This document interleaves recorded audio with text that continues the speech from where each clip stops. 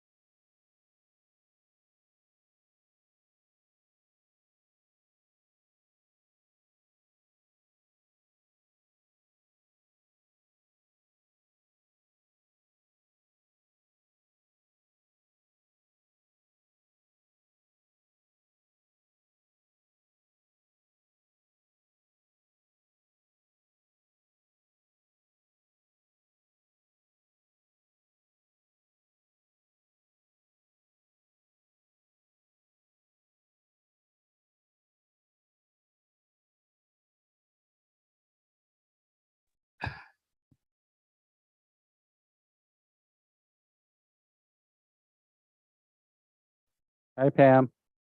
Hello there. I do not see the.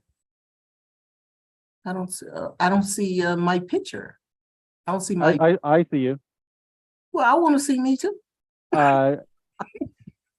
You have the self mode on, the hide yourself mode. Where's that? Try the view button on the top right. View options. On the view, sometimes there's something there. Request remote control, annotated, exit full, side by side. High side view, see side view. The side by side mode. No, that wouldn't be it. Let me call Johnny. Okay. Well, we do see you here. Okay. Hey, hello there. Hey, Johnny.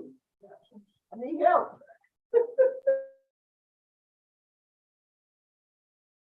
I have a quick question. Are the links for the open and closed meetings always the same? No, the open meeting for the open session and also part of the evening session are the same link, but the closed session is different every week. Oh, I see. Okay, thank you.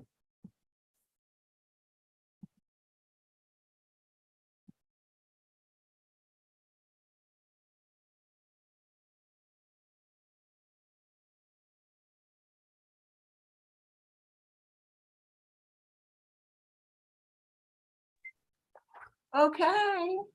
Hi, Sohima. Hi, How are you? good, thank you. I have to get back to you on that email you sent me.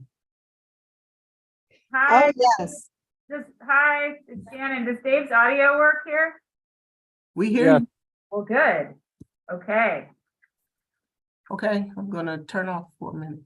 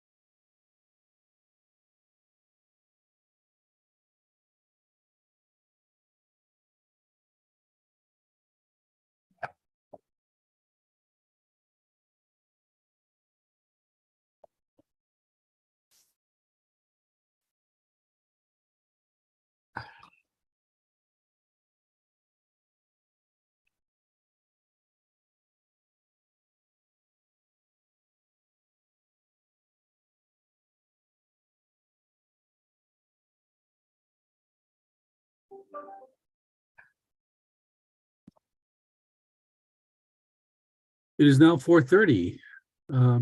Do we have quorum? Let's see. Yeah, so we have 4 people. We do have quorum. Shall we start? Sure. I think you're at 5. Oh, yes. I didn't count myself. Come on, Mayor, you count. All right. Roll call, please. Councilmember Bonner. Councilmember Bonner. Yes, I'm here. It just takes time to click things. Sorry Okay. about it. Thank you. Councilmember Jimenez. Presente. Councilmember Vice Mayor McLaughlin. Vice Mayor Here. McLaughlin. Here. Okay. Councilmember Robinson. Here. Councilmember Willis. Councilmember Willis is absent. Councilmember Zepeda. Councilmember Zepeda Present. and Mayor Martinez. Here. All right. Now it's after the roll call, we have closed session. Would you like to read off the items, City Clerk? Yes. The council will discuss the following items during closed session: conference with legal counsel, existing litigation, Arriaga versus City of Richmond versus specific gas and electric. Under conference with labor negotiators, agency representatives, Sharon Taylor and Jack Hughes, employee organizations, SEIU Local 1021 full-time and part-time units, IFPTE Local 21 mid-level management and executive management units, Richmond Police Officers Association, Richmond Police Management Association, IAFF Local 188, and Richmond Fire Management Association. Under conference with real property negotiators, there are two properties. The first one is South 45th Street to the west, Wall Avenue to the south, Interstate 80 to the east, and BART tracks to the north. HC negotiators, Anita Luck, Lena Velasco, and Jesus Morales. Negotiating parties, Miraflores Community Devco LLC. And under negotiation, price and terms of payment. For the second property, located at 1324 Canal Boulevard, General Warehouse, Port of Richmond. Agency negotiators, Dave Alshire and Lizette Zapata. Negotiating parties, Richmond Grown, and under negotiation are the price and terms of payment. Okay, thank you. And Mr. Mayor, Yes, in addition to those items, we have a threat of litigation concerning tonight's presentation on the housing element. We would like to add that to the closed session agenda so that we can give you a briefing on that litigation matter. We received a letter from Wimby Law and the Housing Californians for Home Ownership. And the third entity is California Renters Legal Advocacy and Education Fund. And the letter contains a threat of litigation. So we would like to add this item to the closed session agenda. You need to make the finding that the need to take action arose subsequent to posting of the agenda. And it needs a 4/5 vote to add it. okay, and this is something that should not be discussed when the hearing takes place. We certainly, the fact that we received this letter, we will report publicly, but in terms of your legal defenses and legal options, we want to discuss that with you in closed session. Okay, so would someone move the item to add? I'll move the item. Okay. Cepeda moves the item. Do we have a second? I'll second it. And also my camera won't be enabled because it's malfunctioning. All right. So motion made by Cepeda, seconded by Willis, and we need to have 5 votes. So roll call, please. Councilmember Bonner, Yes. Councilmember Jimenez, Yes. Vice Mayor McLaughlin, Yes. Councilmember Robinson, Yes. Councilmember Willis, Yes. Councilmember Zapata, Yes. and Mayor Martinez. Yes. The vote is unanimous. All right, so the item has been added. It is now time for open forum to the items on closed session. Are there any public comments? We do not have any requests to address the council. All right, then, in that case, we will adjourn to closed session. Thank you. You.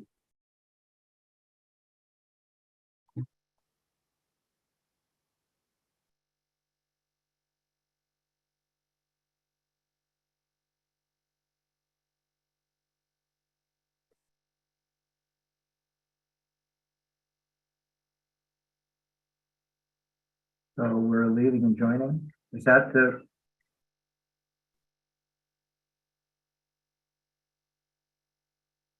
Hey, dang.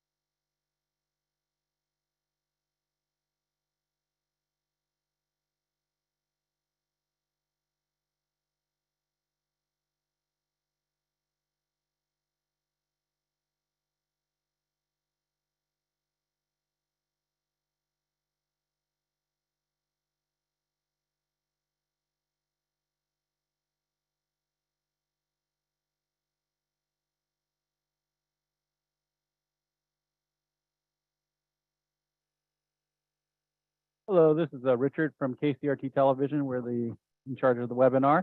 I'm trying to get a hold of David Harris. I'm going to turn on your microphone for a second. David Harris, are you there? Yes, I'm here. Are you, I'm looking for your name. Are you for the Kathy, panelist today? I'm sorry. Yes, I can hear you. I'm gonna probably have to call you back because the city council meeting I'm in is getting ready to start. Okay, sir. Okay, yeah, But I got an idea of what you need, and yeah, we can talk about it. We can possibly. Talking to somebody else.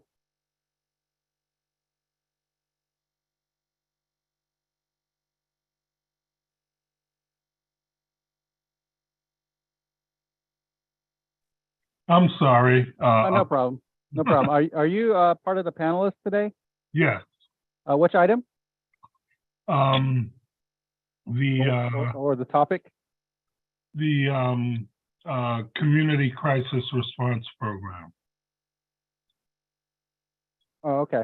Okay, I and there's also another urban strategic council also in the attendees. Is that somebody you know, or? And Jenks.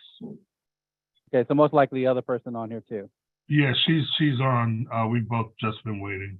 Okay, so I'm gonna bring you in. Just keep your microphone and your video camera, in mute and off respectively. Okay. Okay. Thank you. Thank you.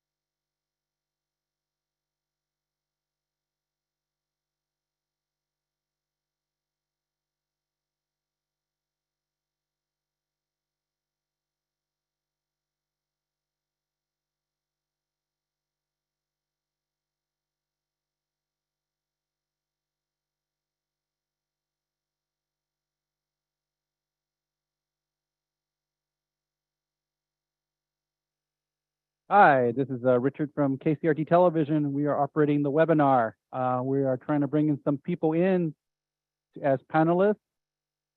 Jen Murillo. And giving you the invitation. There you go. Oh, there you go. Add yourself to as a panelist. Thank you. Delmy, we've been trying to bring you in as well.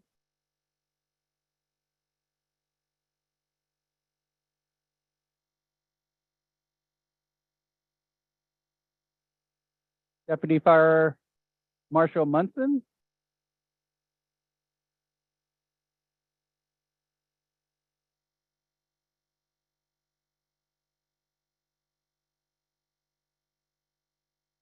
Also, Rails to Trail. I'm turning on your microphone for a second. Are you supposed to be in as a panelist today? Rails. Yeah, Rails to Trail. yes, this is Laura Cohen. All right, just want to make sure. Thank you. I'm bringing you in as a panelist. Great, thanks.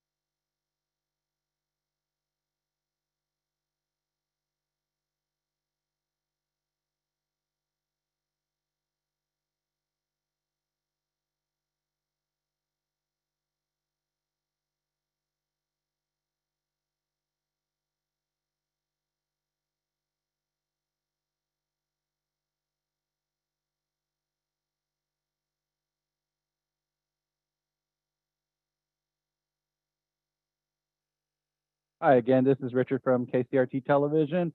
For some people who have on the attendees, if you can rename yourself, I have one like says LB, LWC, if you can rename yourself so we know who you are, we appreciate it. Thank you very much. City Council is still in closed session, so please stand by.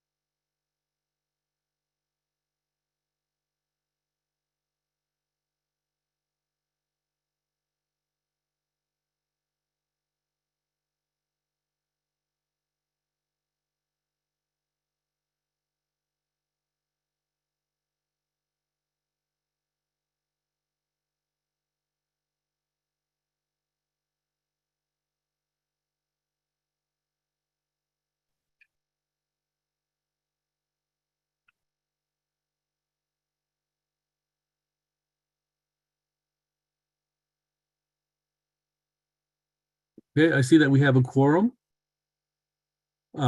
This begins the regular meeting of the Richmond City Council. May we have a roll call? Yes. Councilmember Bonner, Here. Councilmember Jimenez, Presente. Vice Mayor McLaughlin, Here. Councilmember Robinson, sorry. Here. Councilmember Willis, Here, but my camera's malfunctioning, so it will be off for the duration of this meeting. okay. Councilmember Zepeda Here. and Mayor Martinez. Here. Thank you. Now, shall we move to H, the public comment instructional video? Yes. Due to COVID-19, this meeting will be conducted via Zoom pursuant to the provisions of the Governor's Urgency Measure Assembly Bill 361, which suspends certain requirements of the Brown Act. The mayor will call upon council members, staff, and other guest speakers by name. Please speak clearly and state your name before giving comments or remarks. Council members, staff, and guest speakers participating via Zoom with their cameras enabled are reminded that their activities are visible to viewers. Community members participating via Zoom wishing to speak should use the raised hand feature or dial *9 if participating via phone, and the mayor or city clerk will call upon them at the appropriate time.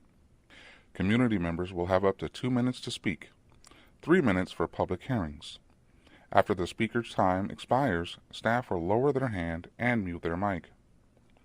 Community members participating via phone will be called upon to speak by the last 4 digits of their phone number. Public input and participation are of the utmost importance to the City of Richmond City Council. Therefore, it is important for public speakers to be ready to address the council when called upon. Public speakers are requested to state their names and city of residence, but providing such information is voluntary. Written public comments received before and during the meeting in accordance with the COVID-19 public comment guidelines printed on the meeting agenda will be entered into the record and published at the clerk's office webpage. If authors of written correspondence would also like to speak on the item, they should raise their hand when prompted by the mayor, and the city clerk will call upon them at the appropriate time. A roll call vote will be taken for all action items. The meeting can be seen on KCRT's TV channel and is being streamed on Zoom, YouTube, and KCRT.com. Thank you for participating in a meeting of the City of Richmond City Council. Debido a COVID-19, esta reunión se llevará a cabo a través de Zoom en conformidad con las provisiones de la medida de urgencia del gobernador de la Ley de la Asamblea 361, que suspende ciertos requisitos de la Ley Brown. El alcalde llamará a los concejales, a los empleados de la ciudad y a otros invitados a hablar por nombre. Por favor, hable claramente y diga su nombre antes de dar su comentario.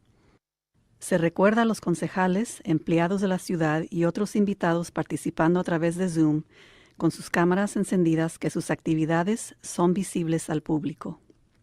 Miembros de la comunidad participando a través de Zoom que deseen hablar deberían de usar la función levantar la mano, en inglés raise hand, o marcar *9 si están participando por teléfono. El alcalde y la secretaria municipal llamarán a los oradores en el momento apropiado. Miembros de la comunidad tendrán hasta 2 minutos para hablar y 3 minutos para temas de audiencias públicas. Después de que se expire el tiempo de orador, se le bajará la mano y el micrófono será silenciado.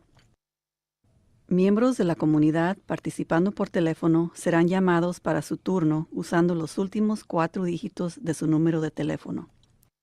Los comentarios y la participación del público son de suma importancia para el Consejo Municipal. Por lo tanto, es importante que los oradores públicos estén listos para dar sus comentarios al Consejo Municipal cuando sean llamados. Se pide que los oradores públicos indiquen sus nombres y ciudad de residencia, pero proveer dicha información es voluntario. Comentarios escritos recibidos antes y durante la reunión, de acuerdo con las reglas designadas para comentario público durante el COVID-19 imprimidos en la agenda de la reunión, serán ingresados en el registro y se publicarán en la página web de la Secretaría Municipal.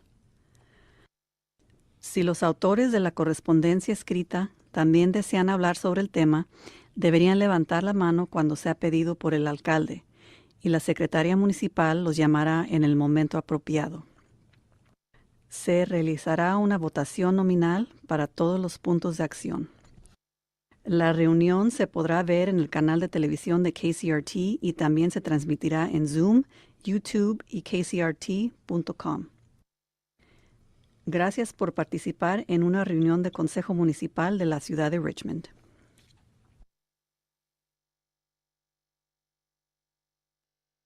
Mayor, you're muted. Yes, thank you. Before we move to item I want to take a few moments to remember the mass shootings here in California, beginning at Monterey Park, at Half Moon Bay, in Oakland. And I want to extend our warm wishes, thoughts to all the people involved. I want to send our condolences. And as we move into this year of the rabbit, I want us to know that we need to not only preach peace, we need to act peace. And we need to make sure that we treat each other with respect and with understanding. So with that, we'll move to item I, which is statement of conflict of interest. Is there anyone who has a conflict of interest? If not, then item J, agenda review. Does anyone have any items that they want to move around? I would like to pull item O2C, appointments and liaison positions. And I would like to have it right after the public hearing. It shouldn't take that long. It's important that we do this since we need to know who is on WITTAC, who will be having a meeting on the 27th. So those people need to know whether or not they are on the board and what and to start receiving input. I'd also like to move item R2, the Greenway gap, after public hearing, well, after the O2C, appointments and liaison positions. So my actions to pull O2C and have it heard after public comments, and to move R2 directly after O2C. Any other agenda movements? If not, then let's have a K, report from city attorney of final decisions made during closed session. Yes, Mr. Mayor. With regards to closed session items, item C1 is the litigation matter, Arriaga versus City of Richmond. The council directed us to proceed with finalizing a settlement agreement. With regards to the Pacific Gas and Electric item involving a litigation mediation matter, the council directed that we proceed with settlement negotiations to try and settle that matter. With regards to the labor negotiations, we gave a brief status report. We ran out of time, and I think the council's going to look for another time to continue that discussion. We added an item to the agenda which isn't listed here, which is which I reported at the beginning, a threatened lawsuit concerning the housing element. We gave a status report on that threat, but there was no reportable action taken in closed session, and the matter will be discussed at the public hearing that's on the agenda.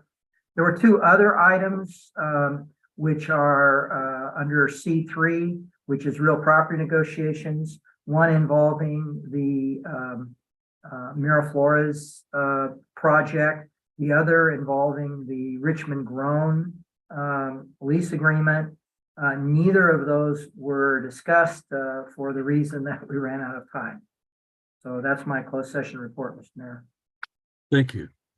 Now we'll move on to item L, report from the city manager. Good evening, Mayor Martinez and members of the City Council. I would like to remind the community that Youth Works hosts a job club. It's a job readiness workshop every Tuesday from 4 to 6 p.m. This is located at 330 25th Street, and the workshops are available for people ages 13 to 24. During the workshops, they cover topics such as money management, resume preparation, mock interviews, work etiquette, employer recruitment, and more. For those interested, please call 510-412-2040. Again, 510-412-2040. In addition, I want to make sure that the community is aware of our sewer lateral grant program.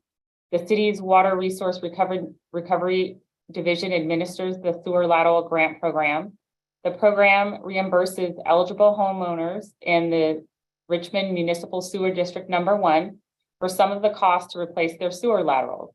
The program is open and accepting applications for fiscal year 22-23 and for sewer lateral work completed between 7/1/22 and 6/30/2023. For more information regarding the sewer lateral program, you may call 510-620-6594. Again, 510-620-6594.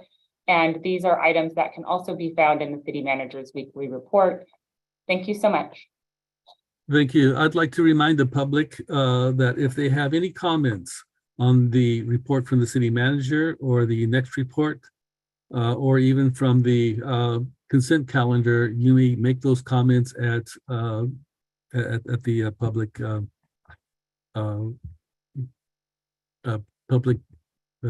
public comments. Sorry. Okay, so so now on to item M, crime report from police chief. I'll read that one into the record. Thank you. Okay. Item M1 is to receive a presentation from the police department regarding a 5-year historic crime trend and the change from a uniform crime reporting to a national incident-based reporting system. Thank you, and good evening, Mayor Martinez and City Council. First, I would like to welcome all the new council members, and although I've met each one of you, I'll reintroduce myself. My name is Bisa French, and I'm the Chief of Police. Tonight, I have with me Assistant Chief Tim Simmons, Captain Albert Waye, who is filling in for our crime analyst who is out sick today, our crime analysis technician, Sophia Ayala, and our records manager, Norma Contreras. I usually take this time to give a brief overview of the previous month's crime statistics. Tonight, however, I'm going to give you a high-level overview of the 5-year progression of crime.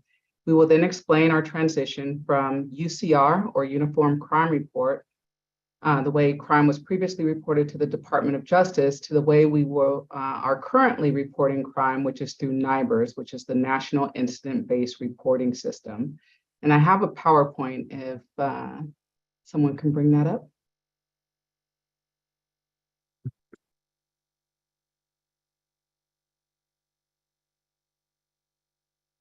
Okay. I will start with the 5-year crime progression, and you can move to the first slide, please.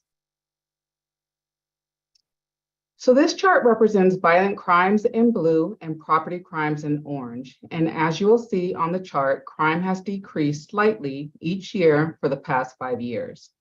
The decrease in 2022 from 2021 was 9% for violent crime and 7% for property crime.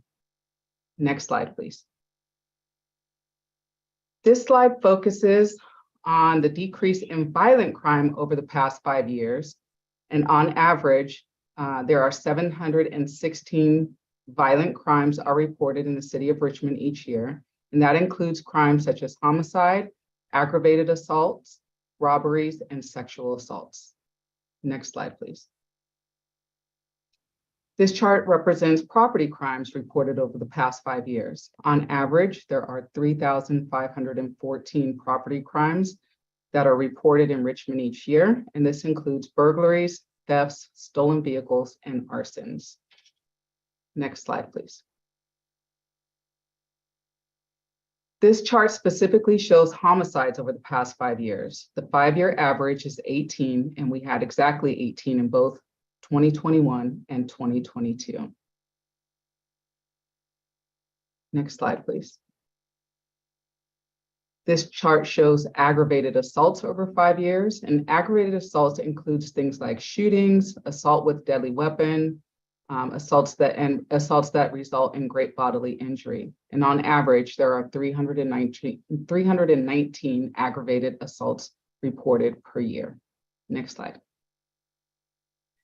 And lastly, for violent crime, this chart shows the progression of robberies over 5 years. On average, there are 294 robberies reported in Richmond each year.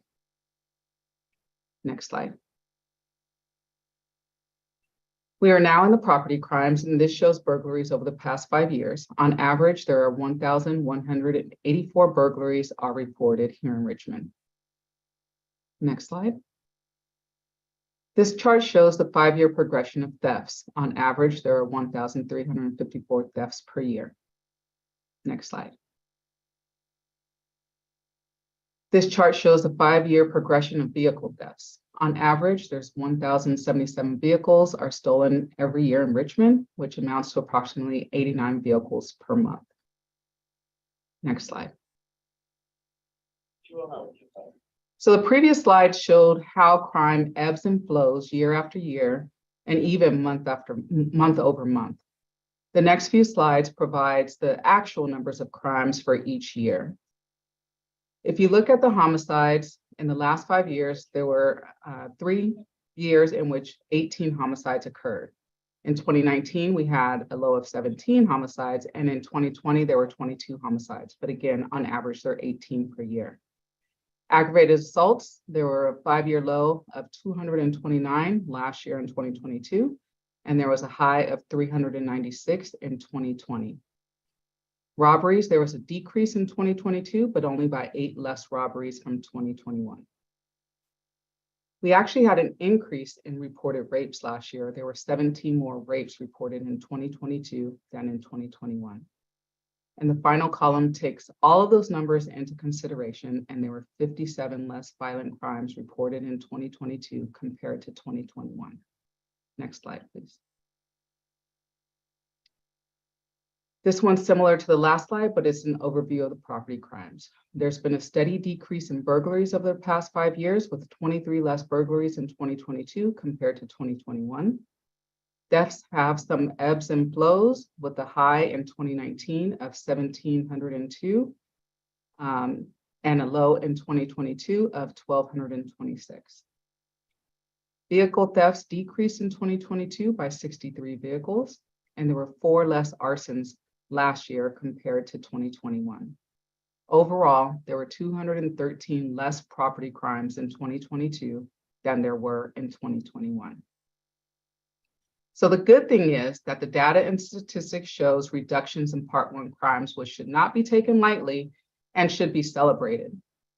But as many of you know, complaints about lawlessness and perceptions of crime around the city continue to be a major source of contention in our community. And the perception of crime and the feelings of safety have to be addressed. So we spent the last few minutes talking about Part 1 crimes, which are crimes that are reported nationally.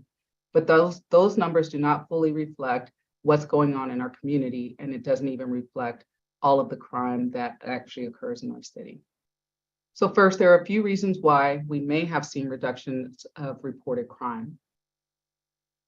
Online reporting. Because of staffing, the police department no longer responds to certain calls for service to include thefts where there is no suspect description, auto burglaries with no suspect information, minor traffic collisions, property damage, lost property, and telephone harassments. Those calls are now referred for online reporting. And we know that when those calls are referred for online reporting through our dispatchers, that not everyone actually completes the report online. We've heard from residents that they don't see the purpose of reporting it online when they know that we don't have the resources to conduct follow-up investigations on those cases. Another reason we may not have an accurate account of crime is we continue to have a growing immigrant population, and unfortunately, despite our best efforts to educate, there is still a mistrust between immigrant communities and law enforcement, and some people don't want to have any interactions with law enforcement for fear of deportation, even when they're a victim of a crime. Another consideration is that the numbers don't take into account many of the quality of life issues which impact more community members than Part 1 crimes. Those issues include speeding, drug dealing, or drug use, loitering, mentally ill subjects, unhoused community issues, parking, and illegal dumping. So to provide a little bit more context, we received 126,174 calls into our dispatch center in 2022. 60% of those calls required a police response. We towed 2,757 cars last year. We recovered 228 firearms. We responded to 125 sideshows. We took 1,788 traffic collisions.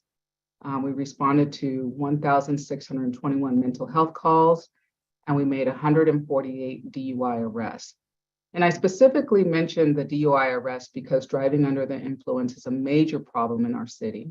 In fact, we have more DUIs in our city than any other city within the county, and many of our collisions are DUI related. Last year, there were 53 DUI collisions that we actually took reports for, and that resulted in 73 people being injured. Our patrol officers are currently working on 29 active beat projects throughout the city. Some of them were referred to us by you all. Some were identified by beat officers themselves, and some were complaints from community members, and most of them are all quality of life issues. Another consideration that the police department looks at when considering the impacts of crime in our community and the perception of safety with our residents is our closure rates. In evaluating the closure rates over the past 5 years, in 2018, we had a closure rate of 57% of our violent crimes. That meant that we were able to either get the case charged or close the case somehow by working through investigations and closing those cases out. That was 57% for violent crimes, and 50% of Part 1 property crimes were solved. By contrast, in 2022, we have a closure rate of only 31% of our violent crime and only 7% of our property crime. In evaluating this, we found that there is a direct correlation between our ability to effectively investigate cases and the significant reduction of investigators available for those investigations. So again, this was just meant to be more of a high-level view of the progression of crime over the past 5 years, as well as some of the highlights from 2022.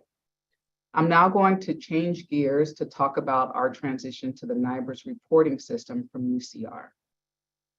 Next slide, please. As I stated earlier in the presentation, we previously used United Crime Reporting, or UCR, to report crime to the Department of Justice. From 2023 forward, we are using the National Incident-Based Reporting System known as NIBRS. The NIBRS system became the standard for law enforcement crime data reporting in the United States in 2021. Since then, over 60% of law enforcement agencies across the country have transitioned to NIBRS reporting, and many more are currently in transition. I'm now going to turn it over to Captain Al Waye to talk about the difference between UCR reporting and NIBRS. Next slide, please. Good evening, everyone. So the benefits of NIBRS versus the previous UCR summary reporting system is that it provides greater specificity in reporting offenses because we are actually collecting more offenses. We have a better sense of what's occurring in neighborhoods. Also, we collect more detailed information. Under the UCR system, we would collect aggregate of crimes. Under the NIBR system, we actually would collect location, offender information, victim information, things of that nature. It also helps us give us more context to the specific crimes that are occurring, and then also gives a better analytical capability for actually able to see a relationship between the different crimes. What you could expect is we're going to have doing a better job, not only locally, but nationally also of quantifying crime. We're going to have more transparency to what the type of crime that is occurring locally and nationally. And something that will change is we'll likely also see a change in the crime rate because of the way the crimes are being reported. Next slide, please. So what's changing? Comparing UCR summary reporting to NIBRs. Under the UCR system, we collect crime counts for 8 index crimes, record 1 offense per incident, which is also known as a hierarchy rule, collect weapon information for murder, robbery, and aggravated assault, would provide counts on arrest for the 8 index crimes and 21 other offense crimes. Under NIBRs, we're actually going to be collecting crime for 23 different categories with 52 different offenses. It presents arrest data for those crimes as well as 10 additional categories for which only arrest data is collected. It records each offense occurring within 1 incident up to 10 offenses per incident. And also restructures the definition of assault, and it collects weapon information for all violent offenses. Next slide, please. So this gives you a better idea of what I was just talking about. So in these 3 examples, under the first example, a bank robbery followed by a vehicle pursuit and a hit and run collision, under a UCR, that would be classified as a robbery under the hierarchy rule. Under NIBRs, it would be classified as a robbery, vehicle pursuit, and hit and run collision. Example number 2, a domestic violence incident in which a phone is vandalized and a purse is stolen. Under UCR, it would be classified as domestic violence. Under NIBRs, it would be domestic violence, vandalism, and theft. And for the last example, a kidnapping followed by a vehicle theft. Under UCR, it would be classified as a kidnapping, but under NIBRs, it would be reported as kidnapping and vehicle theft. Next slide, please.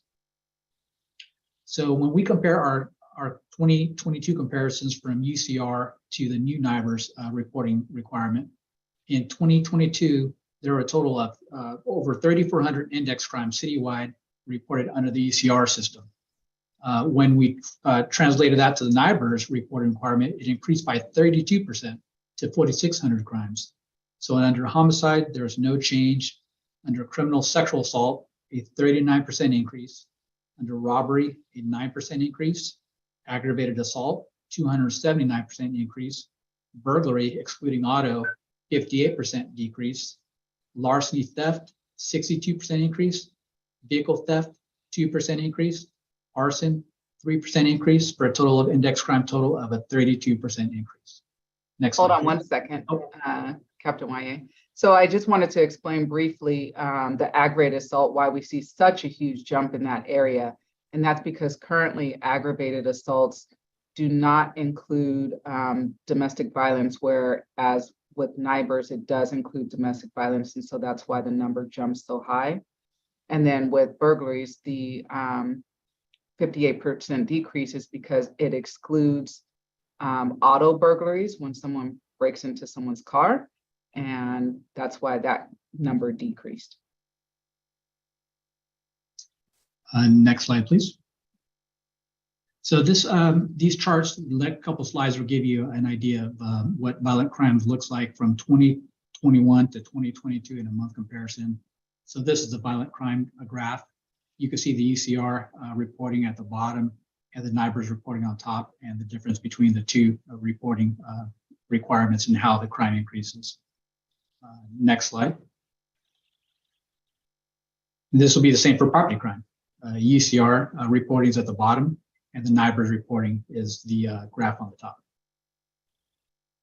Next slide, please. So where can you get access to these statistics? So as of January of last year, the FBI started requiring that the only method that was going to be reported will be through NIBRs. We've already reported to NIBRs.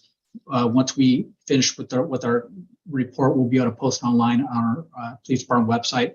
We also have our prior UCR reports on there.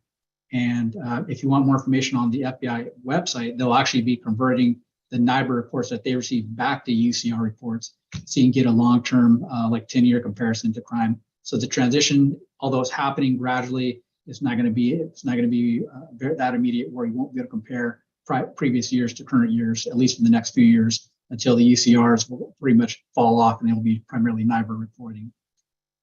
Next slide.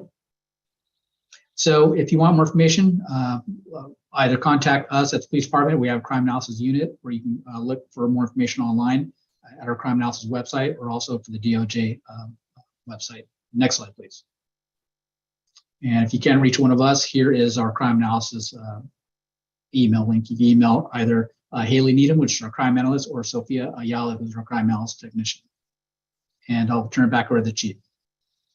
Thank you, Captain Wye. So the highlight that I want everyone to be able to take away from that portion of the presentation is that for the next few years, and the reports will show, when you look at our crime reports, it's going to show that crime is going up, but that's not necessarily representative of what's happening within our community. It doesn't necessarily mean there's more incidents of crime, because like Captain Wye explained, with NIBR's reporting, it includes everything that happens within an incident and not just the hierarchy rule, which is how we used to report crime. So I just want to make that clear, because once there's, when you look on the FBI website and you'll see these numbers that don't match what we've been, how we've been reporting crime, you are going to see increases. Every community that has switches over to NIBRs will see an increase.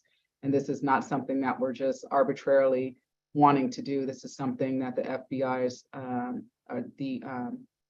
this is something that every department across the nation is going to, in terms of NIBR's reporting. So I'll open it up for questions. Thank you so much. You've done an excellent job on the 5-year downward trend on crime. It's much appreciated. And I have some questions, but I'll let my fellow council members go first. Councilmember Cepeda. Mayor Martinez, Chief French, thank you so much for the presentation. I have a couple of questions I was writing down. Great presentation. If I get this, if I heard you correctly, we're going to have both sets of data available for a couple more years until it kind of triggers off, correct? That's correct. And then can you tell me about how long has the city been, if you can clarify, how long the city's reporting has varied from the Justice Department's reporting system? So 2021 is when the mandate to go over to NIBRs went into existence, but not everybody was prepared to do that. So last year, actually, we reported in NIBRs, even though we're still, in our community reporting in UCR, we reported to the FBI with the NIBRs data. So last year we did it kind of in a transitional mode, and this year we'll be reporting all the data into NIBRs.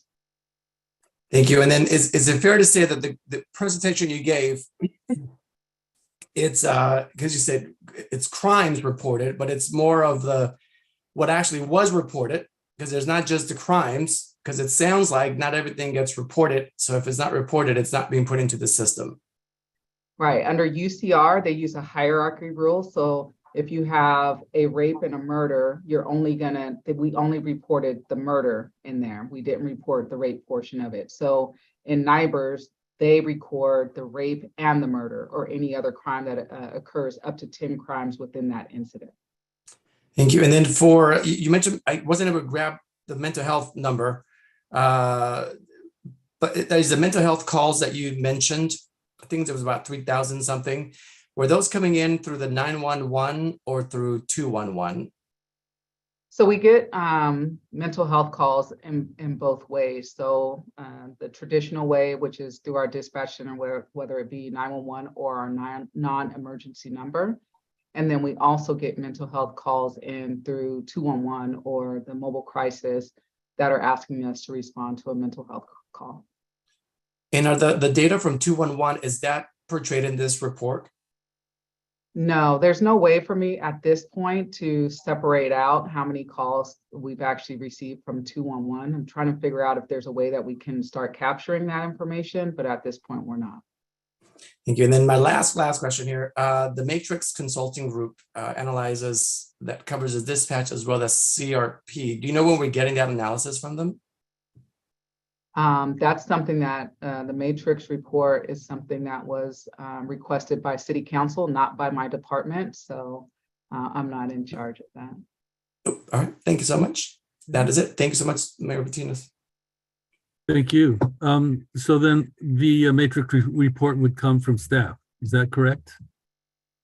I believe that there's going to be a presentation of the matrix report in an upcoming council meeting. I believe that they're actually presenting to the Reimagining Public Safety Committee tomorrow night. Okay, great. Thank you. Councilmember Robinson. Thank you. This was good to hear the first part around, the incidence of crime decreasing over time. Really frustrating to hear the second part. I feel like the way that this new crime reporting is going to get people even more afraid, really ramp up the fear factor without actually increasing, having the increase of incidence of crime. And it's really disturbing for me because I feel like, what we want to do is stop individuals from doing incidents of crime and not, necessarily, how many particular crimes they do in an incident. It's really misleading, in my opinion. And so I guess since there seems to be no incidence of crime report number in NIBRS, and I wonder if we can choose to continue to report UCR so that we have a number that actually shows the incidence and not, this layering of multiple, if somebody does 5 different things at the same time, it's as if there was 5 people doing 5 different things in the city. And, it's just a very different perception. I wonder if we can continue to report on incidents. That's an interesting question. I'd have to work with my crime analyst to see if, the work will be dual work. It might just be too much to try to handle 2 different reporting systems, but it's something that we can look into. But I think that there's also some benefits in the NIBRS reporting. And I think what we should be concerned about is managing the communication around this. That's why I wanted to give this report to tell you, look, even though it's going to show this and doesn't necessarily mean that incidents are increasing. We're actually doing a talk with the community tomorrow night to go over the same information so that we're educating the community about this change in reporting. And so we'll do as much education as we can because we understand we don't want our community to think, oh my God, what's going on? Crime is going crazy, when really there still might not even be any increases in crime. It's just the way it's reported. Yeah. But I imagine that is exactly where everyone is going to go. They're going to say, what happened? Who did what? Why is their crime going up exponentially? And another concern that I have is that when you think about this, if there's one call because there's one incident, that's really different than 3 calls because there's 3 incidents. So even measuring the amount of response needed to support the level of crime reported is going to be hard to talk about because it looks like there's 3 calls and we need 3 times the amount of response, but it's actually 1 call with 3 different types of crime kind of buried within it.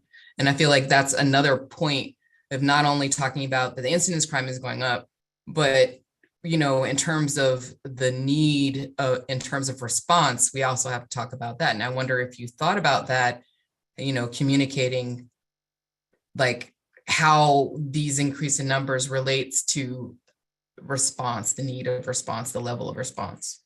So I think that we're still going to be able to talk about crime within our community in that way that you described, that this incident happened. And, we'll be able to, because we're responding to and we know what happens, or, from what's in the police reports, we'll be able to talk about an incident that happened and know that it wasn't 3 separate incidents that happened. So we'll be able to discuss that within the community.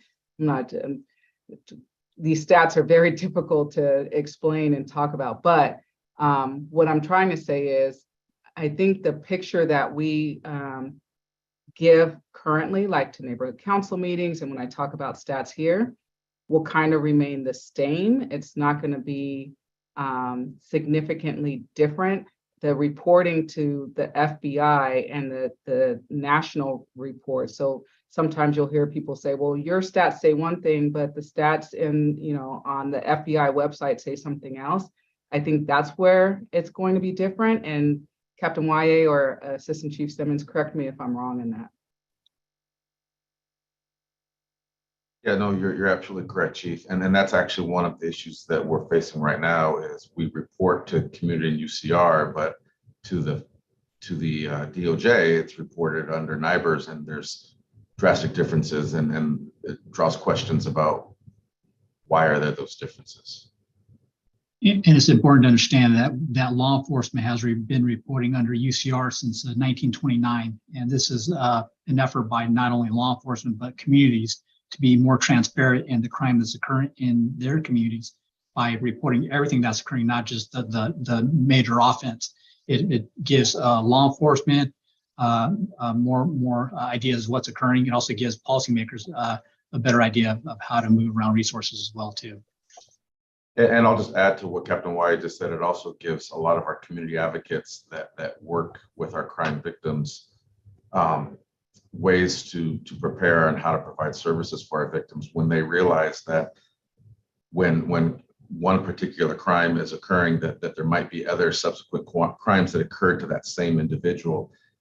It can inform a lot of our nonprofits that are looking to provide services to our victims and education to the community at large, how to target that education and how to target those services, because they have an overall picture of actually what's going on in a single incident in comparison to a lot of those issues being kind of kept in the dark because only the hierarchy crime was transparent and reported. Yeah, just to kind of close my questions, I just make a quick comment to say that I do feel that it's really important for us to continue to track incidents, because that really reflects, the degree or the threat of crime. If there's one person who does 3 different things, in one incident, it's not 3 times the threat of crime. It's one person, one threat, and I feel like it's an important number to include, if possible, in our reporting. I actually think that it's important also to track the other things, so we understand all the different things that are happening. But without that particular view, it really will make the sense of what's happening in terms of crime in the city not in relationship to the reality on the ground. Yes, and the FBI wants the public to know that UCR is not going away. Only the summary reporting is going away, but they will still be converting it back to those for like you and a lot of people do have the same similar concerns.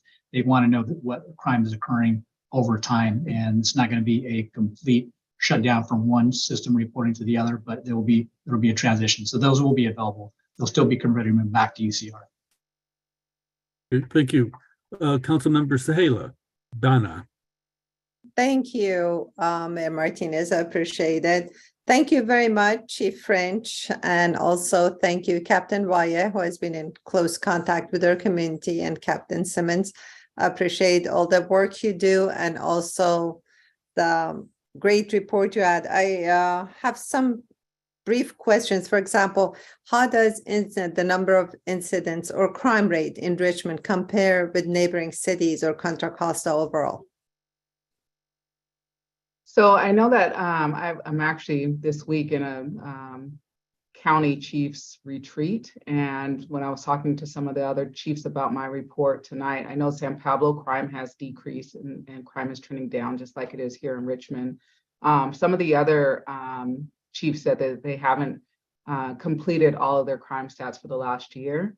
So I'm not sure where they are in terms of decreases or increases. But for the most part, many of the people that I talked about crime decreasing over the last year. And do you believe that the level of staffing is such that you'd be able to answer more calls through the department and we make sure that all the crimes will be reported? Well, our staffing is not at a level to do that, even with our the decreased amount of crime reports. We're just not at a staffing level that allows us to respond to all of those calls still. And so we are working really hard to bring our staffing numbers up. And we're actually going to give a presentation for mid-year budget and talk about a little bit of that in just a little while. Did I hear, thank you. Did I hear correctly that in 2018, closure rate was 58% for violent crime? 2022 was 1%? No, in 2018, we had a closure rate of 57%, and in 22 for violent crime. And in 2022, we had a closure rate of 31%. 31%. Okay. I thought that was a little off. The one last question is, do we have number of people involved in incident? So do we get a picture of how many are gang related or individual criminals? No, none of the crime reporting, either UCR or NIBRS, actually pulls out that specific information. Do you have any sense of it yourself?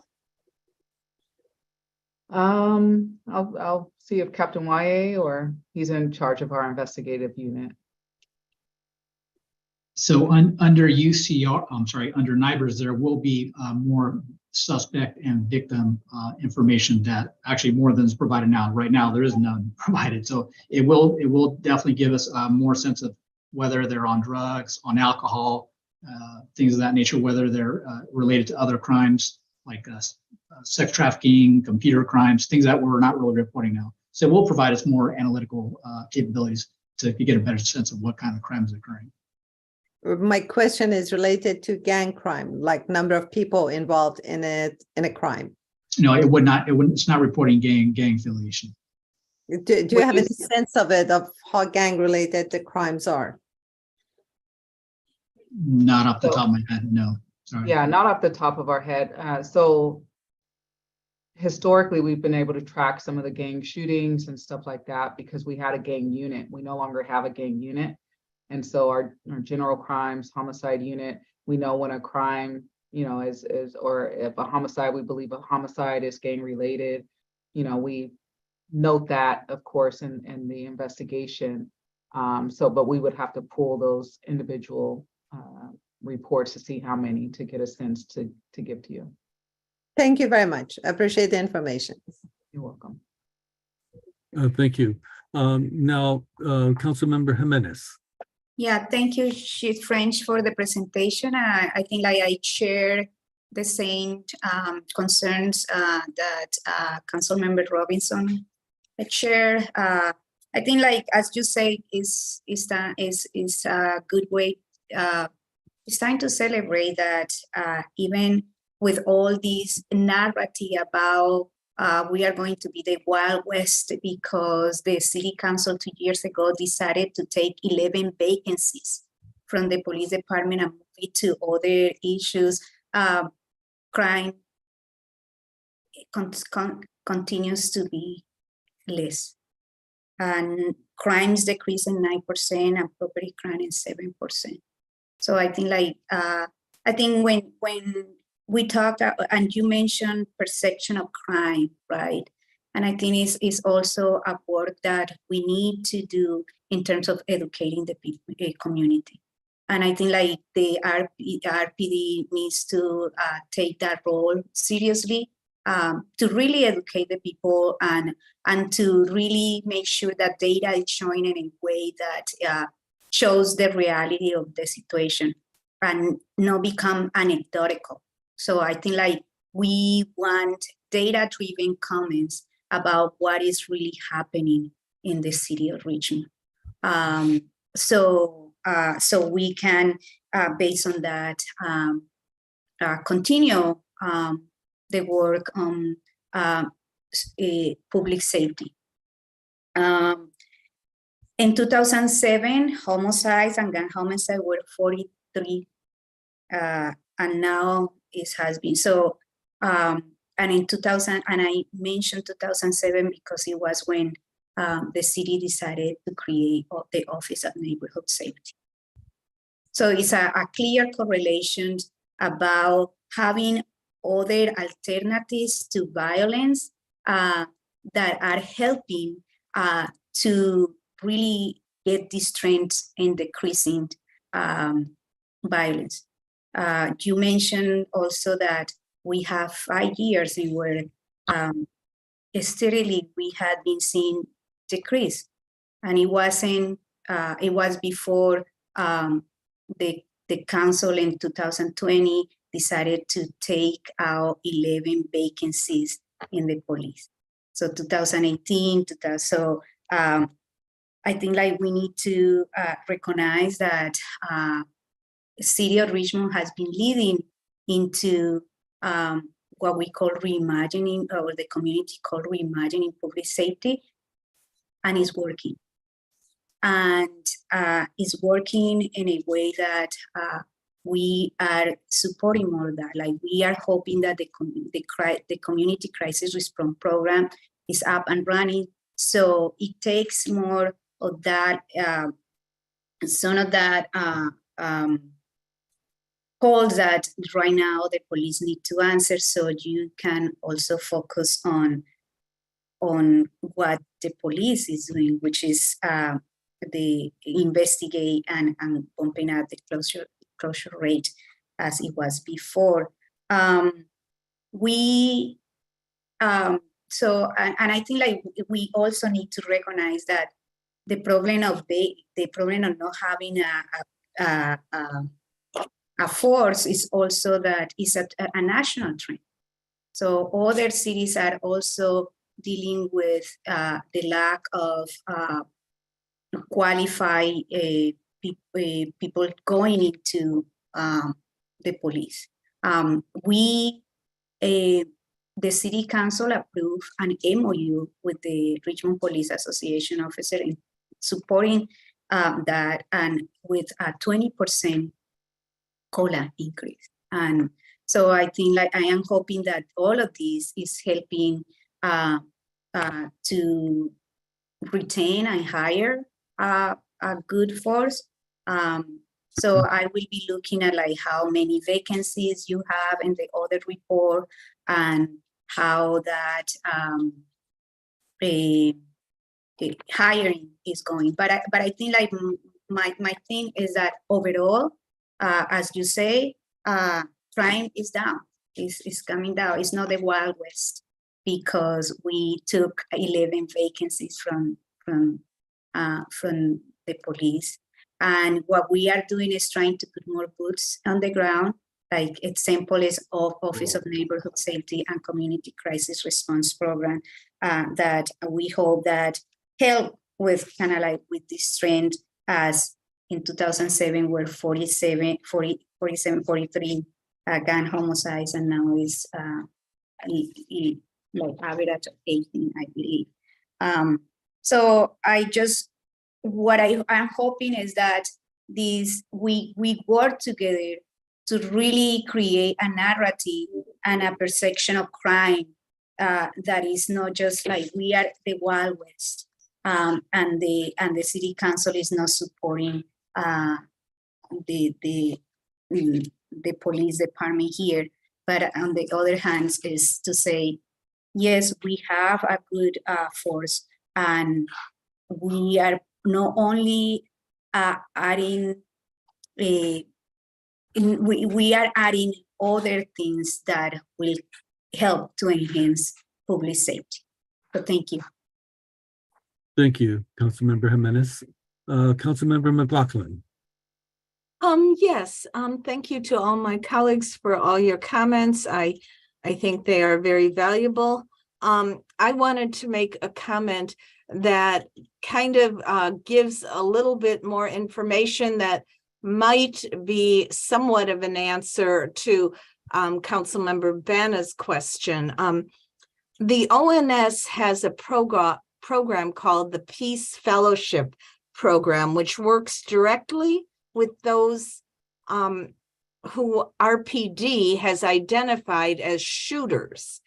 And I don't know how many individuals are currently in that program, but we'll be hearing from ONS, I'm sure, soon as part of the mid-year budget presentation, and we can ask them how many are in that program. That program not only helps these individuals get on track in their lives and requires them to work their program in order to stay on track, but it also, because there are street factions, that's more what they're called in Richmond than gangs, but however you choose to call it, but they represent different street factions. North, Central, and South has historically has been how they've been identified. And many of these individuals in the program are from different street factions. And one of the things that ONS does is help them learn to, and they've talked about this, the individuals involved, how effective it has been in getting them to cooperate with one another and get them past this kind of turf-oriented approach that they kind of grew up with. So I think ONS is indeed a wonderful program, and this Peace Fellowship program offers some help to those involved in street factions to overcome the limitations that historically and as they grew up they were faced with. And I think that's what we need to continue with. So I wanted to add that into the discussion. Thank you. Councilmember Robinson?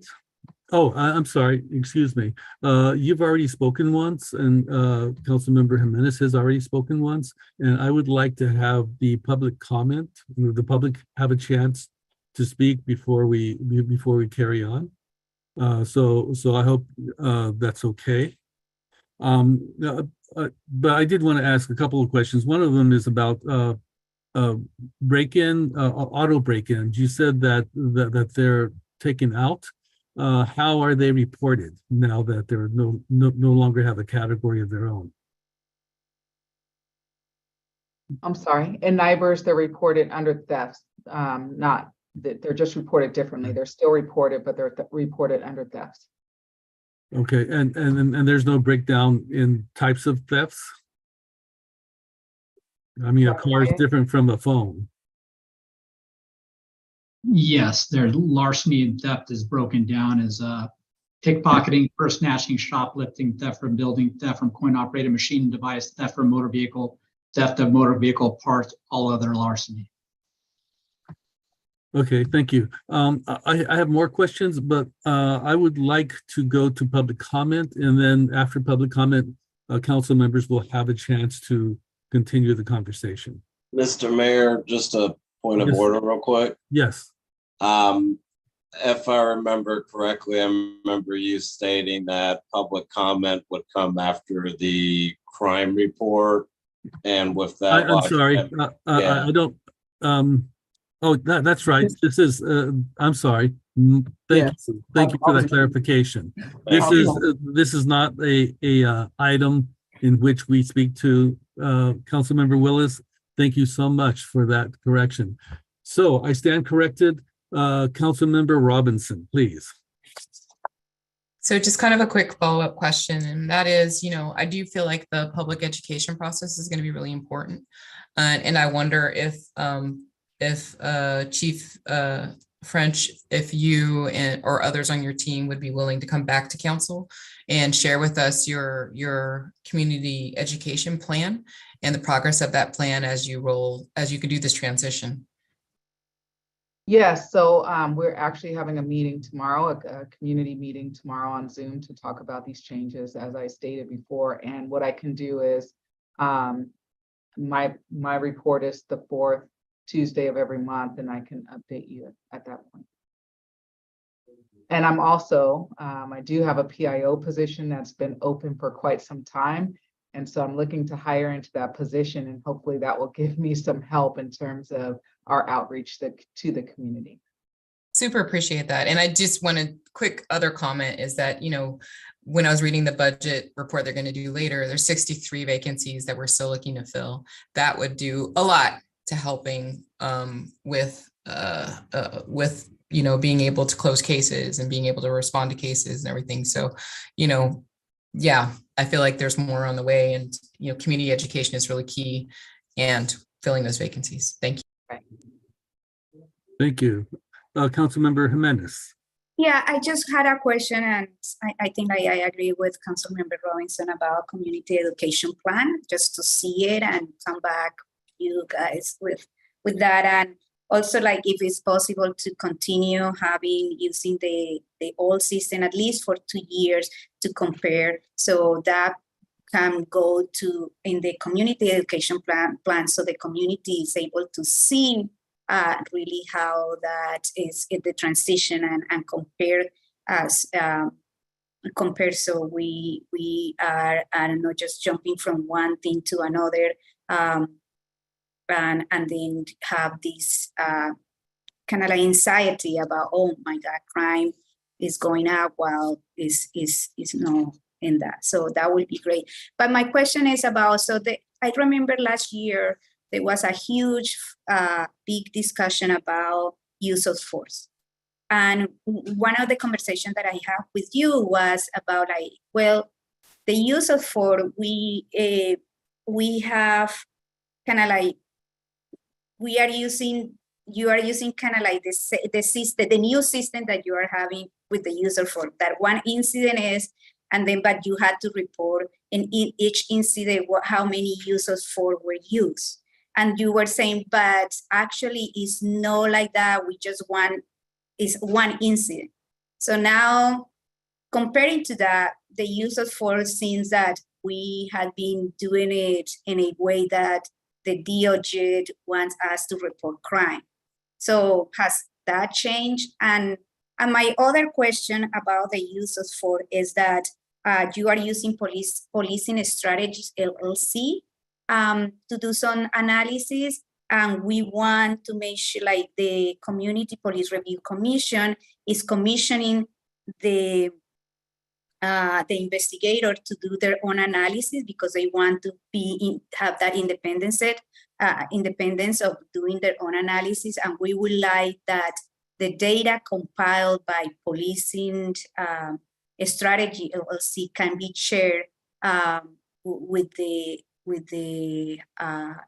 investigator, so he doesn't have to compile all of that. So these two things, and thank you.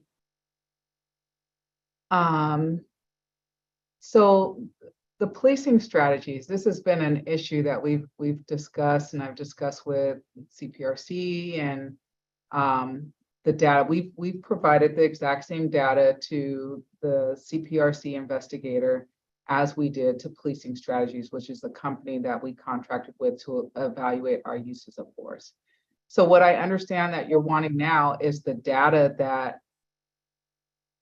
Policing Strategies compiled. But yes, that's the actual reports that they're going to be reporting out on. That's their actual data systems.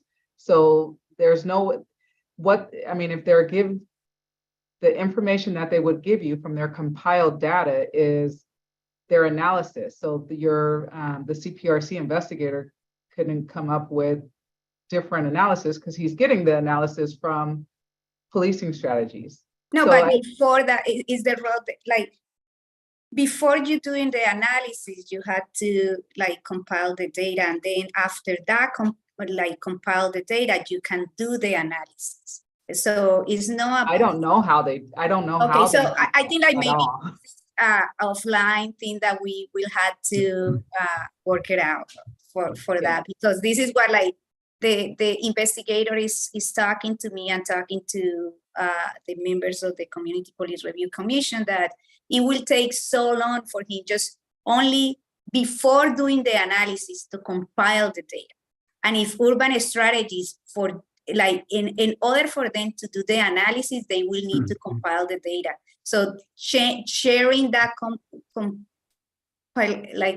compiled data set will be great. So we can talk more. So I don't want to take this time because it's another topic. But thank you, and I will follow up with you. Thank you. Thank you. And I think you actually made an important point. I think what's being asked for is raw data as opposed to compiled data. I'll share this story with you. I took a class on equity in mathematics. We were divided into teams and we were giving the same data, but we weren't told that the data was compiled differently.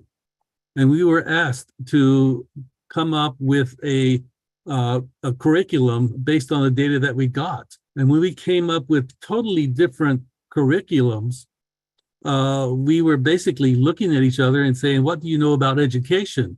And it was only later that we realized that we based our decisions on data that was compiled differently. So there's a difference between raw data and compiled data. And so anytime you get compiled data, you have to ask yourself, what was the intent? What was the question that had this data compiled in this specific way? So if I understand correctly, it sounds like the raw data is what's being asked for. So I provided the raw data that I provided to policing strategies. And so I think what is being asked for is some kind of compilation of data that policing strategies compiled before they put it into their system. And that's the assumption that they did. I mean, that's, I guess, under the assumption that they do compile data before they put it into their systems. I don't know that they do that. Yeah, maybe we can, if we can have a meeting with the policing strategies, with the and the investigator and some people from the Community Police Review Commission. So we all get on the same page about what each of they are asking will be great. So we don't take that much time here in doing this. Okay, thank you. That sounds like something that can be done offline. All right. Do you have any other comments that you want to share with us? I believe this is going to be an ongoing conversation, and I'm really eager to hear how this develops and where we go and how we go forward. So thank you, Chief French, for the presentation. It was very informative. And thank you, Officer Simmons and Waye. Your participation was also very much appreciated. I'm looking forward to a closer, more collegiate working together with all city staff. So thank you. In that case, it's time to move to the open forum for public comment. Also, when we do open forum for public comment, that's also the time for the public to speak to city council consent calendar items. Thank you. I have 4 speakers at the moment, and just a reminder to speakers, please keep your comments respectful. I have Naomi Williams, Mark Wasberg, Don Gosney, and Sarah C.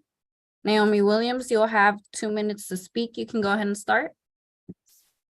Supposing I want to speak on more than one item, it's going to take more than 2 minutes. But listen, I was listening to Captain Chief French, and I'm wondering, are we going to be able, in the community, said the council, going to be able to get the breakdown on all the things that we do now for each community, or is that going to be lumped into this new issue that you're going to have? Or can you do both? And then again, the only thing I have to say, I know you don't have enough staff. I know that you haven't had it for a long time, and everything has been added to your department. So what I'm wondering is, if you have it and you don't need it, it's better than need it and not have it. That's all I got to say. But welcome everybody, the new council person, especially for District 3. Well, the rest of 2 and 4 is good too, because I know both of you, not both of you, I know one of you.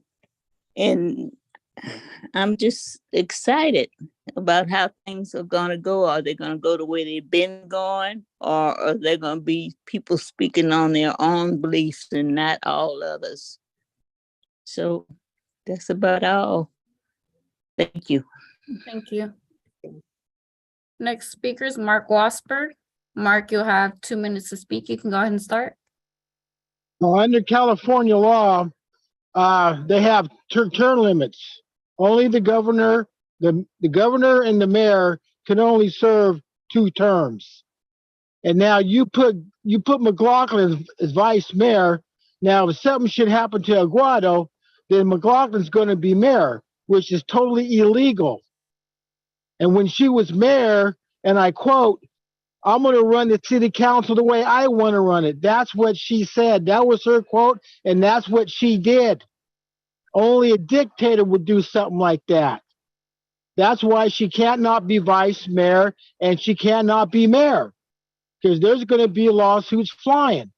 And the city attorney needs to look into this, because she'd be the only person in the state of California, or probably United States, that will serve 3 terms, which she can't do it. And I want to know what happened to that American and the California flag. I don't see that flying there no more. What happened to that? And shit. And here's my data. You got 370 homicides since 2004. Motherfucker. All it is has been a black, damn it. All it is has been a black genocide. That's it, nothing else. The majority of the violence has been inside the Iron Triangle, North Bennington, and the South Side. Okay? Now, that's my data, and the police chief should give the data to people on where these crimes are committed. What neighborhoods, what race, all right? I yield my time. Next speaker is Don Gosney. Don, you'll have 2 minutes to speak. You can go ahead and start. Thank you very much. I thank you for the report on Richmond's crime statistics. This is always interesting. We heard numerous times in this report, though, that crime was down. But I worry that we can't really know for sure that crime has gone down, because so many criminal activities are not even being reported. We see the big sign in the lobby of RPD that tells us that the RPD does not have the resources to investigate regular run-of-the-mill crimes like theft. Okay, just about 2 years ago on January 2nd, I had 2 fireworks-related arson fires in my backyard. Major damage. In the next 6 weeks, I had 8 break-ins into my backyard, 2 in my front yard, and a failed drug transaction on my front porch. But the police don't know anything about these because these crimes were never reported. The online report form says in bright red letters that these reporting forms are for insurance purposes only. But for those of us who cannot get homeowners insurance, this is why bother to file a report? So as in the eyes of our crime stats, these crimes never even happened. But they very definitely happened to me. I lost about $40,000 worth of materials that were burned up, destroyed, stolen, and at risk to my own personal safety. But so we don't really know for sure this is whether crime has gone down. Reported crime has gone down. Big difference between reported crime and actual crime, though. And we need to find a way to encourage people to actually file police reports. The people have to have faith in our system that the police department is actually going to investigate crimes. We need to have faith in our judicial system that the district attorney is going to prosecute, that the judges are going to bring them to court, and that somebody's going to actually be punished for that. We don't have faith in stuff like that. So your statistics aren't quite as accurate as we are being told. Thank you. Thank you. The next speaker is Sarah C. And the following group of speakers after that is Deborah Small, Steve Bischoff, and Jamin Purcell. Sarah C., you'll have 2 minutes to speak. You can go ahead and start. Hi, thank you. My name is Sarah Cantor, resident of Richmond. I am grateful to the chief for the report. I especially love seeing all of the data showing crime going down. What I heard her describe after that, though, was saying, well, it's showing that crime has gone down, but we still need to be worried because the perception of lawlessness is high in the city. And study after study, report after report shows that perceptions of crime have no relationship to actual crime.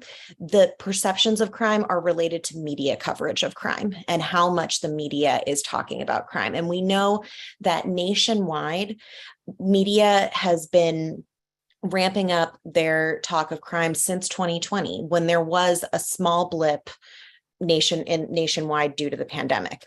The rates have gone down consistently across the nation, yet perception of crime is at an all-time high. I agree with Mr. Gosney that not all crimes are reported to the police. That has been the case for all time. That's not a new phenomenon. That's not something that's happening just this year or just since any policy has been put in place by the Richmond City Council. So I would like for us to stop taking the fear that people are experiencing due to fear mongering seriously as a reason that we need to continue mongering more fear. Thank you. Thank you. Next speaker is Deborah Small. Deborah, you'll have 2 minutes to speak. You can go ahead and start. Yes, good evening. I'm Deborah Small, Chair of the Reimagining Richmond Public Safety Community Task Force. I want to thank Chief French for the report, which is very much in line with the data that we've seen before. I wanted to talk about the 64 vacancies.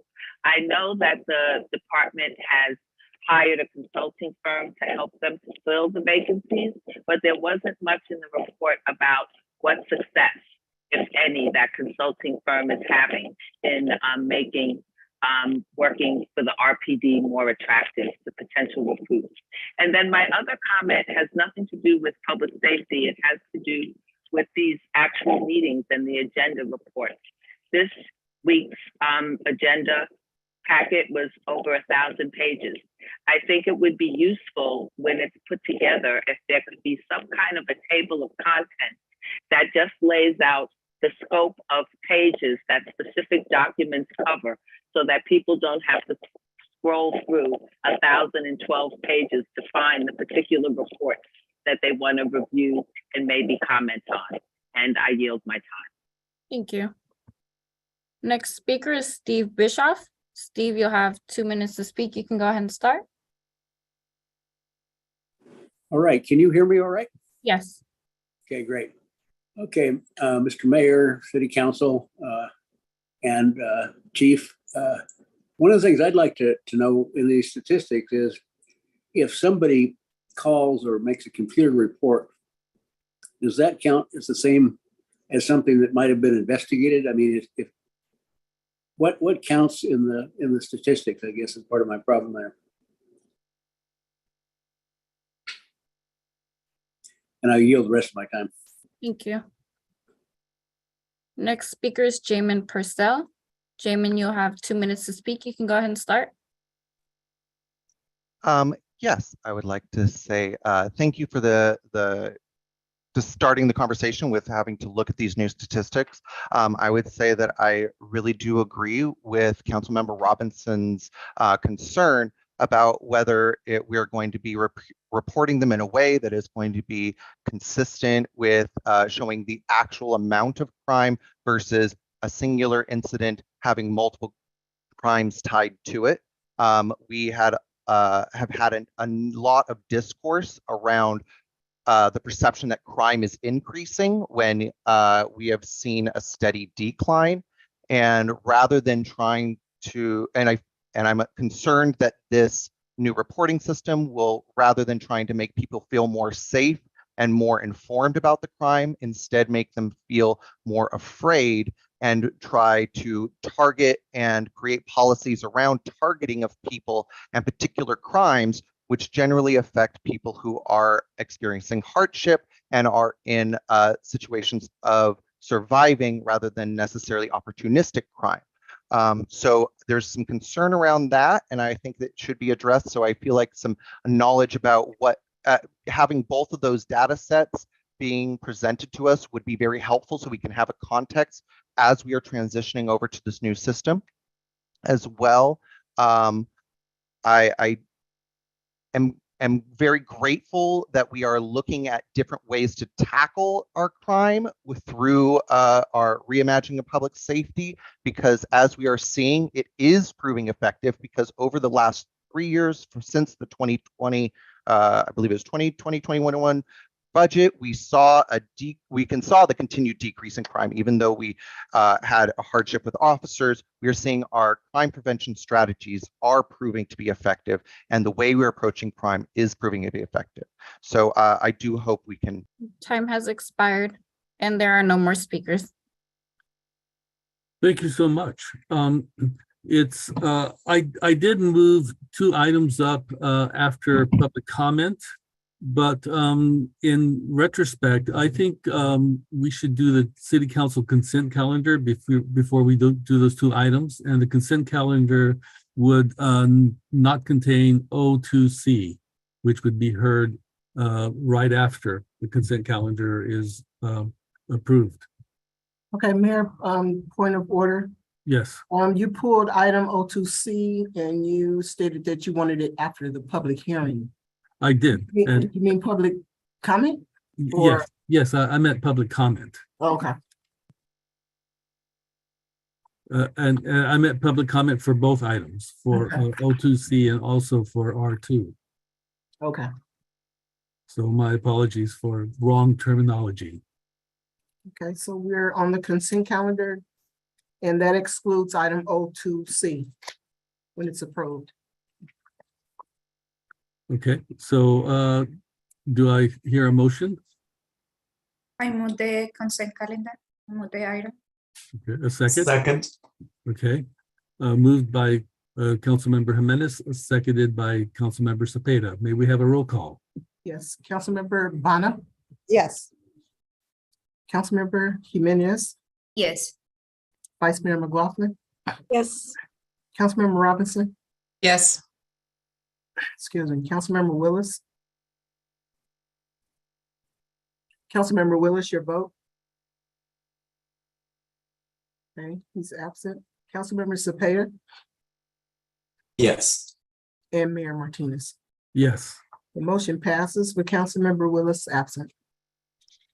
Okay, thank you so much. Okay, now we move on to item O2C, appointments and liaison positions. I want to apologize for the miscommunication with my staff who made some minor omissions, mistakes.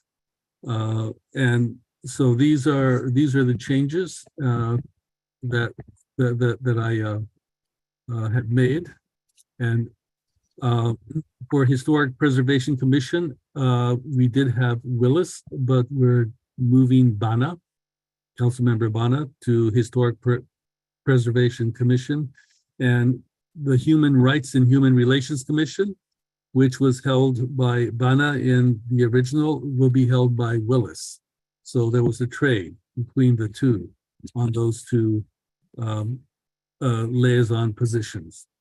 And then on the regional committees, the Recycle More, West Contra Costa Integrated Waste Management Authority, the people that I have on there now as members are McLaughlin, Robinson, and Cepeda, with Councilmember Willis being an alternate. For West County Agency, I have Cepeda and myself, Martinez, as members, and Councilmember Bana for alternate. And then moving down to the North Richmond Mitigation Fee Joint Committee. Originally we had Robinson, but I'm also putting Willis and myself. on that and putting Councilmember Jimenez as the alternate. And for the West Contra Costa Transportation Advisory Committee, I have council members Bana, Cepeda, and myself, and Jimenez as an alternate. And then finally, for the school district, I'm putting myself down, having been a school teacher for 18 years, and I'm appointing Jimenez as the alternate. So we need a motion to. I move the item. Okay, do I have a second? I'll second. I see. So, Councilmember Cepeda, you have your hand up? I have a question, Mayor Martinez. I wanted to see about adding an additional committee, and I wasn't sure if this was the right time or if we move this list first and then talk about an additional. Yes, so let's move this first, and then we'll discuss additional. Thank you. Okay, we have a motion. Yes. We have a motion by Councilmember Jimenez. Excuse me, Mayor, Councilmember Bana has her hand. Oh, I just wanted to thank the mayor and also Councilmember Willis for switching with me. That was all. And I second the motion. Okay, we do All right, not have any, we do not have any speakers for this item. All right, so roll call. Okay. Councilmember Bana, Yes. Councilmember Jimenez, Yes. Vice Mayor McLaughlin, Yes. Councilmember Robinson, Yes. Councilmember Willis, Yes. Councilmember Cepeda, Yes. and Mayor Martinez. Yes. The vote is unanimous. Okay, now still on the item of appointments to committees and liaison positions, Councilmember Cepeda had a suggestion. Yeah, thank you, Mayor Martinez. I wanted to suggest, if the rest of the council would entertain it as well, a finance and budget committee. And the roles and responsibilities of it still to be determined, but I think that it might help us as we proceed throughout the year to be able to work on the budget before the big numbers come to the whole committee, to the whole commission, that we work on it together kind of in pieces at a committee level. So that was one of the committees that I wanted to see if we can add. And then the other one is if we might want to entertain looking at updating our charter. There's a couple of items in the charter that are a little bit outdated that I think we need to be looking at. And if we start early, we might be able to put it out to the ballot by next year. So I'll put those two out there for discussion. Okay, the charter item does not really relate to appointments and committees. That's a larger item, which is charter amendment. So I see that Councilmember McLaughlin has her hand up. Yeah, I mean, there are other commissions that other committees that I am on that are not on here. And like the homeless task force, which is not an official one, but it takes up a lot of my time. I'm the representative to the public bank, which isn't on here. I work on the wildfire prevention working group, which is on here. So there's a lot of things that aren't on here that many of us take time for. When you're talking about having a new official committee, which can happen, I think it needs to be a new agenda item for with the determination of what the tasks of I mean, most of our commissions and committees that are official are established by an ordinance, sometimes by resolution. So I hear what Councilmember Cepeda is seeking, and both of those items I think can come back and agendize separately, so we have a better idea of what the tasks will be, and we could vote on them at that point. That's my thought anyway. Yeah, you're absolutely right.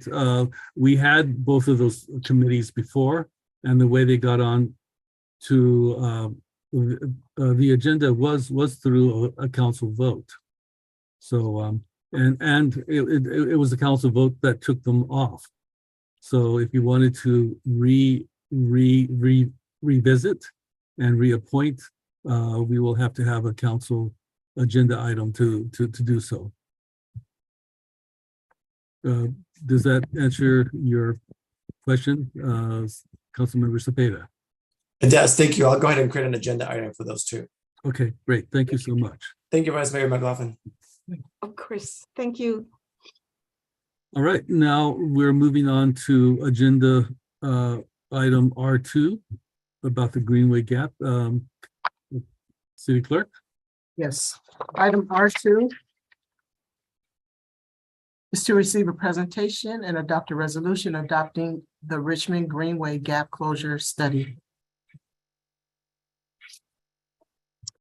Good evening, Mayor Martinez and members of the City Council. I'm Patrick Phelan, the Infrastructure Administrator in the Public Works Department. I've been the staff lead on this project, and the project team is excited to present the Richmond Greenway Gap Closure Study to you and the public this evening. Thank you for adjusting the agenda order as the funding for this project expires next month. The Richmond Greenway is a cherished public space for people to gather, play, and travel. However, the Greenway is not continuous, and the gap between the east and west sides of the Greenway at 23rd Street and Carlson Boulevard creates travel barriers by forcing trail users onto high-stress and high-speed streets. Closing the Greenway gap would transform the connectivity of the Greenway, providing seamless non-vehicular access across Richmond and onward to Contra Costa, Alameda, and Marin counties. Greenway improvements would also provide important benefits to residents who live in the neighborhoods next to the Greenway, including improved walking and biking access to local and regional destinations. In 2019, the city partnered with local community-based organization Pogo Park and nonprofits Civic Well and Rails to Trails Conservancy to seek funding for a planning study, and was awarded $280,000 in grant funds from the California Department of Transportation's Sustainable Transportation Planning Grant Program. Through a competitive request for proposal process, the project team selected Fair & Peers and a team of sub-consultants to develop the study. With us tonight are Tootie Marr from Pogo Park, Kayla McDonald Encina from Civic Well, Laura Cohen from Rails to Trails, and Karina Schneider and Carrie Modi from Fair & Peers. I'll pass things to Fair & Peers to begin the presentation. Thank you, Patrick, and good evening, council members. My name is Karina Schneider. I'm a senior transportation planner at Fair & Peers, one of the consultants on the study. We're really excited to share the outcomes of this project with you all this evening. The study, as Patrick noted, started in the fall of 2021, and since then we've worked really closely with community members and agency partners to first complete an existing conditions assessment of current challenges and needs for people getting to the Greenway and across the existing gap. Also to gather ideas and preferences about bridge design, as well as improvements on the Greenway and on nearby streets. And finally, to develop a final bridge concept, as well as transportation and parks and landscaping improvements on the Greenway and on connecting streets. So the next step is that following the adoption of the study tonight, city staff and regional partners will pursue funding to implement the recommendations in the study. So feedback that we heard during our community engagement phases really fed directly into the concepts of this study. Pogo Park was an invaluable partner in helping us connect with members of the public over the course of the project. Some highlights of our community engagement approach included a 3-day design charrette hosted by Pogo Park in April of last year. This was hosted at Harbor 8 Park, where we received really great input on bridge design inspiration and needs around connectivity and access to the Greenway. And I know several of you council members attended that event as well. We also held several one-on-one meetings with Dirt World, Friends of Richmond Greenway, and Groundwork Richmond throughout the process to discuss preferred alignments for the bridge, potential impacts to the parks on either side of the gap that might occur during construction, and how we could mitigate those impacts during implementation. And finally, in December of last year, we held a Bridge Week where we unveiled the bridge concept for feedback at several different locations throughout the city, including Armistice Brewing, the Nevin Community Center, and the Richmond Farmers Market. So at the community design charrette I mentioned in April, we asked participants, what makes Richmond special and how should the bridge reflect this? So here are some quotes from that discussion. You can see the major themes here are really looking towards the future, not wanting to be bound to Richmond's past and the industrial history of the city, but really a desire for the bridge to be forward-looking. We also asked participants, what about Richmond could inspire the bridge design? In the vein of being forward-looking and spreading our wings, we landed on the Richmond bird, the osprey, as the design inspiration. And as you're about to see, that is the symbol that's incorporated into the bridge towers. And so we have a video here that our bridge architects at Donald McDonald created. So you can see the bridge concept at different angles and viewpoints. And when we revealed this concept to the community during Bridge Week, we received a lot of positive reactions. Community members were excited to see a structure that would not only be a transformative access improvement across the gap, but would also be an iconic gateway to central Richmond, and that something that could be a destination in and of itself. So I'll just let this video run here for a moment so you can get the full effect.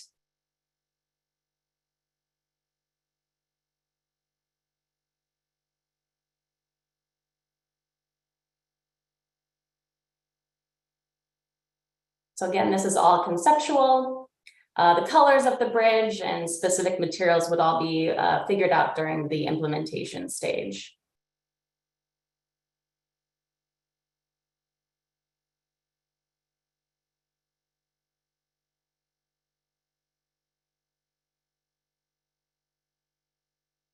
All right. And in addition to the bridge, this study also proposes both near-term and long-term street safety and access upgrades to help improve the experience for people who are walking or biking across the gap.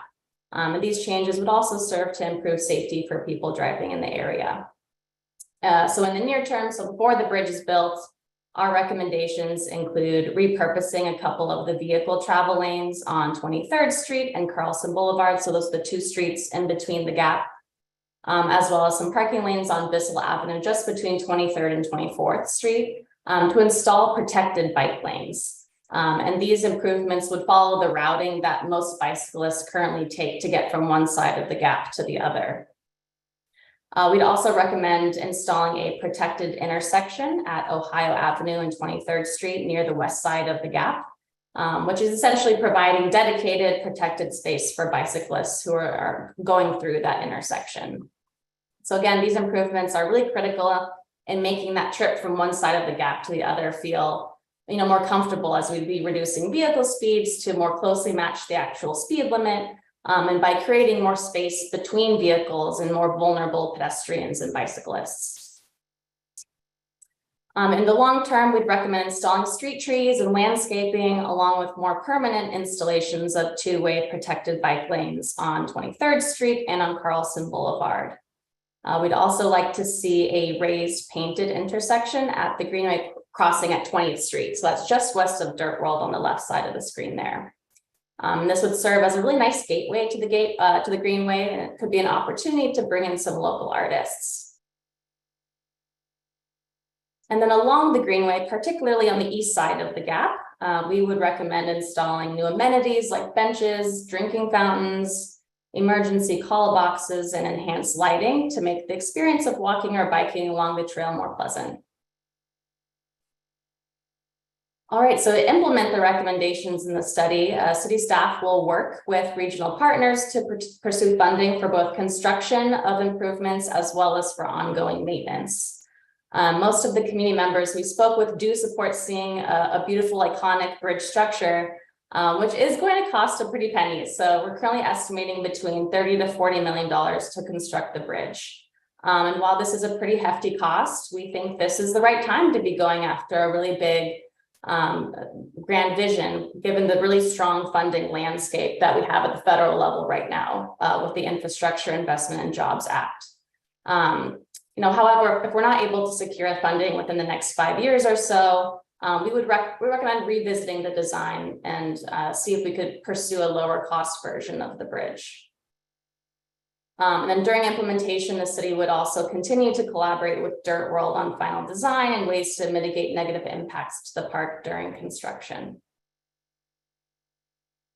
And this is a sample of the potential funding sources that we've included in the study. These include a mix of federal and state grants, as well as funding district options for ongoing maintenance. And I'll also say that city staff do intend to pursue raised grant funding. You can see next to the bridge construction row as an immediate next step, which is a federal grant source that we think this project would be highly competitive for. And with that, I'm going to pass it to Tootie, Mayor at Pogo Park, to say some final words.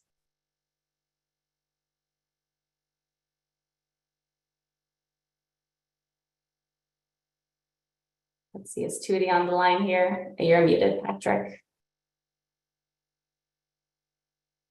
Yeah, Tootie, we can't hear you.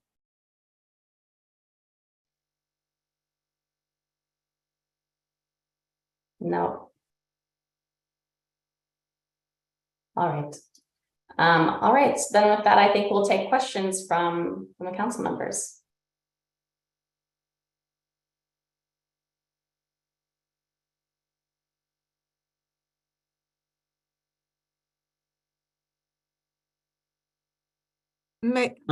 Yes, I had difficulty unmuting. Sorry. So, Councilmember Cepeda. Thank you, Mayor Martinez. Great presentation. Thank you so much. Looks like an exciting project. The funding you were mentioning from the federal, have we already started pursuing that funding, or are we pretty sure we can get that funding from them? We're starting to pursue it. So we've initiated the grant application for the grant specifically. And is that money specifically just for the bridge? Is there some sort of something in there for cool projects like this, or is this? So this application specifically would be for the bridge and for the on-street improvements currently between the two sides of the gap. Okay, thank you. That's all my questions. Thank you. Thank you. Thank you. Councilmember Bana. Thank you. Today we cannot hear you, but I hope you can hear us. I just wanted to sincerely thank you for this great effort. Thank you very much. And also wanted to use this opportunity to acknowledge Patrick, who is leaving us, and also thank him for all the great work he has done for City of Richmond. Please stay in touch, and whatever good ideas come to Oakland, let us know. We'll follow the suit if it applies. Thank you very much. Thank you. Councilmember Robinson.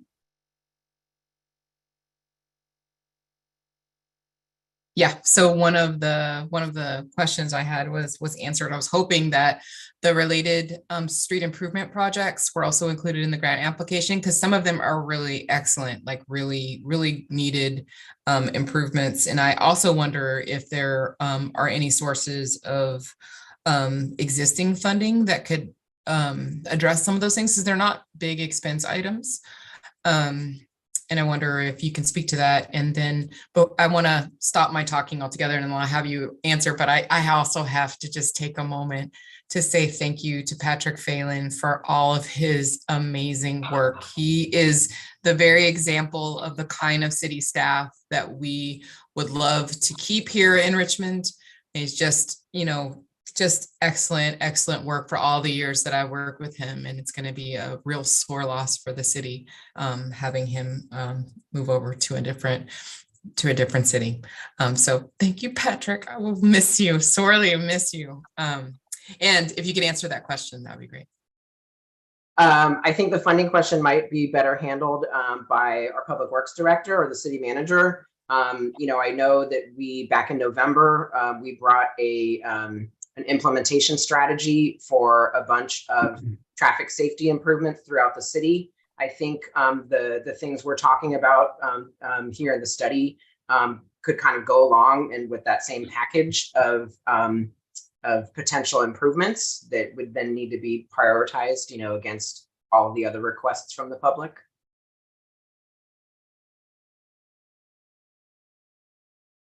Daniel, do you want to go first, or would you like me to go ahead? Well, thank you, Council Member Robinson. And I just join you all to farewell Patrick and thank him for all the work that he did in Richmond. In my short tenure with Richmond, I just got to appreciate everything he does, and not only as a professional, but also as a human being. He's a great person. We've been losing a great staff member and a great co-worker and a great friend. Yes, we definitely, for a project of this magnitude, you try to leverage all the grants or all the money you can have to add more elements that enhance the project. At this point, I have to tell you, I would have to talk a lot with Karina in First and Pierce to see what other elements in Turi, which is our a great warrior to get grants for the city, to see what other grants or funding sources we can use to other elements. I have to be honest, when you have this type of projects that this magnitude, that level of detail at this point, it's not there yet. So some cost cannot be quantified at this moment in detail, but we have the ballpark number, which is right now at this level the most important thing. As we progress with obtaining grants and obtaining the funds for the project, then we start going into very the nitty gritty of all the details of the project, and that's when for small chunks of funds is when we start identifying what other sources we can use. But once you get the big one, it's easier to qualify for other ones, because now you're just trying to fill some smaller holes. But if we don't get this grant, then or in the next 5 years, as Karina said, well, the project, it's difficult to find other funding source that can fund a project this magnitude. So I just want to reiterate my question really quick, because what I was asking about was there's a lot of smaller street level improvements that would improve kind of the safety of the road for walkers, for cyclists, even for I think people driving. And I don't think they're as expensive as this bridge, that's, multi-millions of dollars expensive. And I just wondered if we were, taking that great list and incorporating it into nearer term funding priorities, maybe existing fundings that exist that Patrick mentioned, or other things, because I think that these are a smaller scale of funding that's needed for those, and they would have immediate impact in terms of improvement of traffic safety. Sorry, I was trying to put it with, I understood the question with this specific project, which is the purpose of this presentation. But if you're talking about other fundings and other projects for other type of improvements, well, it's part of the traffic safety plan that, but I have to be honest, I'm not ready to give you all the details yet, as we are getting the new staff in place. And at the same time losing somebody with all the institutional knowledge that Patrick has. If I may make a suggestion, Councilmember Robinson, if you wanted to add that to a motion to be considered, I definitely think that's something that staff could work on. And we could, for example, the council, we're going to be having a presentation regarding ARPA. And so if the council is interested in supporting additional built environment street improvement projects, that, for example, could be a funding source that we could hopefully potentially leverage for other grant funded projects and or specific street projects. So I would just offer that as a suggestion if that's something you wanted to consider.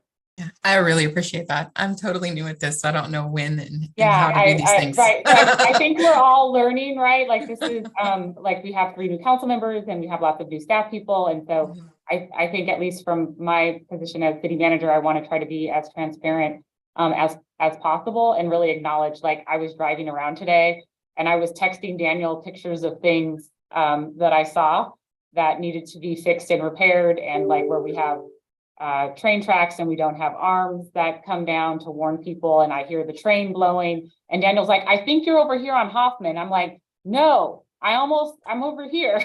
So I just want to acknowledge that we have a lot of work to do in the built environment, and so as much direction that we can get during these public meetings, that's transparent is really helpful. Okay, so I don't want to take too much time, but if Mayor Martinez, if you could help me understand where I would make such a motion and when, I'd appreciate it. Could I make a comment on that first? Yes, go ahead. So, Jacqueline. Councilmember Robinson, I think I sent you the list of projects and priorities that we had compiled for Public Works, and they did a presentation. I think just what you're saying, the near-term projects are something that we wanted to be categorized in one category, and the longer term ones as well, and then prioritized. And there's a formula that they're using that will make it fair to different districts and such. And so I think if your motion is to add this to that list as they work that process and formula out, I think that motion would be fine. I just don't think we should have one, after we already went through this, we should have separate motions to prioritize one thing over another until they go through the formula. But I saw you shaking your head. So I think what you're wanting to do is have that included in that list. Yeah, I would love to have it included in the list, especially because I didn't really see any District 3 projects on that list. And to me, equity is a big issue. And all of these things would be really in District 3. So thank you. Absolutely. And I will add the near-term improvements that are designed to, be able to be implemented with what we call quick build materials. So it could be lower cost, just paint and plastic posts in the interim before we go into kind of a higher cost alternative. So I just wanted to add that point. Thank you. Councilmember Jimenez. Yeah, I will be quick. I just wanted to say, Patrick, we will miss you. And we wish you will stay here, but we understand that things are, you are getting another experience and moving. So I just wanted to say publicly that it has been a great experience for me working with you. And thank you for all the work that you have been doing, advocating for bicycles and advocating for really creating these like plans and work to enhance the street safety here. And I think this project, it shows that, like, shows your work and the collaboration that you had been able to do with a lot of community organizations like Pogo Park and such. And yeah, so I think like Councilmember Robinson, yeah, I think like there is we in the community improvement plan also, like just talking about what are the infrastructure that we want and how equity will go there. It will be important. So looking forward to working with you on putting more on the list, and that like District 3 needs also projects there, and we need to make sure that it is equitable, particularly because this is where the majority of the Black and brown communities live, and the low-income communities. So we need to put that into account. And thank you, Patrick, and good luck. We'll miss you again. Thank you so much to everyone for your kind words. I'm really flattered. I've been here for 12 years and it's been a wonderful experience. Richmond's an amazing community. And I feel like the Greenway is kind of the heart of it. So much of the activities and the groups and the activation of these spaces all happens at the Greenway. But it's hard to use the Greenway to get across town. And I think this could be a really transformational project for the city. So thank you. Yes, I'd like to add my appreciation. Patrick, you're like the invisible man. We don't see you, but we see the results of the work that you do. And it's very much appreciated. And I really wish that you would stay with us, but I understand that people have to move on, follow their paths. do what they need to do for their self-improvement, and just to make a mark in a bigger arena. So I really do appreciate all that you've done, and I could say that over and over and over again. And every time I say it, I'd probably mean it more than I did the first time I said it. So thank you, Patrick. Thank you, Patrick. About the bridge, you know, I lament the fact that the city of Richmond doesn't have more iconic structures, and this bridge will be one of those iconic structures that will bring people to the city of Richmond just to see the bridge, and it will make the Greenway a much more attractive space. And you know, like you said, the connectivity will make it a mainstay for bicyclists, you know, doing the Greenway all the way over to the Richmond San Rafael Bridge. So, but I also do understand the fact that we have a lot of other needs that need to be taken care of. I just hope that we can make room for all of these, and you know, not sacrifice one for the other. I see that Councilmember Robinson has her hand. Yes. I'm wondering if this is a time that I can make a motion. Is that we still need to have public comment. Public comment first? Okay. Yeah. Great. Thanks. Okay. So, are there any speakers? Yes, we have one speaker. I have Naomi Williams. You'll have 2 minutes to speak. You can go ahead and start. Good evening again. The only thing I'm worried about is that this bridge is in District 3, and the Greenway is part of Pullman Neighborhood Council, the other side of Carlson. But we was not notified to have input. I just have to. Naomi, your sound is breaking up. Go. Hello? Okay. Yes, go ahead. Okay, I was invited by Tootie to attend one Zoom meeting, and she said that would be for a long time, but they have not came to my council meeting in order to see if the neighbors want it, because where they want the bridge to down is right there on the Greenway, and it's behind. We have houses over there and we have homes over there, and they were talking about lights and things. I would like for them to come to my neighborhood council meeting to talk to some of the neighbors. Dora, I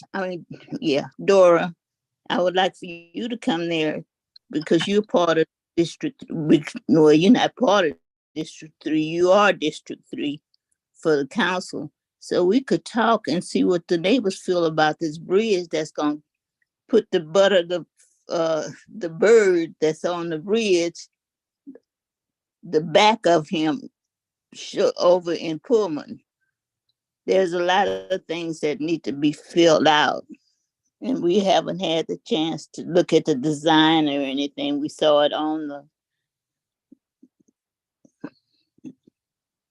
the email, the Zoom, but it wasn't in person. So Dora, I'm gonna get in touch with you so you can come to our meeting if you have time. Time has expired. Thank you. I do have another speaker. I have Sarah C. You'll have 2 minutes to speak. You can go ahead and start. Hi, this is Sarah Cantor. Thank you so much. I just wanted to say this is beautiful. I think that this is exactly the kind of like real like infrastructure support, like beautiful project that Richmond deserves. Thank you for doing this. Thank you. And the next speaker is Danny. Danny, you'll have 2 minutes to speak. You can go ahead and start. Danny, if you could please unmute yourself. Hello, thank you so much. I just want to offer my support for this gap closure project. I think it is a fantastic project to work on. We need more connectivity in the city to go all across the town, and it is iconic as well. That's also a pro. I would also like to be able to consider the other needs in the city for sure, but I think this should take priority. Would love to hear what the neighbors of Pullman have to say as well. That's all. I yield my time. Thank you so much. And Patrick, thank you so much for all your work with the city of Richmond. Thank you. And there are no more public speakers. Okay, thank you. So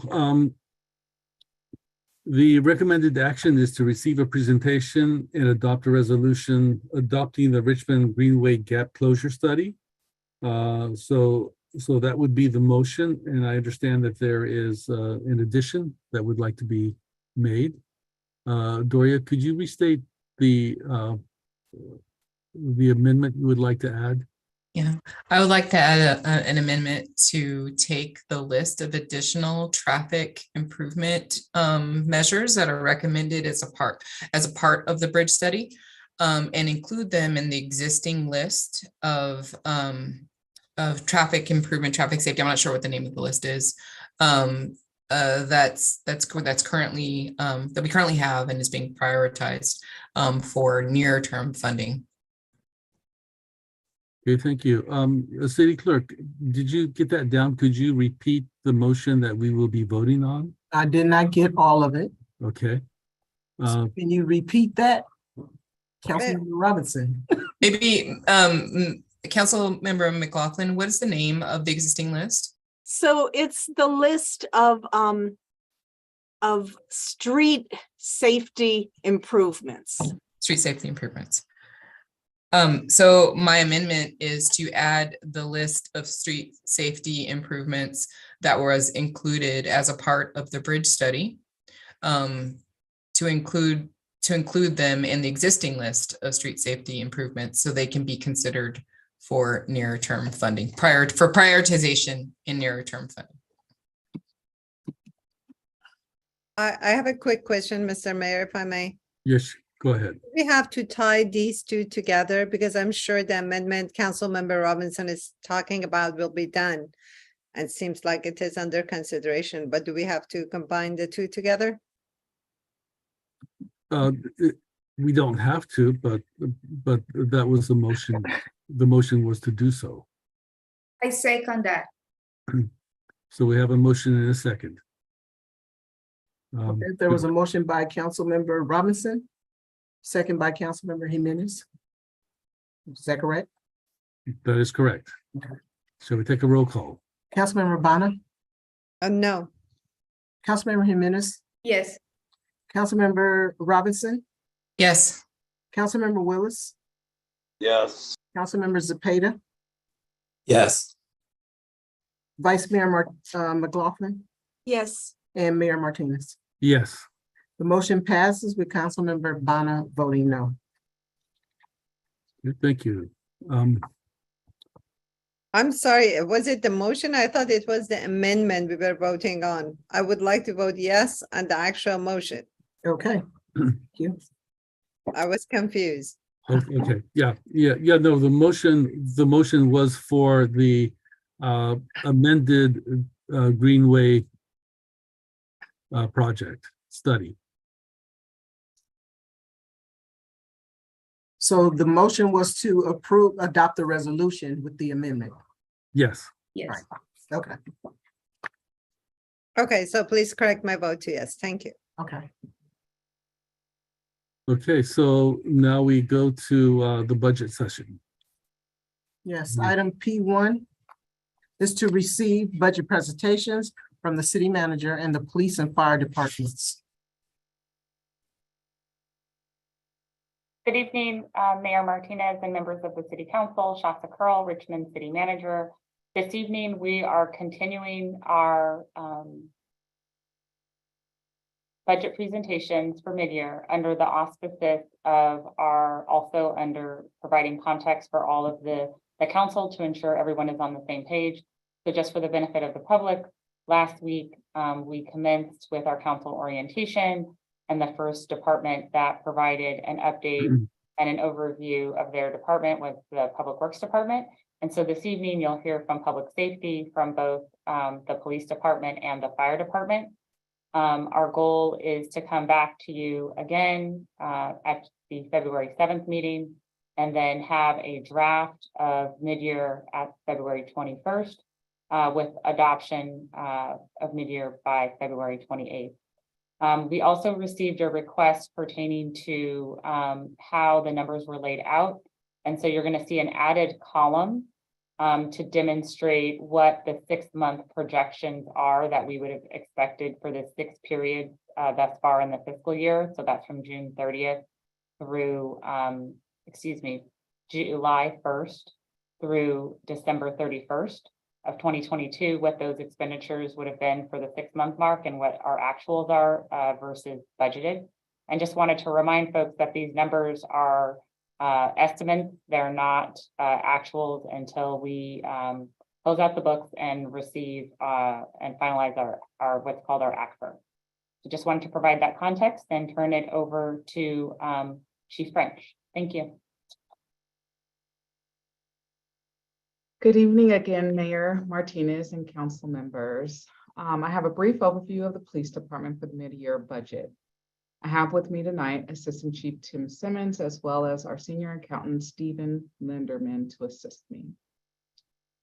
So what we do, the mission of the police department, the mission of the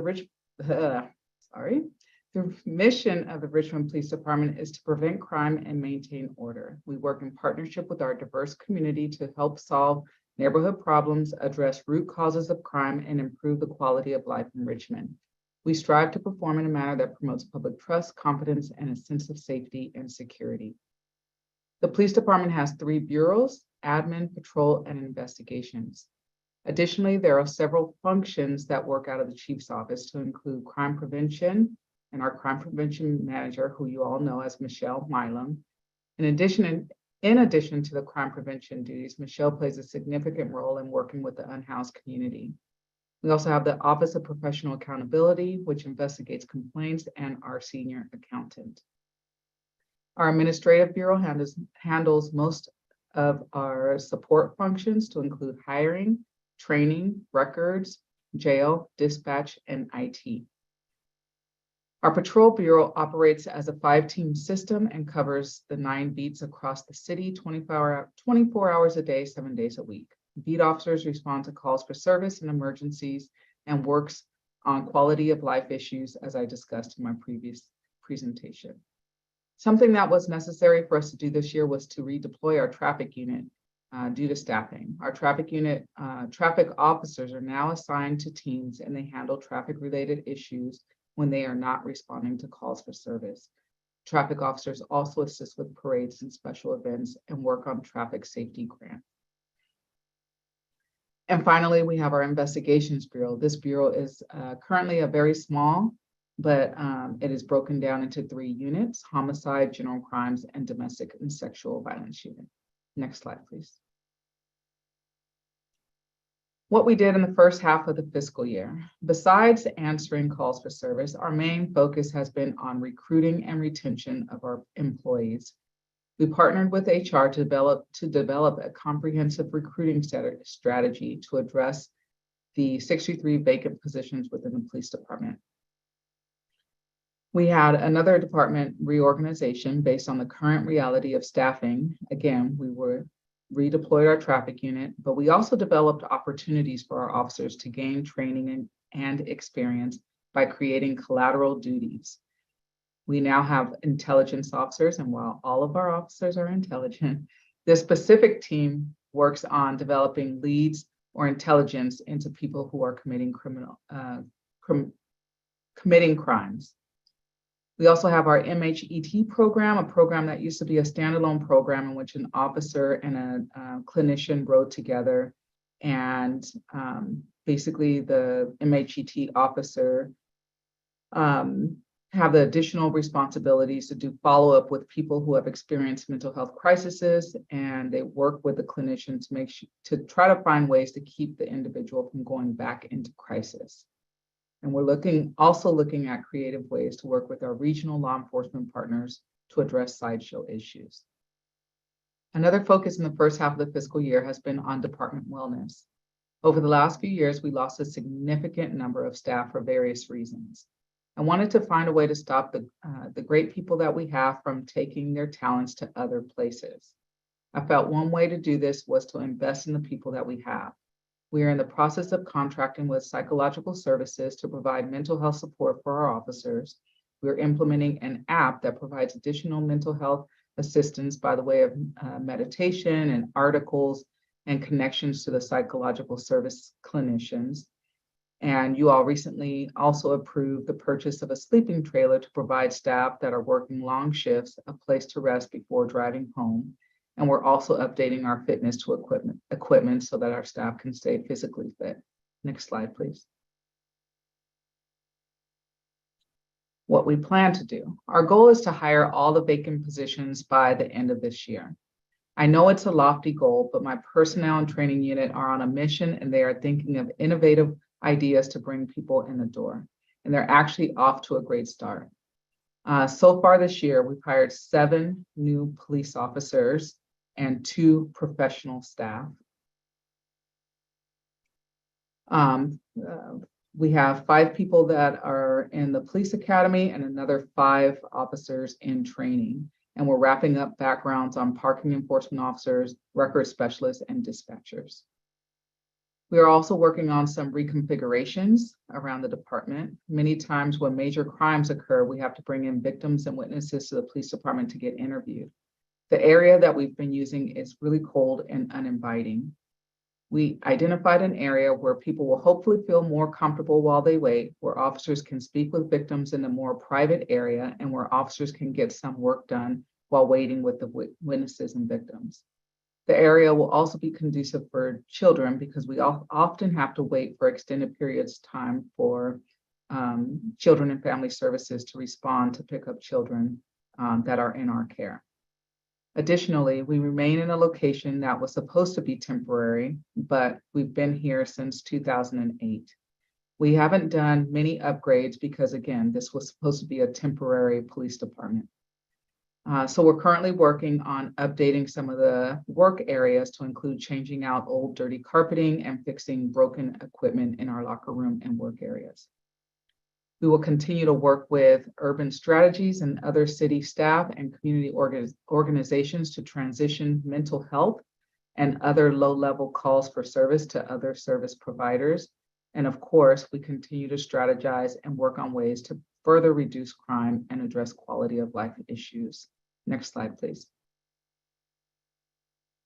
Who we are. The police department is comprised of a diverse group of people. We are authorized to have 145 sworn positions and 65 professional staff positions. We currently have 31 vacant sworn positions and 22 vacant professional staff positions. As mentioned earlier, we've struggled over the past years with staffing. Our sworn staff and dispatchers have had to consistently work mandatory overtime assignments to keep up with our calls for service. We are working really hard to fill all of the vacancies in the department. We've done several things to help us in these efforts. We joined the 30/30 initiative, which is a coalition of police leaders, researchers, and professional organizations who have joined together to advance the representation and experiences of women in all ranks of policing across the United States. We're also working with human resources on a marketing campaign, which has been effective in bringing in new interested candidates. We are working on providing dispatch testing here at the police department instead of having candidates drive all the way to San Jose to take the test. And we're also looking to partner with a junior college to provide additional support for local candidates to support them through the testing and hiring process. Next slide, please. Lastly, I'll turn it over to our senior accountant, Stephen Linderman, to briefly discuss our budget. Thank you, Chief. Good evening. Tonight, I will go over our fiscal 22-23 budget and take a look at where we're at mid-year. The big picture, we're below our 50% mark, but are quickly moving towards 75% by Q3. Our license, permits, and fees are on course, but fines and forfeitures are down due to parking enforcement positions being unfilled. And the positions that we do have been focused on abandoned cars within the city. We are hopeful to add at least one more full-time officer by the end of this fiscal year to help close the gap. Salaries, wages, and benefits have the largest surplus because we do not have all our full-time position filled, as noted in the previous slide. However, we are sending people to background checks and onboarding new employees to move us closer to our full-time staffing budget.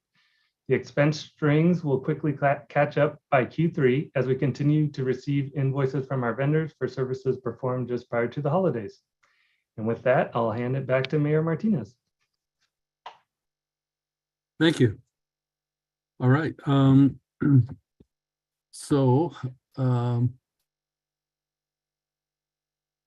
next, I'm trying to find the agenda here. Okay, here we are. Okay, so thank you for that presentation. It's Fire department. yes, time for the fire department.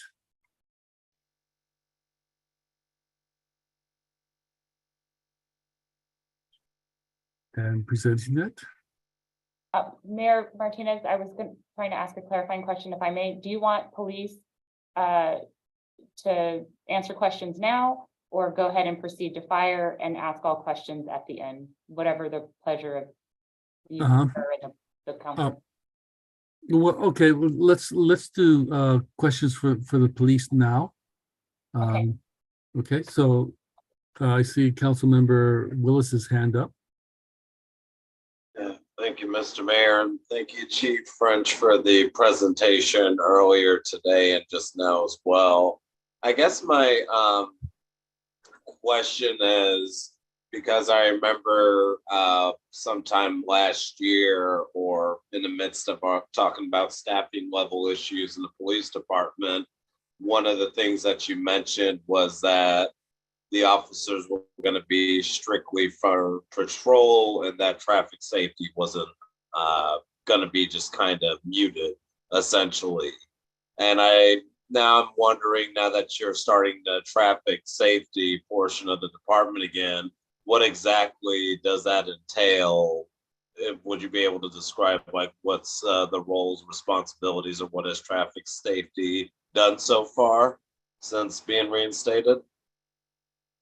No, so maybe I didn't state it clearly, but so we had a traffic unit all the way up until last year. We've always had a traffic unit. Because of staffing, we can no longer have a standalone traffic unit, but instead of just taking it completely away, the officers that were traffic officers agreed to continue to do traffic duties, but they are now on patrol teams. So their primary duty is to answer calls for service. So they're responsible for a beat. And then when they have extra time, then they can take on some of the traffic duties. So we no longer have the traffic standalone unit. They have been redeployed. We didn't want to just discontinue the unit altogether because we have some major traffic issues across the city. So we redeployed them back into patrol so that they can fill a beat and answer calls for service, but also do traffic as time permits.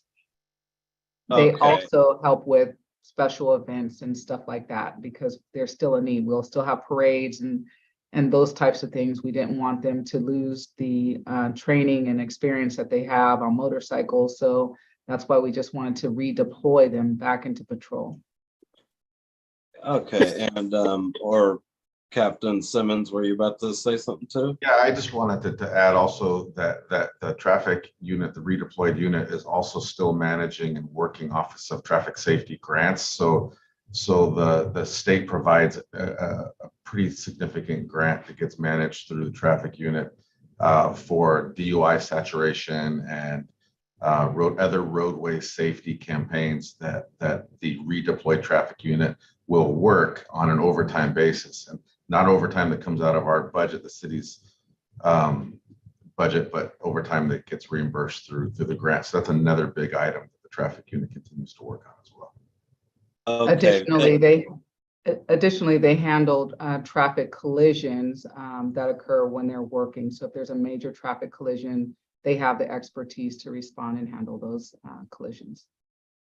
All right, thank you. And just a final quick couple questions, just because I want to be sensitive to time. With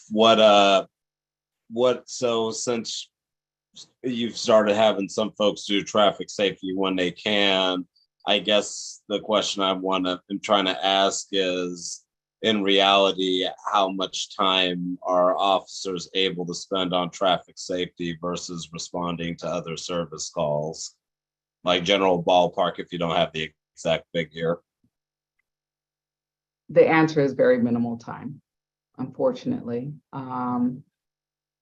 The calls for service take priority. And so, as time permits, besides their calls for service. So it's very minimal time, probably less than 10% of their day. All right. No, thank you for letting me know that.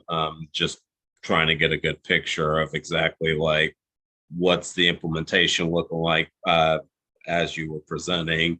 And I guess my final question, and then I'll pass it on, is I know back in 2018 and 2019, we passed our ordinance that we would not be contracting with any license plate reader vendors that share information with ICE, and that forced us to not go with the current vendor that we were using for a time. And during all the reimagined public safety issues, I know that was a point of contention that came up a few times. So I'm wondering, like, what's the status on identifying another vendor that is in compliance with our non-sharing information with ICE ordinance, but also able to catch things even if officers aren't in the area. I know that was a tool that was used a lot, was being able to review the tapes to see what actually happened. So is there a status or a plan to identify another provider that could provide that services that's in compliance with our standards? Yes, actually, we just went through an RFP process for cameras, license plate reader cameras, and identified a vendor, and we'll be coming to council for that. But that we do not have funding for that in the budget. It wasn't budgeted for, and so that's one of the mid-year asks is for funding for the camera systems. And we did identify a vendor that does not share information. Okay, just a quick follow-up then on that one, based on your responses. General ETA in the idealistic form, basically like coming back to us in September after the August recess and after a budget is adopted, pending certain decisions made, that we'd be seeing that? Or how soon do you think that's going to be a topic of discussion for the council to consider? Well, my hope is that you'll consider it for mid-year. I think the need is there to help us with the illegal dumping, criminal investigations, since we're short-staffed, for a myriad of other things. And so, Mr.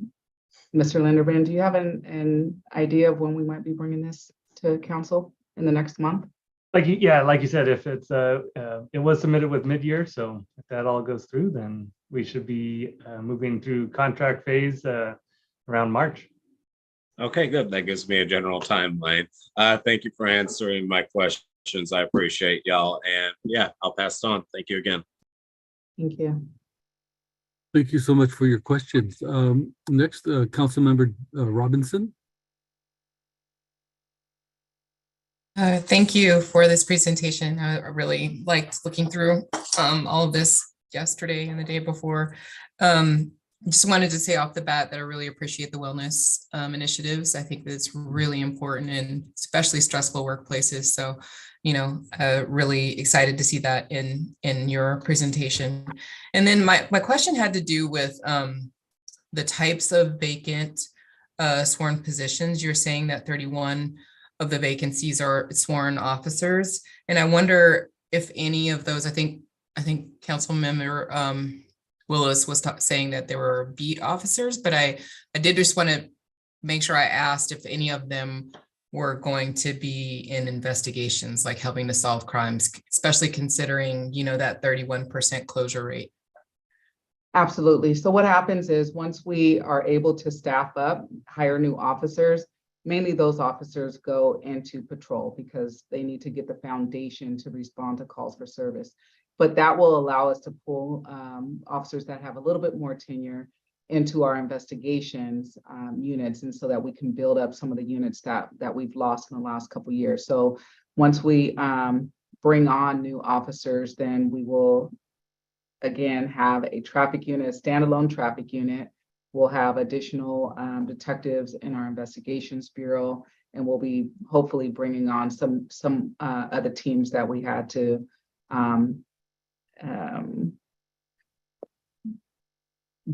dismantle in the last couple of years. And Councilmember Doria, if I may, the chief mentioned that she had part of the strategy was to, in order to continue to capture some of the expertise within the organization that existed in those units that had to dissolve for us to be able to staff patrol. There were collateral assignments that were birthed, intelligence officers, mental health evaluation team, units like that, where it allows us to continue to maintain that expertise because the city has invested a lot of money in developing that expertise within our personnel. We didn't want to lose it. So we had to kind of think strategically and creatively how we were going to continue to capture that expertise, even though we didn't have that full-time unit in some capacity. So as new people come on, the chief will be able to reallocate those people back into those different specialty assignments that they were trained for. So we're able to continue that expertise kind of now without losing it altogether, and then progress as staffing allows us. But that was something that was part of the bigger picture when we reorganized. Thank you. I appreciate your answers. All right, Councilmember Cepeda. Thank you, Mayor Martinez. Thank you for the good presentation there. A couple of questions. The salary and wages, you said that they were not being utilized currently because of the shortage of staffing. Are we looking to move that or hold those funds over to the next year without lowering next year's budget, or how is that going to work? No, No. No, we basically have a term of art that's sometimes used is, well, let me just say it differently. Essentially, we have a vacancy rate factor that's included in the budget. When we unfortunately don't have enough members of public safety to work, we have minimum staffing, and so overtime is utilized and unfortunately, in many instances, required. So what happens then is in your monthly report that you receive on the cash balance, there's also an overtime report that's attached to that. And you can see what the utilization is for overtime at that juncture for police and fire. And right now it's obviously due to the vacancies that we have, it's extremely high. And so any funds that are not expended, we have the guiding fiscal policies that have been adopted by the council, where those funds are then used, half of them are used to pay down OPEB, our other post-employment benefit expenses. And then we also work towards making sure we have adequate reserve. But in the coming weeks, as we present more information on the mid-year budget process, we'll be sure to explain this information in more detail at subsequent meetings. Thank you, Shasta. Thank you. Is there a line item that I might have missed, and maybe it's not for this year, maybe it's next year, but on services for mental health? I know that is big, especially with our police and fire. Is there any focus on that, making sure that we're taking care of our both? I mean, this budget is for police, but this goes for fire as well. And I'll ask that when they present. Chief, you want to? I could take it. Sorry, this December we did take it to council so that services was approved, and we are moving forward with it. So it should be rolling out hopefully soon, February, even maybe as late as March, but hopefully by then. So does that line item fall under the wages? Under It falls benefits, under or the professional services. Perfect, Professional okay. services, yes. Thank you. I wasn't sure what to look for. I was looking for mental health, but thank you. That makes sense. Thank you so much. That's all for my Thank you. questions.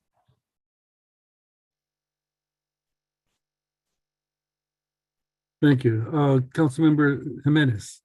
Yeah, thank you for the presentation. I just had like a follow-up question. I think like maybe with the information, like the conversation and discussion that were having with Councilmember Cepeda. So they are 63 vacancies right now. I know that it has been kind of like fluctuated over the time. So I would like to see, and maybe this is something that we would like to see over all the vacancies, is what has been the vacancy rate within the police department and within each department, because I think it's higher. I assume that it could be higher than what we approved in the budget. And then in that, I heard that we pay some, like, they are not a lot of savings because we pay overtime and OPED.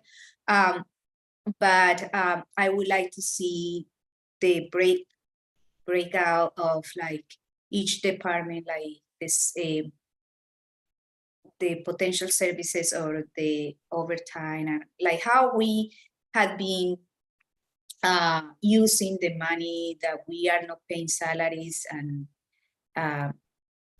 especially in the police department and the fire department, but also overall in the whole city department. What is the vacancy rate that has fluctuated over time, so we can see the reality of the vacancy in the city, and the money that could be like potentially savings potentially savings in the budget for the mid-year budget.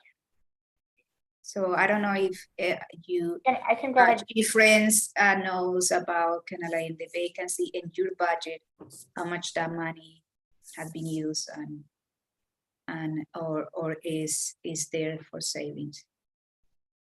So, Councilmember Jimenez, if I may, Mayor, so the way that the vacancy rate data is, we assume an 8% vacancy rate when the council approved the fiscal year 22-23 budget. So that we're assuming, in order to, because there has been difficulty with recruitment and retention for the last several years in particular, so we're factoring that into the budget. And so what the council did approve as a cleanup item this last time was obviously the 50% towards OPEB, and then also clearing up negative fund balances. So various departments that used to exist, unfortunately, there was a past practice that we're no longer having, where there would be negative fund balances. And so what we wanted to make sure, and what the council approved, was we don't want to make sure we're overstating our cash position. So those negative fund balances, we've been clearing those out. So that was an item that was previously approved, and we would be happy to bring the vacancy rate data analysis to you in February with any projected savings. Also wanting to note that we have some significant infrastructure needs, as was pointed out through this last storm. So our streets are literally crumbling. And so we'll be making some, and we have mid-year budget requests from the departments.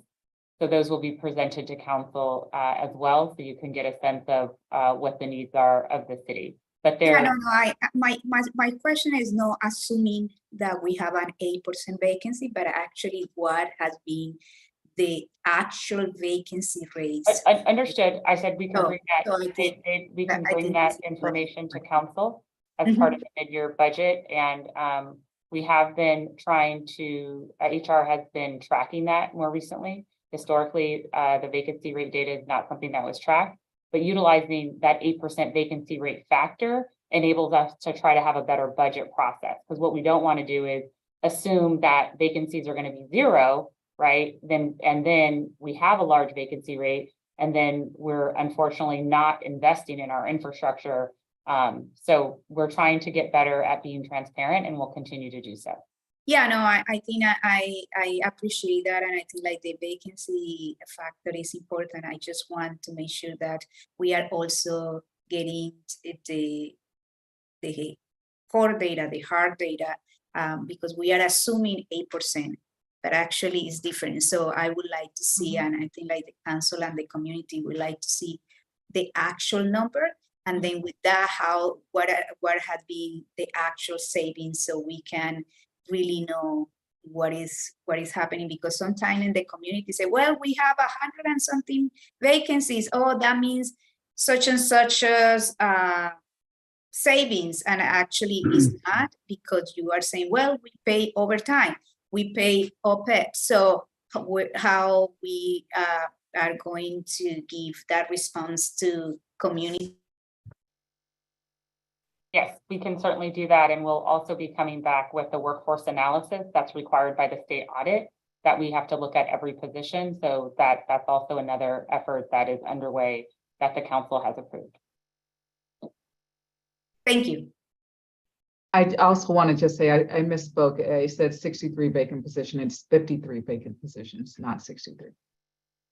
Okay, so we are being feeling sanate. Okay, great. Thank you.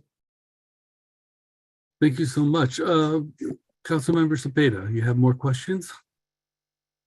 Sorry, just to add to that, Chief French, from those positions, how many are eligible to retire?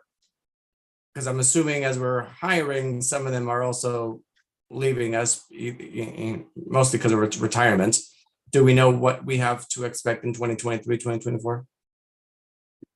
So I don't have that analysis in front of me. I know we did the analysis about a year ago to see kind of progression of retirements, who's eligible to retire, not saying that they will actually retire. But I can tell you at this point, like all the new hires that we've had, it's barely like breaking even with the people that we have going off the books for, injury leave or retirement. So we're kind of not in a place yet where we're adding additional people. We're just kind of staying at the same level.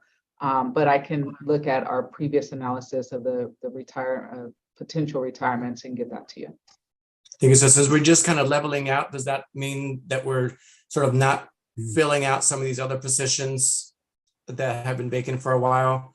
At this point, we're just kind of leveling out. But I think we're at a turning point. I think that people that have left the department for other departments have left, and I don't see us losing a lot more people in that way.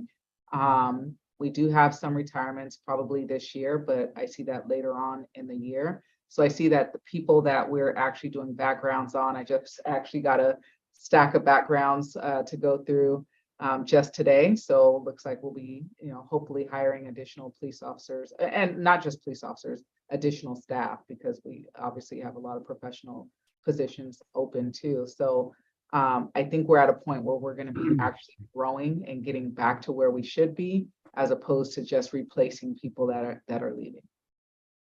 Thank you. Thank you. There not being any more comments from the council.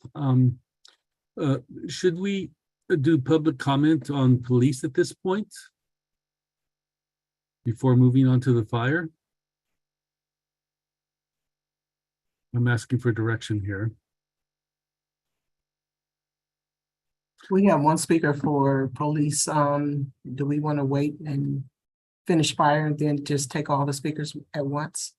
Well, I think it's fair to have speakers on police since we had speakers from the council. But Mr. Mayor, if I could respectfully disagree, because every time we have one item on the agenda, and this is agendized as one item for police and fire, I mean, we've always just had comments, one set of comments for each item. Right, but we didn't this time in terms of allowing council members to speak on police before we allowed them to speak on both items. Well, however you want to I do may it. also interject, that's not necessarily unprecedented. There's been many times where we've had budget items and the presenters would pause for us and let us ask questions and not necessarily do public comment. And I would be in agreement with Vice Mayor McLaughlin that because this is one item, everybody does public comment per one item. Also, it is your direction, and I'd be willing to vote on that process as well. Well, I don't want to tie us up in technicalities, so I will move on to fire and have all the speakers speak at once.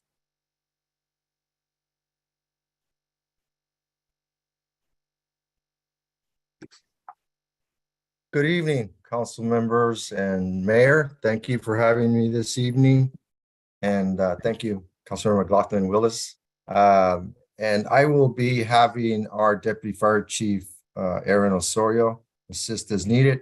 Also, our Emergency Services Analyst, Veronica DeCastro, if they need to come in. And because we have a vacancy and no budget analyst currently, Mobeam from finance also may be assisting us. So anyway, let's get started. Next slide, please. Thank you. So the Richmond Fire Department, that's our mission. It's a dedicated workforce of highly motivated and technically skilled professionals of rapid response. And of course, it is our purpose to protect life and preserve property and the environment.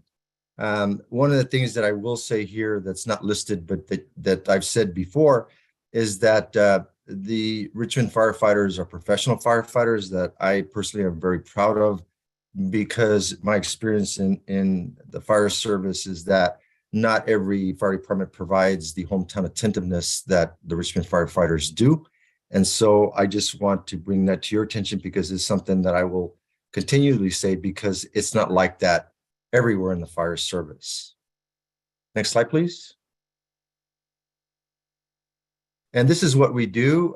We have our administration, which is pretty self-explanatory. Our support service also, our emergency operations, who handles the fire suppression and technical rescue and more of the multifaceted incidents that we do get and respond to. And then we have our training division to oversee our training, and our EMS, which is a lot, 80% of what we do. And then we have our fire prevention, who our marshal and our deputy fire marshal and inspectors obviously inspect buildings, conduct fire investigation, public education, which we'll get into in a little bit. And then our Office of Emergency Services, for instance, that would conduct the function, as you saw recently, of activation of an EOC. Next slide, please. So this is what we did in 22-23 and continue to do. We advocated for the finalization of the Alternative Dispute Resolution Program, which took intensive advocation to complete, but we got that done, and thank you for approving that.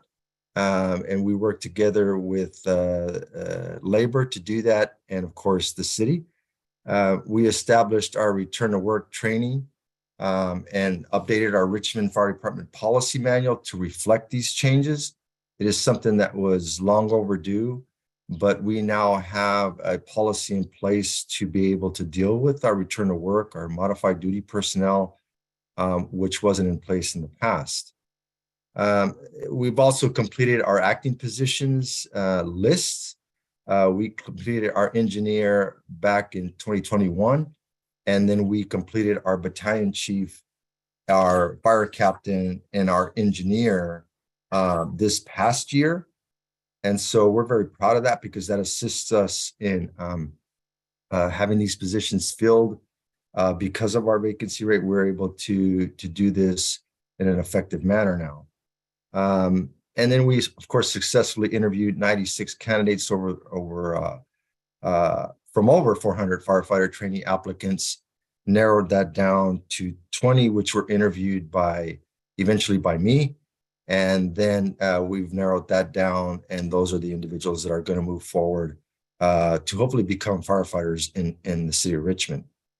And then we promoted one of our vacancy in the battalion chief position, and we just recently did that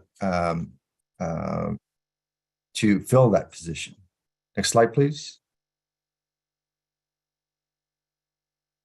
So what this continues, we conducted over 650 state mandated inspections through our fire prevention division.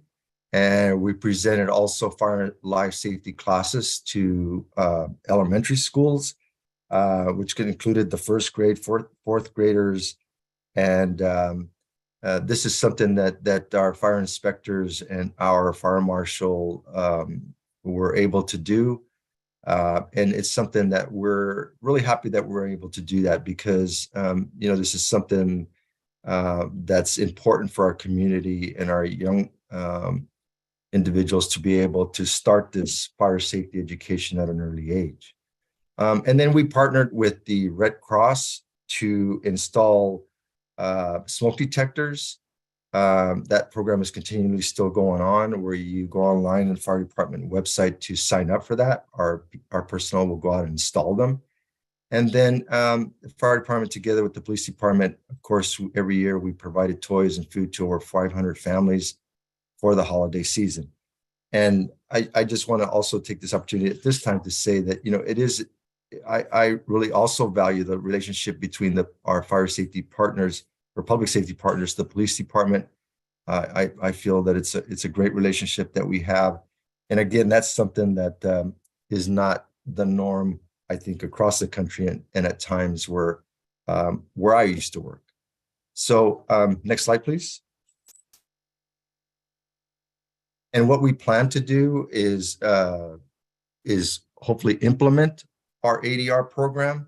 And again, that was approved in December of 2022. We plan to hire our firefighter recruits and conduct the academy, hopefully in March of this year. And we hope to promote one more battalion chief or a captain in that battalion chief position, and that's going to happen here soon. So this is some of the things that we plan to do in 2023. Next slide, please. Also, we plan to conduct our promotional exams, and we've started that process already to establish a promotional list for fire captain and for engineer ranks. We also plan to hopefully fill our Office of Emergency Services Manager vacancy, but we may have to get creative with that position. Also, we plan to collaborate with the Richmond Communications Center, the RCC, to improve what we consider the CAD system. It's the computer-aided dispatch, and to make it better suitable for the fire department. This is also something that we've known that we need to do better on.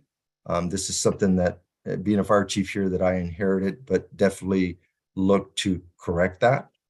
And then also to place our tiller trucks, that we have 2 of them into service here soon, and that is really close to being implemented here in the near future. Next slide, please.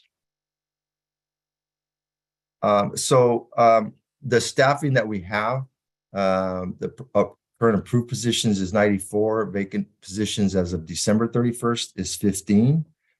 Next slide, please. And to tell you the truth, that slide kind of surprised me. That wasn't on mine, so, but I'll just go with it. So this is our budget here that you can see. Could I move that a little up, please? I don't know if that bottom number, could that be? Okay, just some of the bottom numbers that you'll see here of the total expenditures for the fire department is 37,392,000 and 51, and then up to this point the actuals would be 60,199,949, and then the net impact right now currently is 35,183,000 380. So these are just some of the numbers here that you see. I don't know if Mobim at this point would want to get into any more detail on this or explain this, but you see the 6-month projection that that was recently put into in this particular slide. Next slide, please.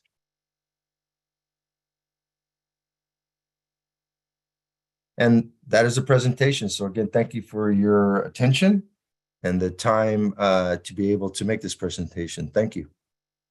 And thank you for the presentation. You're welcome.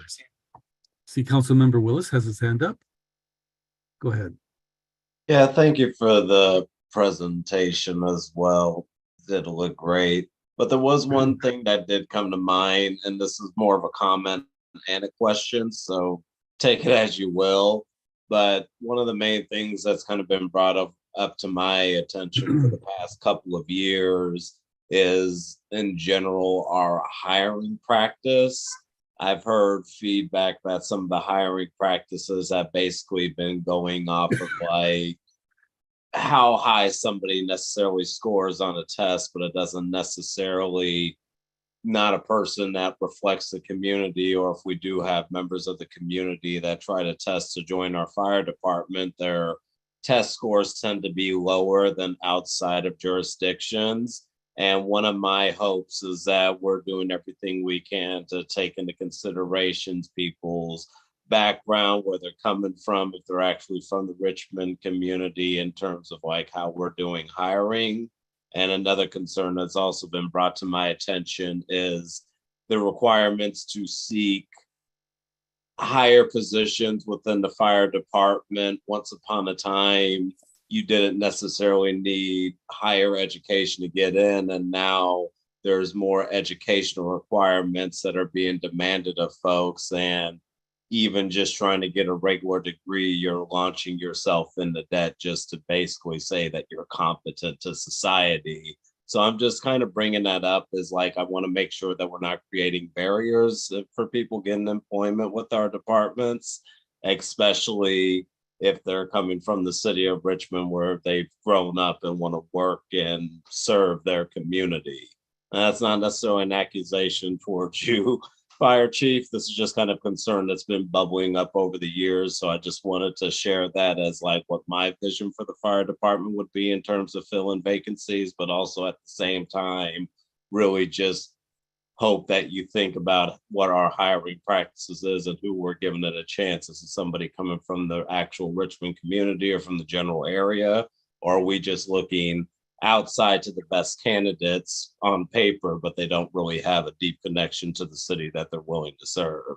So I'll just stop right there. I just wanted to share that because that's some feedback I've gotten over the years. No, and I'm mindful to what you're saying, Councilmember Willis, and I appreciate your feedback. I really do, because that's something that I can assure you. I can only speculate and I can't comment on what happened before I got here. But I can say that since I've been here, and one of the requirements, and I made that clear to the interviewers who interviewed the firefighter candidates before they got to me, was that I wanted that type of individual that you just spoke about, and also the diversity of candidates. And one of the stories that I shared with Councilmember Jimenez was a story of an individual that I personally interviewed, that this was an individual who grew up here in Richmond, went to college, had to leave college because of his mom being ill, came back and interviewed with us. And he describes him as a young man or a child, him and his brother riding their bikes to collect cans from where he lived to Point Richmond and back. And then also saying how that when I asked him, why should we invest in you as a firefighter candidate? His answer to me was, because I owe Richmond so much. If it wasn't for Richmond, I would have never had money to go to college through the programs that they have that assisted me. And two, my brother and I would have never gotten toys Christmas because I got them from the toy drives that the fire department gives. So now it's not what Richmond could do for me, it's what I can do for Richmond now. And so those are the kind of individuals that, as I interviewed them and screened them, that I was mindful for and chose to be future firefighters of Richmond Fire Department, because they do understand Richmond, the diversity of Richmond, what Richmond citizens expect. And I can assure you that during our screening process, especially at my level, that was adhered to. In terms of the higher education, these are job descriptions that there's a process to adjust them accordingly. But I've also always been mindful of the fact that we can't place barriers. And the example I could give is not here in Richmond, but my previous life, where the EMT was going to become a requirement. But luckily for me and one of my other colleagues fought against that because it would have eliminated so many people from taking the test. And so we did prevail on that, and we prevailed because we do not want to eliminate individuals that otherwise wouldn't have a chance if we put those barriers in place. So I'm glad you mentioned that, because that's something that I would have probably never addressed to anyone in the council unless that would have been asked. But let me just say that those areas are very important to me as a fire chief, and it's the theme of our command staff and well known to our firefighters. I do appreciate that. Thank you so much, Chief Montoya. You're welcome. Councilmember Willis, I also want to add, hello, my name is Veronica Duarte. I am the Emergency Services Analyst for the Fire Department. We have an amazing and fantastic team who also reaches out to local schools, to community colleges, just seeking, for them to, just be mindful of coming to the fire department. This year, we hosted testings up and down the state of California, but we also made it a point to bring one here to the city of Richmond, which we have a great turnout to. We had a lot of local people who came here. We also have something where we want to hire Richmond residents. And so, when they do test, and if they can prove that they are Richmond residents coming into a new position here in the city, they receive Richmond points too. So it gives them a little bit of boost on their final score after they test here. And I can say with these new recruits that we have great locals, like Chief Montoya did state, and it's, we have a lot of local people who are coming in to the department, hopefully in March. That's great. And just to close out my part of this, thank you for interjecting as well, Ms. Veronica. I'd be interested in just having like a conversation just to, I'm sure everything you're saying is great. I guess I'm also just been wanting to see like, how are we reaching more youth, especially folks who are about to graduate from high school and may or may not be college ready, making an intentional effort that they actually have aligned into that skill set. Even if it's not with Richmond, they can have those type of skills that they can take with them for the rest of their lives. So that's something that we could talk more about one-on-one, unless anybody else has any comments, but wanted to acknowledge and appreciate the responses because they actually make me feel positive to hear all that. So thank you. Councilmember Willis, if I could chime in the last 2 years, we've done events at Richmond High. In particular, they've reached out to us, and we've sent representation from the department to try to encourage folks coming up on graduation, the youngsters, that this is a career path that's open to them, and to give them guidance on how to get down this path. I think half the time, the hardest part is just knowing where to start. And so that has been the goal and outreach. And just this week, we were contacted by Contra Costa College to attend a job fair and an informational fair about the fire service that they provide every year. So we've been taking advantage in West County of the opportunities that have come up to try to educate everybody who wants to get in this career path what the steps are to begin that. Thank you so much. You're welcome. Thank you, Councilmember Willis. And Councilmember Cepeda.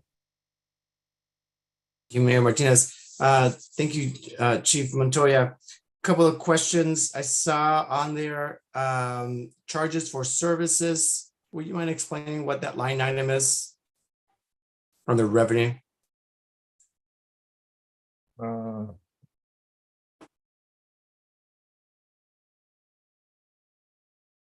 Right. These are financing for our fire apparatus. And since it's not paid all at once, that's why this is listed the way it is. So that covers that that part of it, our fire apparatus.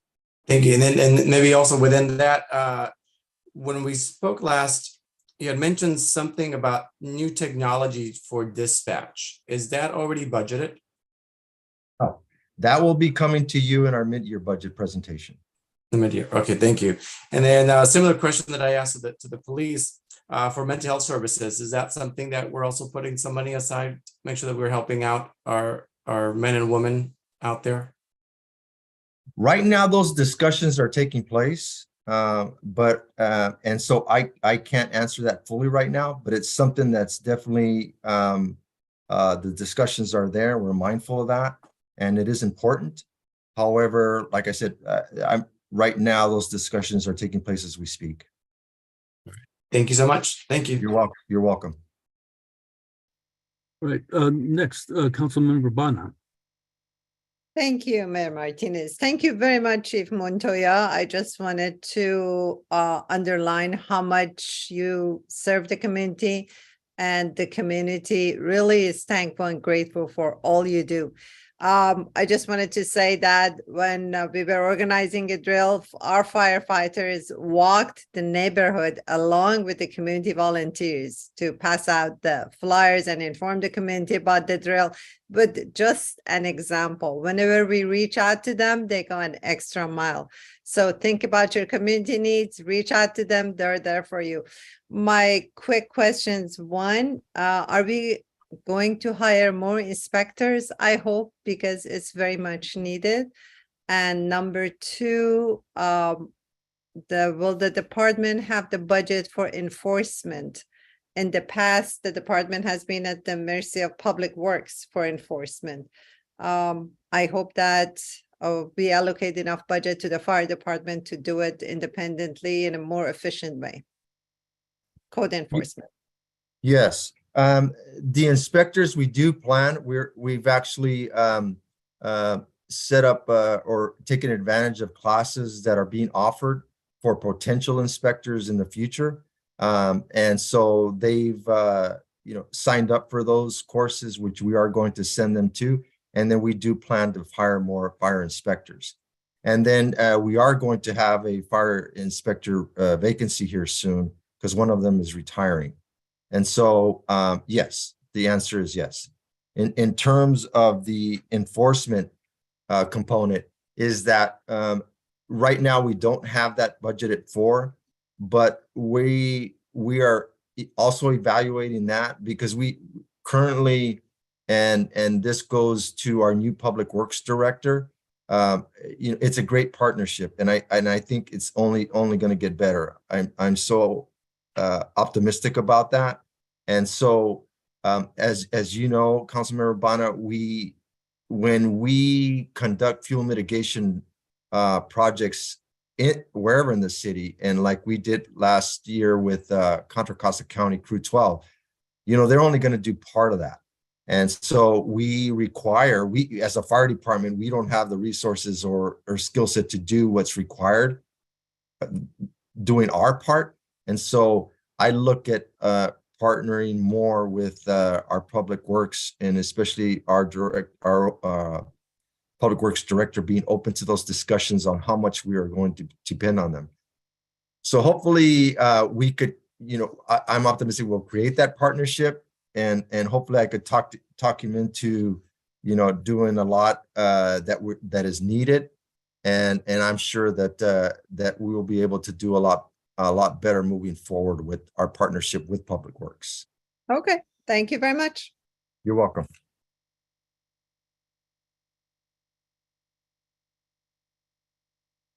Thank you. Councilmember McLaughlin.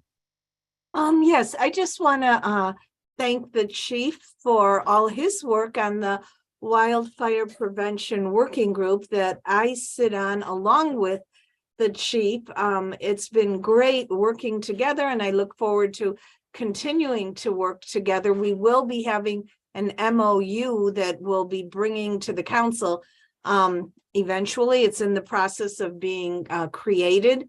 And the whole purpose of this is to do a regional, while as Councilmember Banna knows well, since she was one of the community members back before she was elected that advocated for this, a regional effort will indeed help the cities, counties, other agencies work better together in a more coordinated way. Plus, when we're talking about budgets, it will help us jointly as a coordinated group, regional group, apply for grants. So I think it has a real benefit there. So I just wanted to highlight that. I want to thank finance, because finance is helping to an invoice for this creation of a small $3,500 invoice for Richmond's share of creation of this MOU. Finance is processing. So thank you to finance for that. And also, I have a question, which is in line with what Councilmember Willis asked, and what one of the responses was, his question was, can we reach out to our community and make sure that we bring in Richmond residents for fire careers? And I heard that Deputy Chief Osorio said that a presentation was made at Richmond High recently. I think I heard. Has there a presentation been made at Kennedy, and can one be made? Because I know, you know, there's a lot of folks, a lot of students at Kennedy who, you know, would benefit from that. Yes, and that's something that we could definitely do. That's not a problem. And you know, I'm not versed enough yet as of yet to know all the high schools, but that's something that definitely is doable, and definitely we can. Wonderful, thank you. Also, to just your comment, Councilmember McLaughlin, on the MOU for, you know, you know as better than anybody else that this has now been somewhat of a long road for us. But and I just want to make the council, everyone aware that this MOU and moving forward with this, you know, this process is important for Richmond, because, you know, some of the other people that are pushing back on this, or jurisdictions or cities, they don't really need this, and now they'll have to share a piece of the pie, and this will benefit Richmond greatly, because you know, a position that I have as a fire chief is that I see what we can do in our limitations, and I'm a realist about that. And so this is a good thing for Richmond. It'll allow us to do things that we could probably never do here in terms of fuel mitigation, which is important. So together, I think with the Fire Safe Council, that would cover most of what is needed for the city of Richmond. So I just want to make everybody aware of that. And thank you, Councilman McLaughlin, for your participation and support in this process. Of course, thank you. Councilmember McLaughlin, just so you know, Kennedy High School sent a large group and did a station visit and kind of a job familiarization at Station 64 in Crescent Park last month. Oh, wonderful. So we do the events with them. Richmond High had a more of an occupational class set up for different types of jobs they could pursue. And so that was why we've gone there more often, because they've kind of organized that annually. But we did do a large visit from Kennedy last month. Wonderful, thank you. That is great. Councilmember Robinson. Thank you so much. I just always love to hear about all the great work the Richmond Fire Department is doing. Really amazing work, hard work, and a lot of pressure on the fire department right now. And I want to just recognize that you guys are doing great work under difficult conditions in terms of not having enough staff and stuff. I do have one question. Some concerns were brought to my attention. I just wanted to make sure that I understand them correctly and I have the right information.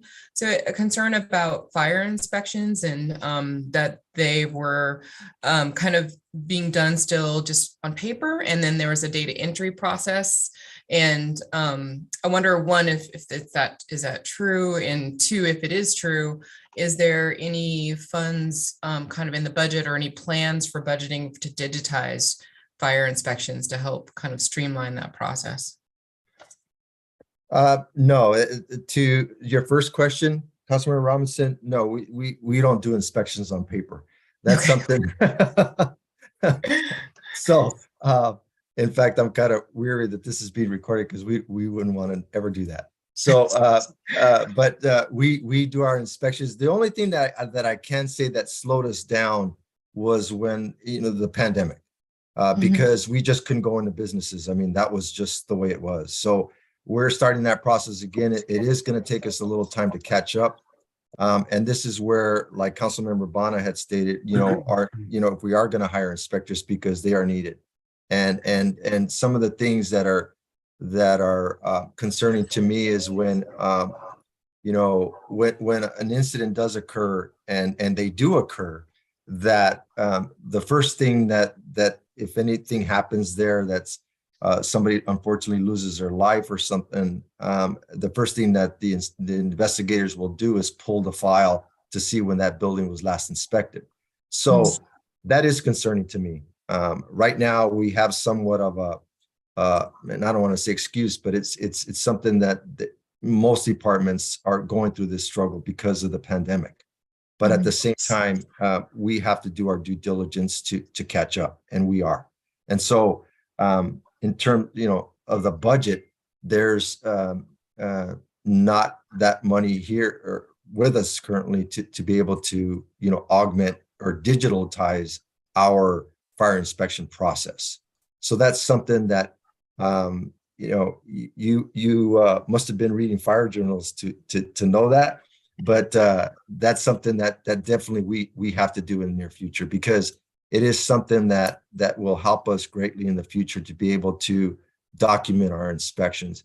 And there's platforms now that go along. When we talk about our CAT system at the Richmond Communication Center, I want to eventually get to the point where there's platforms now that all of this is on one platform. The inspections, the dates, the hazards, all this could be accessed through that platform. So that's the direction that we want to move into. But of course, that funding would have to be in place in order for us to do that, which we'll have to ask for. I appreciate your answer. Thank you. And I look forward to meeting with you very soon. Yeah, let's do it. You got it. Thank you. Thank you. Councilmember Jimenez. Yeah, thank you for the presentation. I just wanted to move along with the inspections, just kind of like a little bit of data. How many inspections do we, how many buildings we had to inspect, and how many of them we actually are inspecting every year? And in order for us to be more efficient to do the inspection, what is the staffing that it will be required to really do, or to be on top of that? And then the other part that I want to see is, after these inspections are done and some of the funding is that they are not complying with the regulations, what is the following up, and who does the following, and people get fined, and how much that brings to the city is. So just kind of like more data about the inspection program I would like to know. The amount of building inspections that we do, that's information that I would have to get back to you on. I don't have that off the top of my head. So I would inquire with our fire prevention division to get that for you. That's something that I could get to you at a later date. In terms of funding, like I had responded to Councilmember Robinson, that's something that we are evaluating right now to put into place for the amount of inspectors that are needed. We have that information, but in terms of the numbers, we don't have that as of yet. And then the compliance is something that I can comment on in terms of that. When we write an inspection report and the business is not in compliant, there's a period that we allow them to fix or correct the violation. And there's a period there that if they don't comply, then we, they do get fined. But we really don't, we like to work in partnership with our businesses. We don't want to run them out of business. So we work with them so that, as long as we see that they have an honest effort on being compliant, then we will work with them. And that's the way to do business, because we don't want to come in with a hard, fast rules or compliance and finding them and eventually putting them out of business. It's not good business for the city. It's not a good reflection on the fire department that we're not working with these business owners to be compliant. And so it eventually does get to the fine, but we try to do everything we can to assist them in being compliant. Well, I glad that I hear this, and I think like what is missing from your presentation is the data. I think like the data about all the questions that I asked. So I am looking forward to getting the data to see like how many buildings are needed to inspect, how many actually are being inspected in the year, how many compliance the Richmond the department works, and how many of them actually comply and how many then get to a fine, because this is kind of like the last resort. And I am glad that you're saying this is the last resort. But all of this information, it will be great to have it and data information is really important, at least for me to know. So thank you. You're welcome. Thank you, Councilmember Jimenez. We have a lot of condemned public properties in the city of Richmond. Do you know approximately how many we have and how we plan to deal with them, since they often pose fire hazards? I don't think I understand your question, Mayor Martinez. Yeah, my question is about condemned public property. Okay. So I was wondering how many condemned public properties we have and what our outlook is on dealing with them. Well, I don't have that number for you tonight. That's something that, like Councilmember Jimenez, we would have to get with you or get back to you on. But in terms of it being condemned, that's not something that we do unilaterally. That's something that we work with code enforcement, planning, and also even public works. Mm-hmm. So it's a collaborative effort when we condemn a building or red tag a building or business. So it's not something that the fire department just goes out and do. We have the authority to do that. Right. And we've done that in the past. But again, it's something that it just doesn't include us. It includes other city entities to do that. Okay, thank you. It's a process. Mm-hmm. A process that includes other departments. Yes, very much so. So I know this is, every time I get interviewed by newspapers, they're always hounding me about the cost of pensions. So can you, and I know that pensions is a major issue for all cities, you know, because we have more people retiring and you know, it's and you know, people deserve those pensions. So you know, I'm not saying that we should do away with them. I think we need to figure out some way to fund them. But can you, and I guess this is out to both police and fire, can you give me an idea of how much the pension is costing the city? Well, in our budget, the salaries and the wages is really all I have the number for.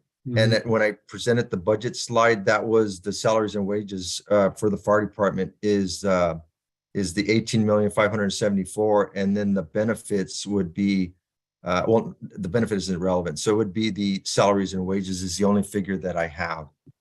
When we get into our budget, that's something that the way it's done here in Richmond is that and by all means, I had to learn that too when I came here, is that that's usually handled by finance, not the budget. When we turn in our budget, that's not included in our budget request. So this would probably be a question that I should be asking the city manager. I would let her answer that question. Okay. Hi, Mayor Martinez, do you want to restate the question? Yes, I was curious as to how much pensions are costing the city of Richmond, the fire and police pensions. I don't have that number off the top of my head. I do have CalPERS and OPEB unfunded liabilities, but I think it would be prudent for us to have that conversation with some context.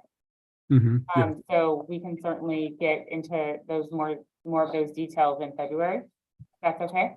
Yeah, that's fine. That's fine. Thank you. Thank you. So so I guess this is a point where we have the public comments.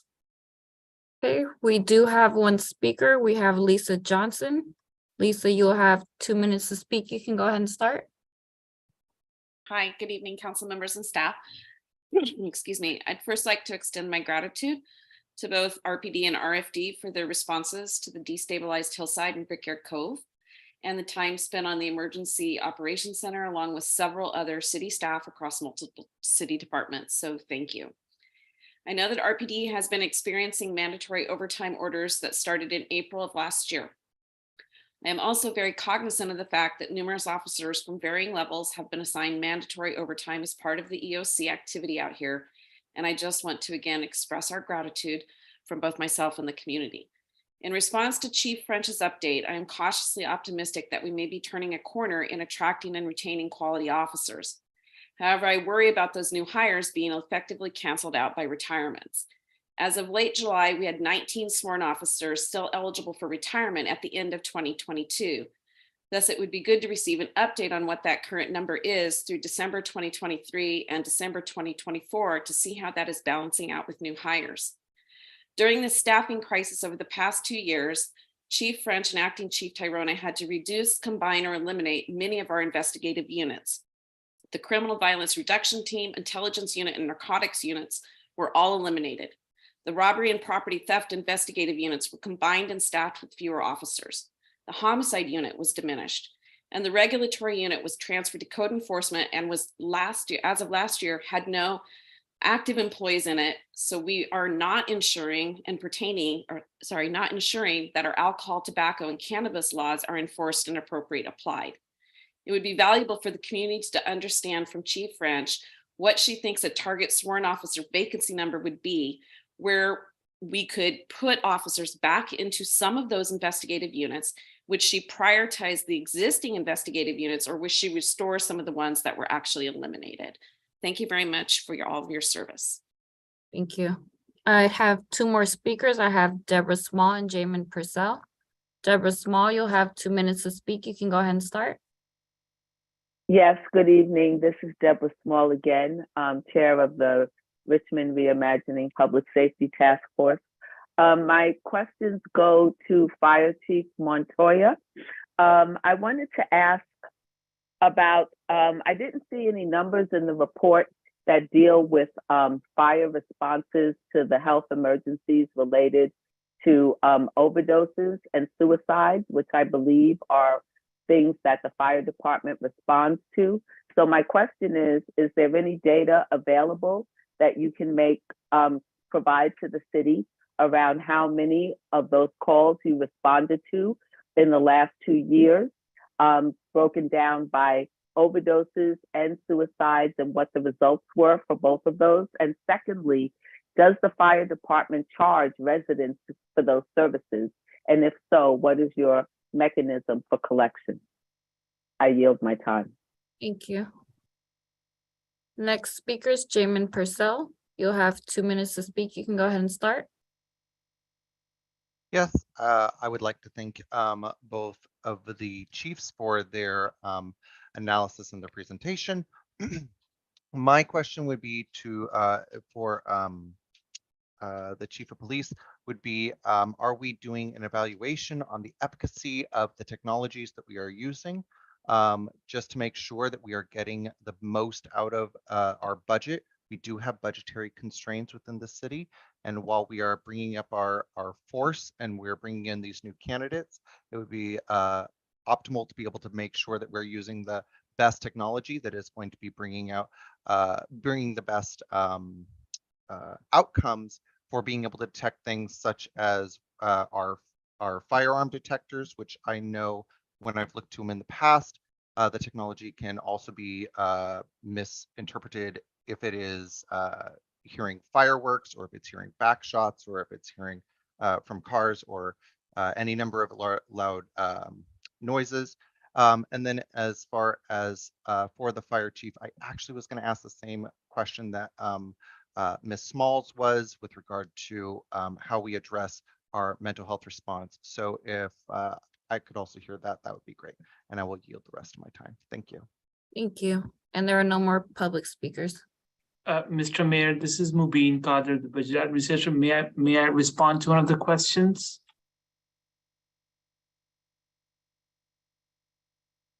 There was a question about the unfunded liability of police and fire. So the total unfunded liability as of June 30, 2021, actuarial study, it is $166 million. That is the unfunded liability on the police and fire pension.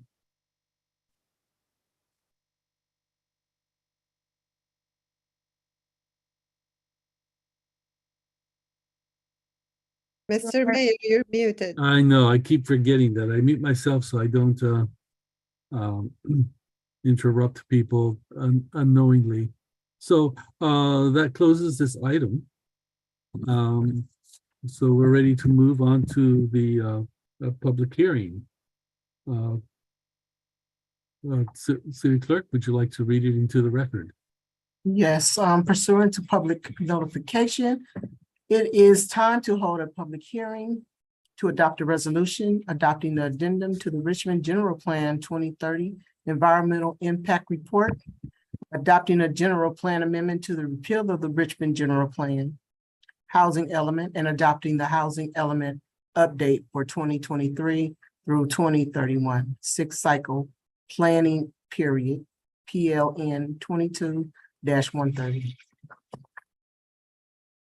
Okay, thank you. And correct me if I'm wrong, but in a public hearing, speakers get 3 minutes. Is that correct?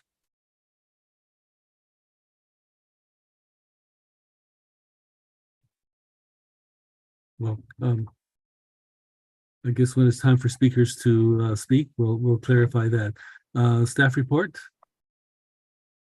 Yes, good evening, Mayor Martinez, council members. I'm Lena Velasco, the Director of Community Development. We're excited to bring forward to you all consideration of the housing element update, which will cover the 6-cycle planning period. With me this evening, we have Andrea Villaborel, who is the project planner, as well as representatives from the consultant team, Jen Murillo from Lisa Wise Consulting, and Margareta Lynn from Just Cities. who's their executive director. So we're excited to be able to do this presentation this evening. Next slide, please. So just as a quick summary before I hand it over to Jen, we will give a quick introduction of what is a housing element. It's one of the required elements of a general plan. We'll provide a summary of the community engagement methods that we employed in this update, as well as provide an overview of what the housing element contains.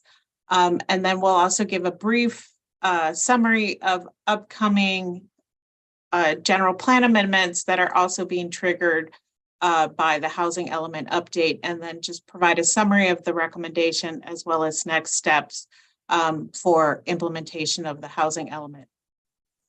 So with that, I will hand it over to Jen. Thank you. Thank you, Lena, Mayor, council members. I'm happy to be with you tonight. So briefly, the housing element is a requirement of state law. It is prescribed by state law in terms of what it includes and how often it must be certified. It is a unique element of your general plan in that regard. It is required to be certified or approved by the State Department of Housing and Community Development, or HCD, and it assesses the housing needs and conditions within the city. And then it shows how the city will plan for or accommodate its fair share of housing.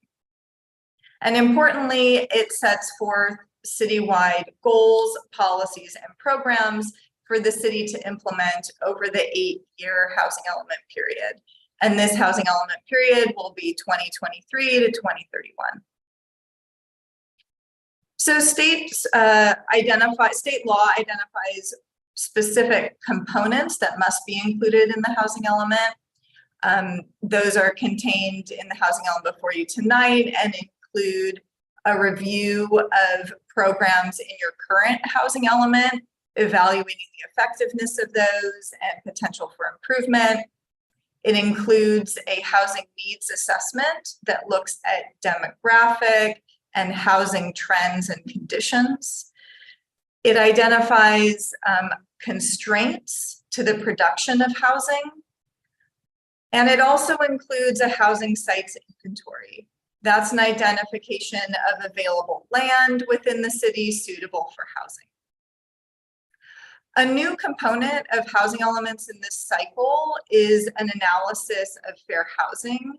It's an extensive component, and Margaretta Lynn will speak to affirmatively furthering fair housing in just a few slides, how that was addressed. The housing element includes an identification of resources, both financial and programmatic, to support housing. And then public outreach is a really crucial component of the development of housing elements, and Margaretta will also speak to how that was tackled with this effort. So lastly, and very importantly, is the implementation plan, your goals, policies, and programs, and we'll talk about that tonight. So this process has been ongoing for about a year, and throughout this year, we have had opportunities for engagement throughout. And I just want to highlight 2 milestones over the last year. One is the release of the draft housing element. It was released for public review in October. There was a 30-day review period. And after that, we took comments received and revised the housing element and submitted it to the state, to HCD in December. So the housing element is currently undergoing review with the state. But we are moving forward with our hearings tonight to be able to have adoption action ahead of the deadline of January 31st. So pending HCD comment on the housing element, any necessary revisions would be made, and we would follow up with any additional hearings as needed. So with that, I'll pass it over to Margaretta Lynn from Just Cities. Great. Thank you, Jen. This has been an incredibly exciting process in the city of Richmond. I believe that working in a very collaborative way, we have produced for the city of Richmond a state North Star when it comes to the housing element and affirmatively furthering fair housing. For the first time, the state of California has required that all jurisdictions examine the history and current impacts of racism and other forms of discrimination in housing. And that is what is known as affirmatively furthering fair housing, to assess the issues and then engage in what's called meaningful actions to actually solve for those historic and current problems. Next slide. As Jen said, a key component is around community engagement. And with the housing element, with other forms of planning, the state is requiring jurisdictions to, instead of doing the traditional check the box on community engagement, to actually do it in a way that we call transformative community planning, right? So how did we engage in this model process in the city of Richmond? Well, number one, we worked with the existing housing justice organizations, groups like ACE and Richmond Land and APEN and SOS and Richmond Neighborhood Housing and so many other great organizations. So we started with their wisdom and their understanding. Then we met people where they are and had these deep listening sessions. We listened to about 50 different residents who are unhoused, undocumented, and young people, folks who are rarely at the planning table when it comes to these kinds of housing policies and plans. We also created a resident advisory council, and it was an open application process, a citywide application process, and had the diversity of Richmond represented and meeting with us on a monthly basis so that they could weigh in on all the different aspects of the housing element planning process.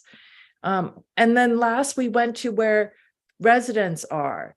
And so attended events like the Juneteenth celebration, so we could be where Richmond gathers and talk to them about their housing needs and great ideas for solutions.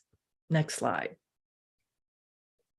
And then we took all that information and incorporated into the fair housing component and the housing element, as well as integrated it into the different parts of the housing element before you.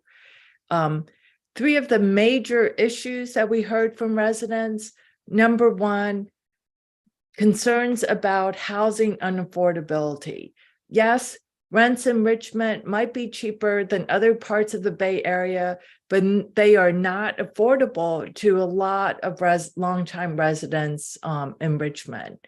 Concerns about racialized displacement because of housing unaffordability issues. Concerns about substandard housing and living in overcrowded living conditions. Last, concerns about escalating homelessness because of these compounding issues as well. Next. And I'll tag Jen back in. Thank you, Margaretta. Thanks so much. So now I'll speak to the content that is represented in your draft housing element. We have it organized into the main document or body of the housing element that contains your housing plan, where the goals, policies, and programs are laid out, the heart of your implementation plan.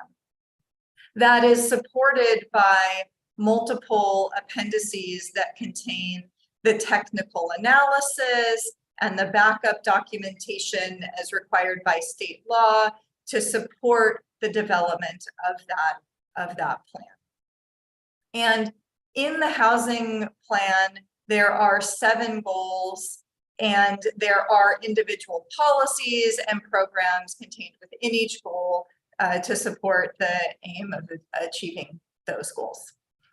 Before we get into talking about specific programs, we do want to talk about the housing sites inventory, which is contained in Appendix B to the housing element. The sites inventory component of the housing element is created to address the regional housing needs allocation, or the RHNA. The RHNA is the amount of housing that every jurisdiction in the state must plan for in their housing element. And Richmond's RHNA is 3,614 units. That is the number of units at the specific income levels identified that the city must show it has capacity for producing or accommodating. The site's inventory is comprised of 3 categories, 3 methods of demonstrating that the city can accommodate the RHNA. Those are sites, that's available land within the city. Pipeline projects, so meaning projects that have been entitled, approved by the city, yet to be built, or projects that are under review. And then potential development of accessory dwelling units, or ADUs. Now, the sites, the available land in the city is primarily composed of vacant land within the city that is zoned for residential. So this is simply identifying land that is already zoned for residential with that existing zoning, the extent of units it could accommodate. And the sites inventory is developed with heavy guidance and regulation under state law and guidance from HCD. So in using that, we're able to not only identify available sites, but be able to identify at what income level and how many units of capacity we can assume for those sites. So for example, under state law, we can identify a potential vacant site that's zoned for residential as lower income capacity if it allows for more than 30 or at least 30 units per acre and is a ½ acre in size. Starts to get a little technical, but there are these parameters that state law establishes for us to identify available sites. So we've followed those requirements and have produced a site inventory for the city. And what we have found with utilizing these 3 methods to identify capacity for the RHNA is that the city does have available capacity to accommodate the RHNA. So in terms of accessory dwelling units, those are forecasted based on building permit trends over the last few years and projecting those forward, also consistent with state methodology. The entitled and proposed projects are pretty straightforward. Those are the ones that are approved or in process, and then that site inventory. So what's important to note is that under each of those income categories, you have more than your RHNA, you have surplus capacity, which is a relatively, it's a good position to be in. You're not in the position where you are necessitating rezoning land to accommodate the RHNA. You're stating that within the city's existing zoning and framework, you can accommodate the RHNA that has been allocated to the city. So on to the goals. As I mentioned, there are 7 goals. We will talk about a handful of programs under each goal, but there are over 80 programs in your housing element. You have a robust set of programs here, so we can't cover them all, so we'll touch on just a few under each goal. The first goal is to promote new housing construction to create more equitable and affordable options in the city. Some programs under this include the Hilltop Horizon Specific Plan, completing that specific plan to accelerate housing production in the Hilltop Mall area. Facilitating and incentivizing other housing types within the city, and looking at doing that through the Livable Corridors form-based code. That effort will be coming back before, I think, before the council in the next few months, and that's focused on the area of McDonald, 23rd, San Pablo Avenue. And then a program on minimum densities, analyzing and increasing the minimum densities in multifamily and mixed-use zones to ensure the estimated or anticipated densities in your site inventory will be achieved. Under the second goal, we have facilitating different housing types to accommodate below market rate units and create mixed income inclusive neighborhoods. So some programs under this goal are continuing to implement the inclusionary zoning requirement commercial linkage fee, but to regularly assess the effectiveness and to ensure that the desired outcomes are being achieved. Also facilitating those ADUs, developing a set of pre-approved building plans for ADUs that can reduce the time and cost for folks to come in and get a building permit to build an ADU. And similarly, a plan for pre-approved small lot home plans that would have floor plans and guides for homes on small lots to facilitate those in the same manner as ADUs. Under goal 3, removing constraints to the development of housing. This is largely focused on zoning related constraints and process. So updating design review findings and holding training sessions for staff and review bodies to reduce the time to process applications. Conducting interviews with housing developers to ensure improvements to the process can be implemented, streamlined. And one way to streamline processing is to establish objective design standards. So there isn't subjectivity, as much discretion and interpretation during review. So the Livable Corridors form-based code will include those objective design standards to give certainty and clarity for housing projects coming forward. Goal 4 is to create housing opportunities for people with special needs. A few of the programs here look at continuing to compete for funds and funding that is specifically targeted to housing and services for people with special needs. The homelessness strategic plan is an important effort, and we've reflected that in a program in the housing element. That strategic plan is underway right now, and that's going to be a critical effort to identify strategies and partnerships to be able to effectively address the needs of Richmond's unhoused. And then lastly, supporting existing organizations that work within the city to provide shelter and services for the unhoused, but also to support other organizations that are coming in seeking funding and looking to provide those services and housing. Goal 5 is to conserve and improve existing housing stock.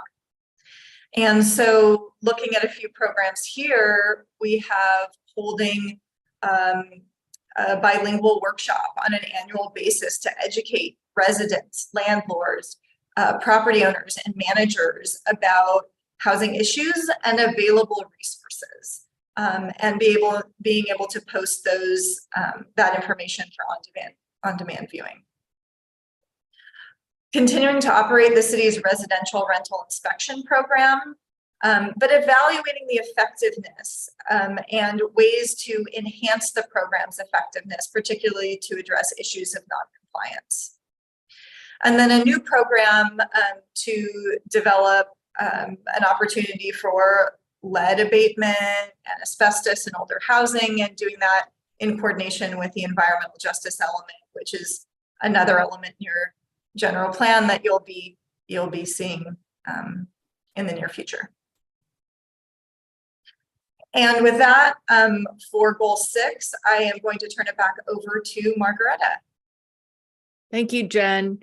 So a new state requirement for the fair housing section is a very detailed set of activities with measurable outcomes.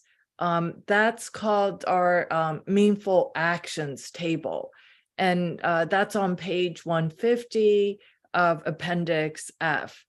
The state will hold cities accountable to meeting those very concrete activities, timelines, and outcomes. And so it's very important to us that we're helping the city set yourselves up for success. And that a starting place with that is, from our assessment, the level of housing need and also opportunities far exceeds city staffing. That the city of Richmond has 2 full-time staff people in your housing department. That is not enough for the city to do everything it needs to do regarding housing problems as well as opportunities. We're currently looking at new public financing solutions to help Richmond get there in a way that does not involve more burdensome taxes on your lower income homeowners. And that's research we're doing with some of my students at the Goldman School this semester for the city. The city has Richmond land. That's a great asset because we can hold down land for affordable home ownership opportunities for lower income residents. And land has been mapped through the site's inventory to identify specific properties that could potentially be used for the land trust.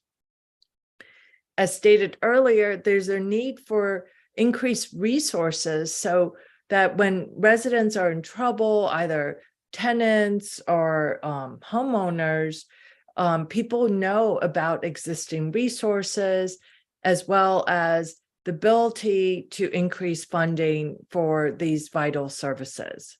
Next slide. Other major priorities that residents have identified include a housing reparations fund. And that's going to take some time because we're living under the constraint of Prop 13. So there's a way to get there, but it will involve partnership with the city attorney's office. And then locating the limited resources that the city has on the neighborhoods that are hurting the most. So we know what those neighborhoods are because of lived experiences. And then through the housing element, we have some great data that validates our lived experiences. So through these maps, through the data, we can hone in to those specific neighborhoods and invest limited resources around anti-displacement and other housing opportunities. And in fact, these neighborhoods have had significant investments around your green infrastructure resources. Last, the idea of having a housing equity roadmap, similar to what we did for the city of Oakland, which enables the city of Richmond to take all the great ideas that are very general in the housing element and translate that into action, actionable policies, ordinances, new funding, and other resources for the city to be able to actually fulfill and be in compliance with its new meaningful actions. And I'll turn it back to Jen. Thank you so much. The last and final goal we have is encouraging energy and resource conservation and sustainability.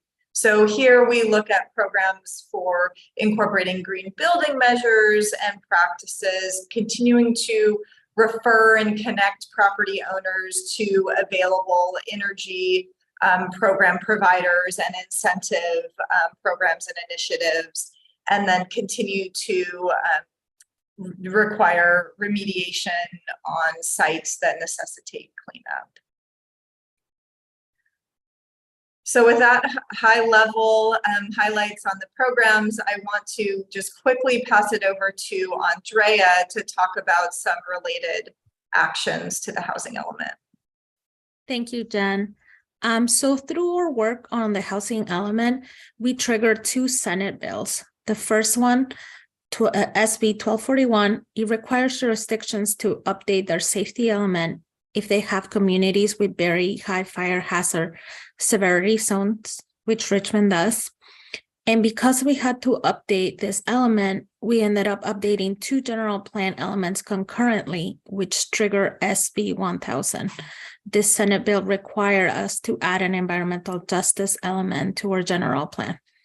This work will be presented at a later meeting to both the Planning Commission and City Council in the upcoming months. And I will pass it back to Jen. Thank you. So now we'll wrap up with the recommendation and next steps. So the Planning Commission held a hearing on the housing element earlier this month on January 5th. And the Planning Commission's recommendation to Council was that the City Council adopt the EIR addendum, which is the required environmental review for the housing element, to adopt that, to repeal the current housing element, the 2015 to 2023 housing element, and adopt this updated housing element with 3 revisions. The Planning Commission recommended adjusting the timelines for 2 programs, the program related to minimum densities and the program related to development impact fees. And then a third revision of incorporating language related to maintenance of multifamily common interest developments. Those revisions have been made in red line strikeout and have been included in your packet. So relatively minor changes that we folded in for your consideration. And so based on that, the recommended action for Council tonight is to adopt that addendum to the general plan EIR, repeal the 2015 to 2023 housing element, adopt the 2023 to 2031 draft housing element, and then authorize the city manager or designee to make technical changes or other non-substantive edits necessary for HCD certification. So for our next steps, we're going to proceed with the HCD review process. We will expect comments no later than the beginning of March. So pending those comments, as I mentioned earlier, we'll make any necessary revisions to the housing element and conduct any our follow-up hearings as needed. So we really appreciate your time. Thank you for listening to us talk about the housing element. We're excited to be here and are happy to answer any questions. Thank you. Thank you so much. I'd like to remind council that we have 15 minutes before we will have to extend the meeting. So if we can be succinct, it would be much appreciated by everyone.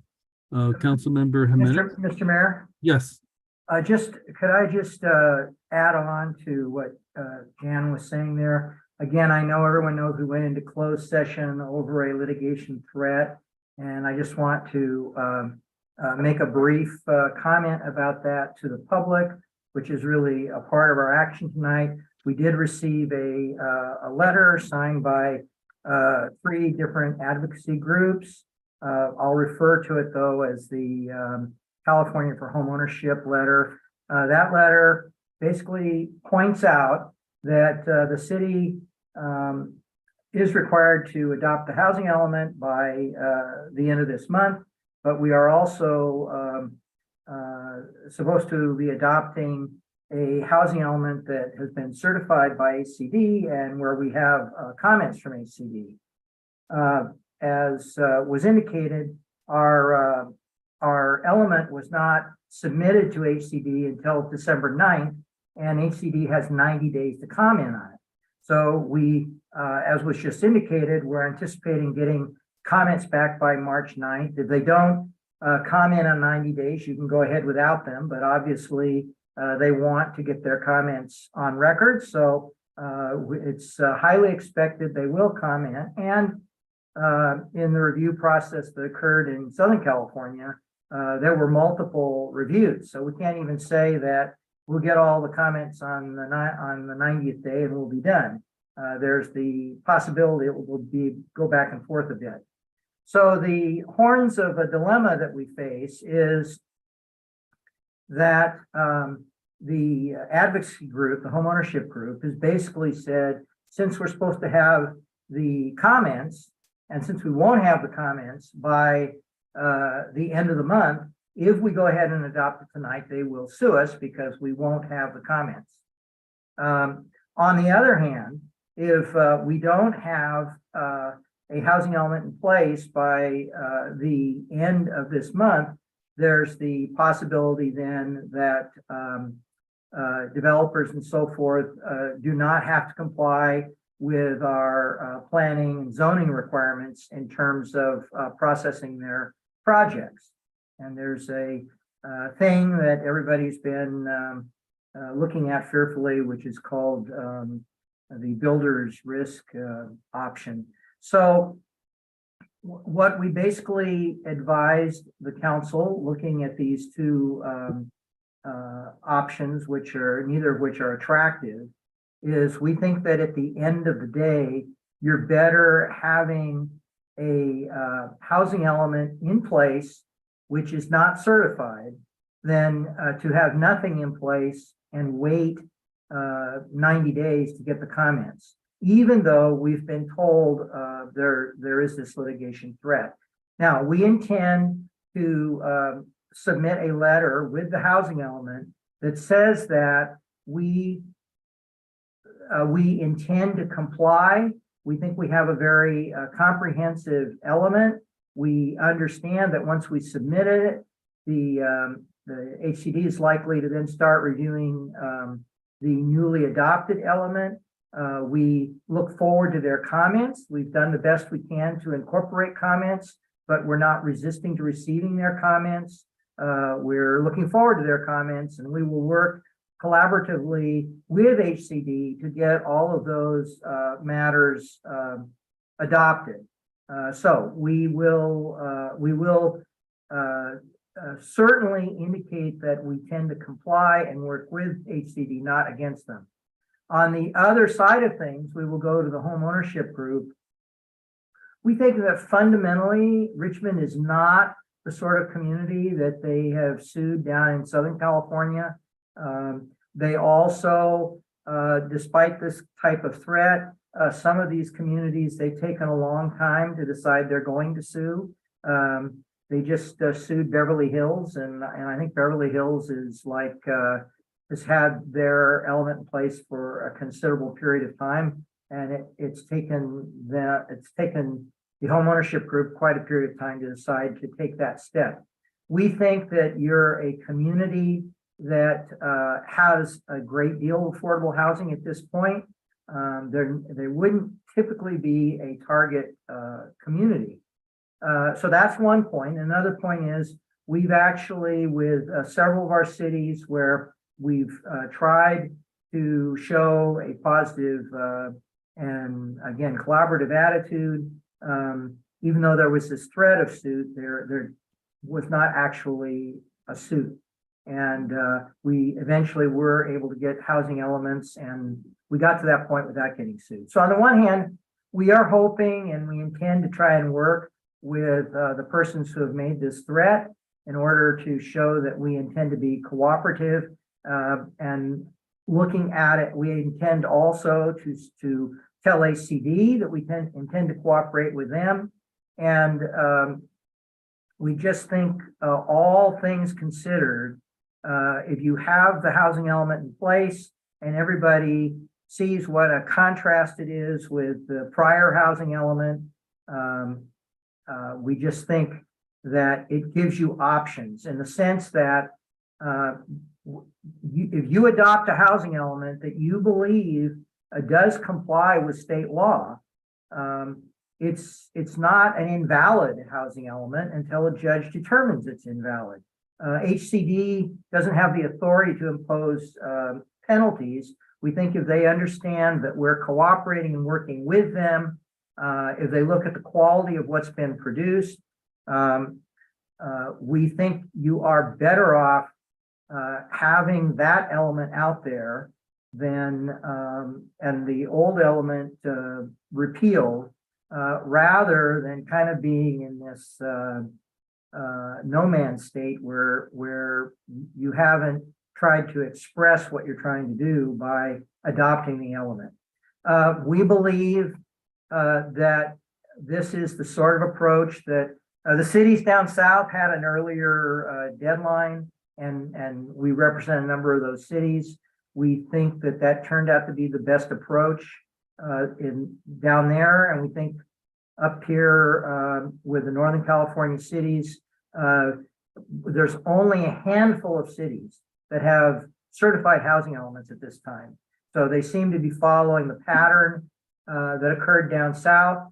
And most all of the cities that we've talked to up here seem like they're going to follow the same approach. So I may be making this sound like it's an obvious, clear decision. It isn't. It's a complicated decision. I think having so many people not having reached the deadline at this point shows that even though the state tried to spread this out so that all cities didn't have the same deadline in the state, I think it has turned out to be a huge task to put together a housing element with all these different elements in it. And if you look all over the state, there's very few cities that have met their deadlines. So they may have given us too much to do, or they didn't give us enough time to do it. And I think the factual record speaks to that. So I think your staff has worked hard, the consultants have worked hard. We've ended up in a spot that we wish we weren't in, but we think that the best thing to do at this point is to go forward with the adoption of this element, which is why we are happy that we had this presentation, and we think it's important to take this step tonight. So I'm happy to answer questions, and it looks like we're close to the witching hour. Yes, we are. And just so we don't interrupt a train of thought, I think it would be best to suspend the rules and ask for extended meeting. So Mayor Martinez, Yes, we can ma'am. extend the meeting until 11:30, and then we can suspend the rules. Okay, all right then. Well, so I'd like to entertain a motion to extend the meeting to 11:30. I made it. Motion to extend to 11:30. I seconded. Okay, motion made by Councilmember Willis, seconded by Councilmember Jimenez. Can we have a roll call? Yes, Councilmember Urbana, Yes. Councilmember Jimenez, Yes. Vice Mayor McLaughlin, Yes. Councilmember Yes. Robinson, Yes. Councilmember Willis, Yes. Councilmember Zepeda, Yes. and Mayor Martinez. Yes. The vote is unanimous. So now we can get on to questions. Councilmember Jimenez? Yeah, I just wanted to say thank you, first of all, to Director Velasco for the leadership that you have provided here. I think this has been a a work of love for Richmond, and you are showing that in this work. I wanted to thank also the other staff who has been really involved and leading this work, and the consultants, particularly Margareta Lin with Just Cities. I'm very excited about affirmatively furthering fair housing and how we are going to do the roadmap to really implement all these great ideas to really start supporting more our community, and particularly low-income communities and communities of color, to prevent displacements, to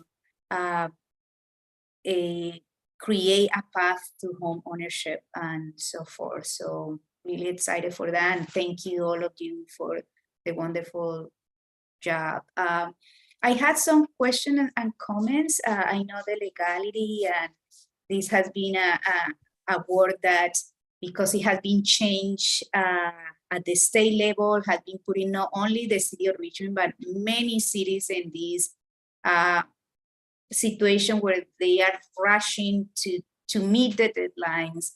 But we understand that this is kind of like outside of the city and all this litigation that we are going to, or experiencing because of that. So my questions are, so I noticed that Richmond doesn't have a high opportunity areas. It's only a medium opportunity areas. And what are the opportunity and challenges that this bring to the city, not being in the high opportunity area? That is one question. And I am going to just ask different questions so I can get an answer for that then. And that sense of things, I noticed that, for instance, in Point Richmond and Point Richmond, there is no affordable units, and in only 2 units in Richmond Heights. And so my question is, how is the inclusionary zoning working, and how is this helping to get more affordable housing in the higher or in middle income areas? So we just kind of like don't further more segregation, right? And then the other question that I have is about,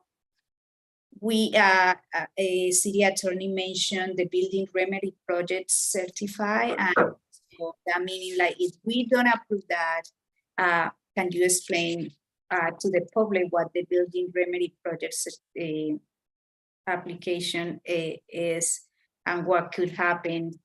And then my last question is that you presented here some things about approving this and approving the EIR amendment.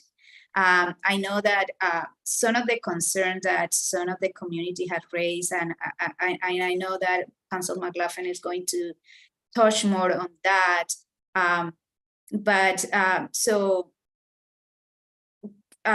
happened if we, like you are saying, we need to approve that? Is that like, what happened if we are feeling like maybe there is more things that we need to work on that? Is we don't approve that, but we approve the rest, or we need to approve everything? And if we need to do that, if there are any opportunities for further revisions and edits? So a lot of questions there, and I hope people are taking notes and start like answering. Thank you. Yes, thank you, Councilmember Jimenez. So I'm going to ask my team to assist on answering specific questions. So specifically with the high opportunity areas, those are defined by the state. And so those come with a very specific demographic of income, housing production. And so those are automatically, we are or we're not. Currently, we don't have any sites in Richmond that are defined as high opportunity areas. So what it does do is it does affect our ability to get certain points on grant applications. It may affect funding opportunities, but I think as we work to create more housing opportunities and implement programs within the housing element, that may change over time. So that's something that we'll work on. Now, in terms of why there are no affordable units identified in the sites inventory within the.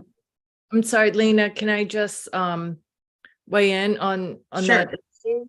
We actually, through my work at UC Berkeley, we are convening a meeting with different state agencies, including State Housing, Strategic Growth Council, that funds the new affordable housing projects. They're coming here in early May. And this is one of the issues we're going to be raising with them.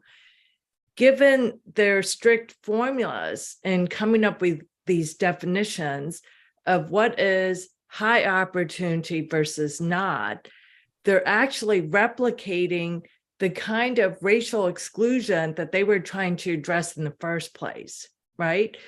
So it's an example of good intentions, but not great execution.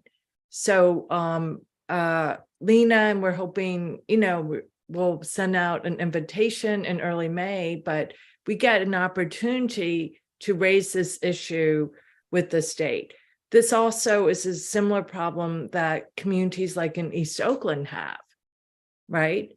So they're at a disadvantage around access to much needed affordable housing for their communities. Thank you, Margareta, for adding that additional information.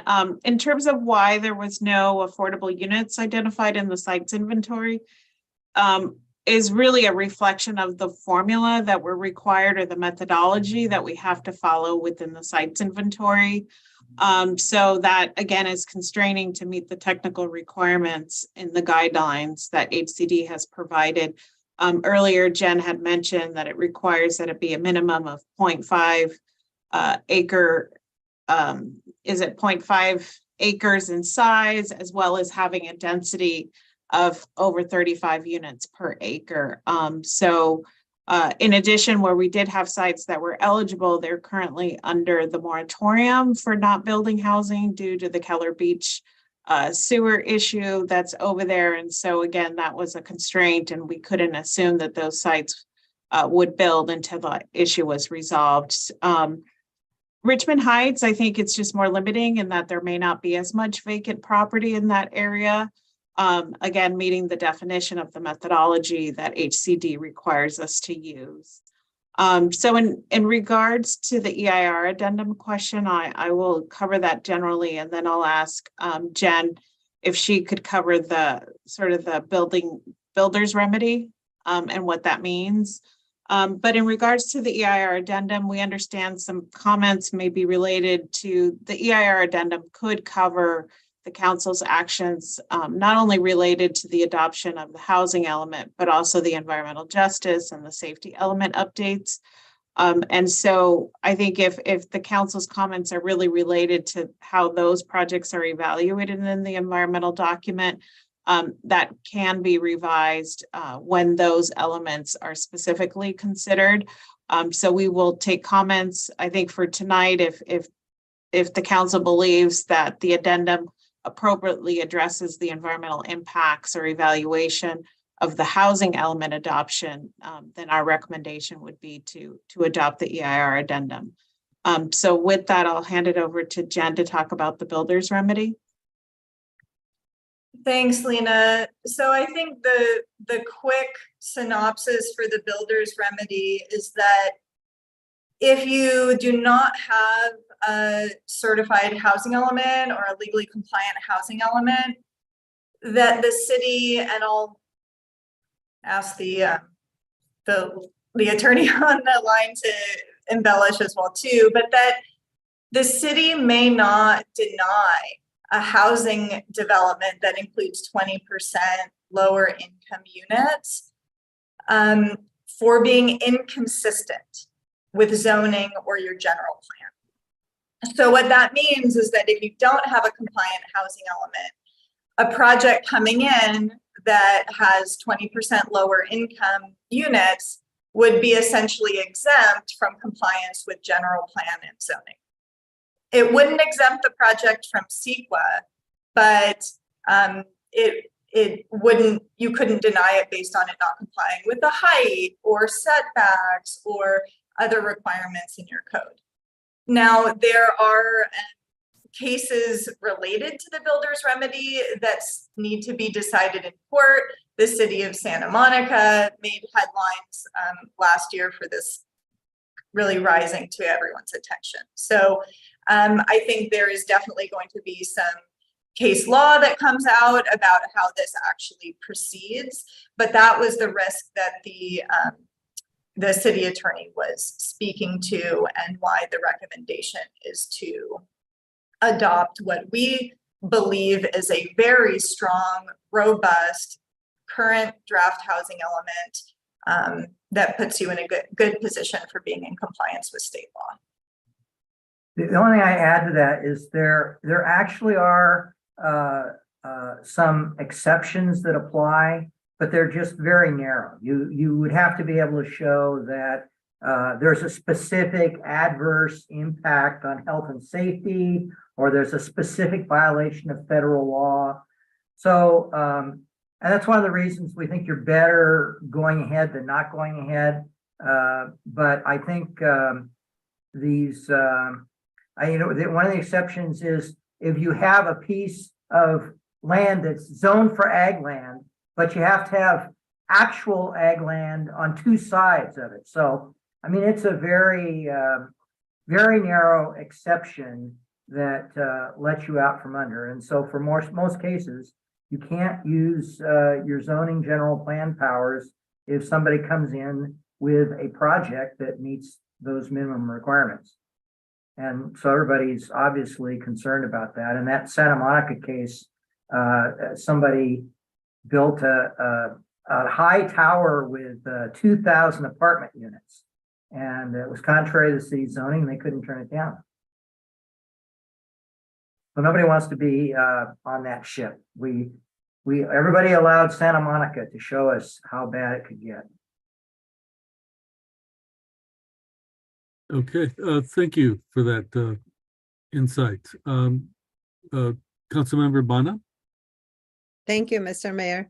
I would like to thank Director Velasco for putting this together. Thank you very much, and thank you for being open to input. I just have a comment on two issues. One of them I already discussed with you, and that is the fact that it does not include any constraints for wildfire or infrastructure constraint for evacuation routes. That is very important because a large portion of Richmond is considered very high fire hazard severity zone. But as you suggested, we can include it in the environmental justice portion of it in the future.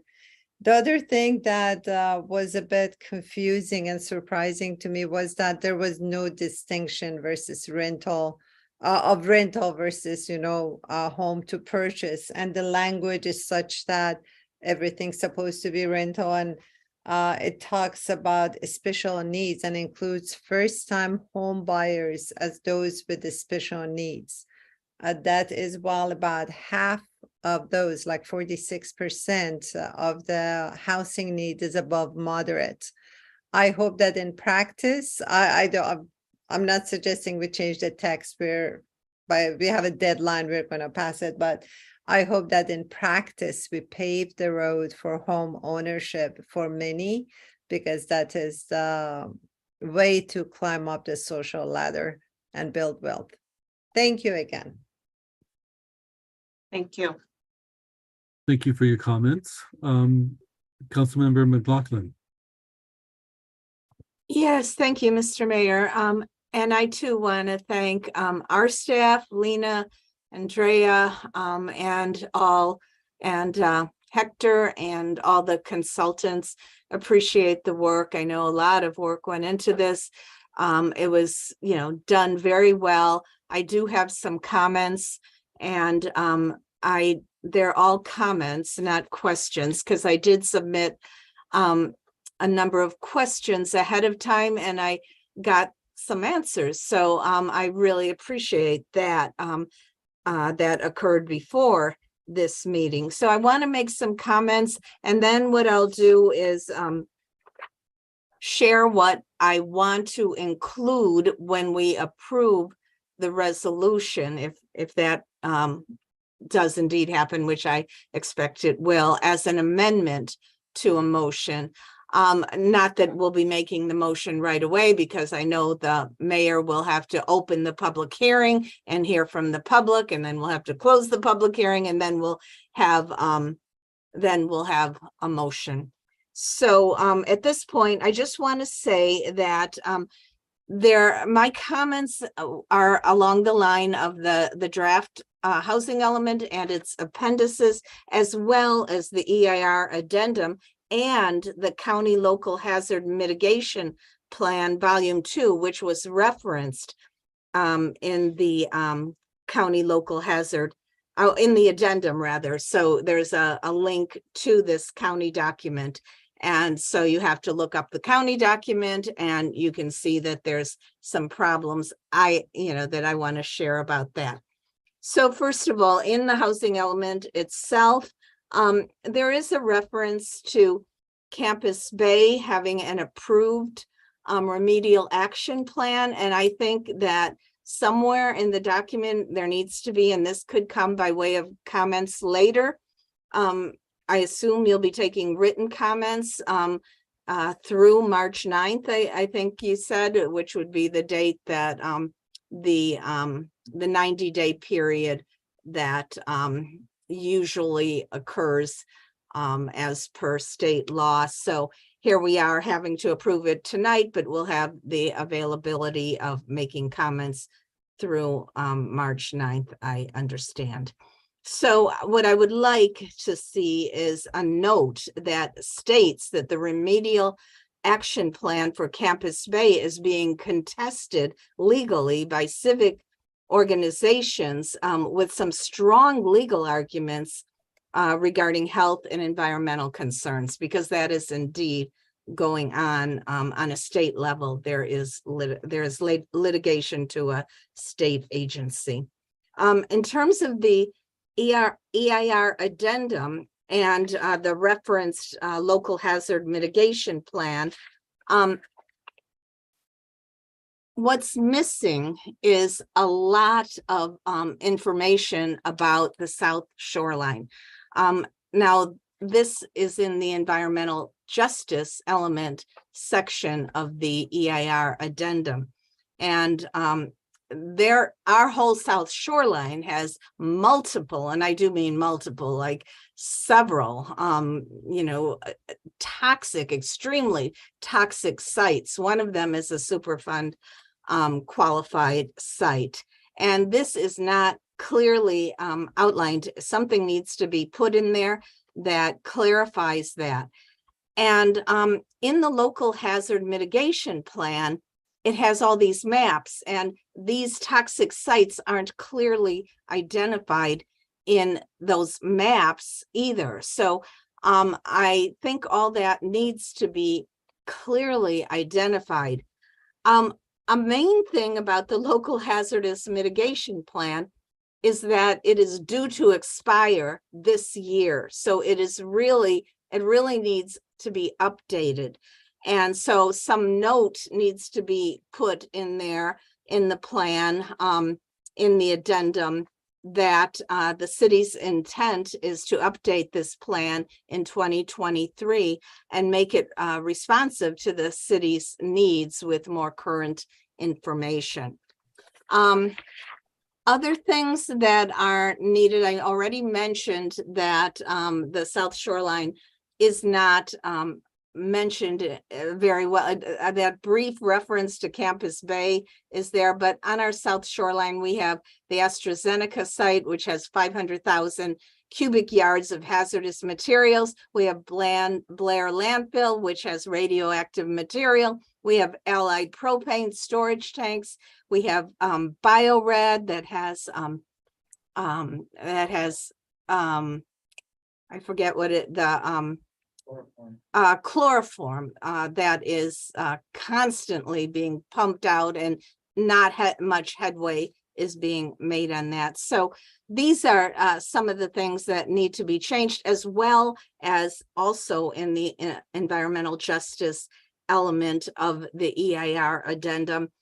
We need to have comments on liquefaction, noise, lighting, evacuation, as Councilmember Vanna referred to, fire hazards, sewer issues, and other, the ban on a moratorium on sewage. I forget how it's referred to, but there is a moratorium in place for sewer hookups. That's the right terminology.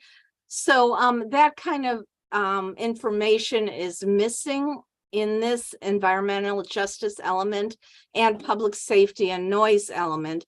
So because there is so many omitted elements or pieces of this, what I will be doing, and I have already discussed this with the city attorney, and he actually recommended it. So it's clearly something that we can do. I think the council will be on board with this, but once we make a motion to approve the resolution, I also want to include an amendment to the resolution, which will basically say that the city council would like to not move forward at this time with the environmental justice element and public safety and noise element, which will be reviewed at a later date, including the impacts in these elements, which will be determined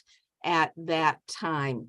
So, I mean, once that we get to that point, I'll make sure I have the language very clearly stated, and that's where I'm at on this. I just really, again, though, I really think the housing element piece of this is done well. I appreciate all the comments and questions asked by other council members, and the answers that were received, I think were quite compelling answers. And so I feel comfortable with approving the resolution. But again, the EIR addendum, the part of the EIR addendum that I'm concerned about is the EJ and the public safety and noise element. So that's it for me right now.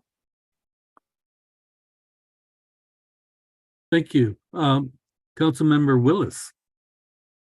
Yeah, thank you. I'll try to be brief. I just wanted to at least mention this for the record because it came up during the housing element presentation in terms of barriers to housing, and I had a lot of feelings jump up because of current personal circumstances that I'm in. But one thing that I've also noticed just kind of becoming a barrier towards housing, and if we're talking about uplifting low income people, or even just trying to deal with getting folks transitioned from homelessness into actual housing, a lot of places that are renting things out right now are requiring you to have some sort of good credit.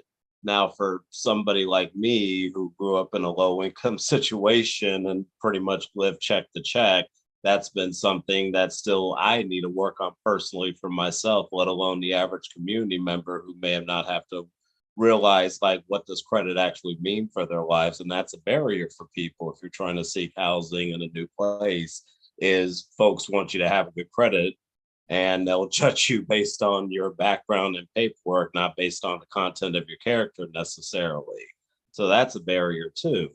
Now, in terms of for homeowners, for me as a council member for years, and as a community member, or even just talking to somebody who I literally, an 80-year-old Black woman who lived in East Richmond Heights in the unincorporated area, was kicked out into the rain by the sheriff's department.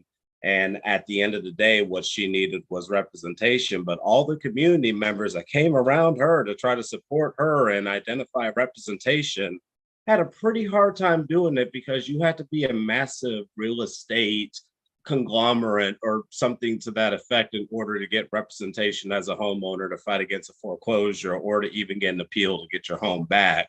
So you have community members versus the whole of the Wall Street hedge fund industry, which pretty much has lawyers on retainer, and our community members are struggling to get attorneys. Now, some areas of Richmond, we're doing better on the tenant end and getting representation. That's good. But if you don't know what your rights are, you're not going to get representation until maybe it's too late or you have an unlawful detainer on your door and the 5-day period passed up. And by the time you get representation, you're already on a list to be evicted. I bring all this up is because we can adopt this housing element, but at the end of the day, we need resources and we do need state and federal intervention to adequately provide for the community the resources they need.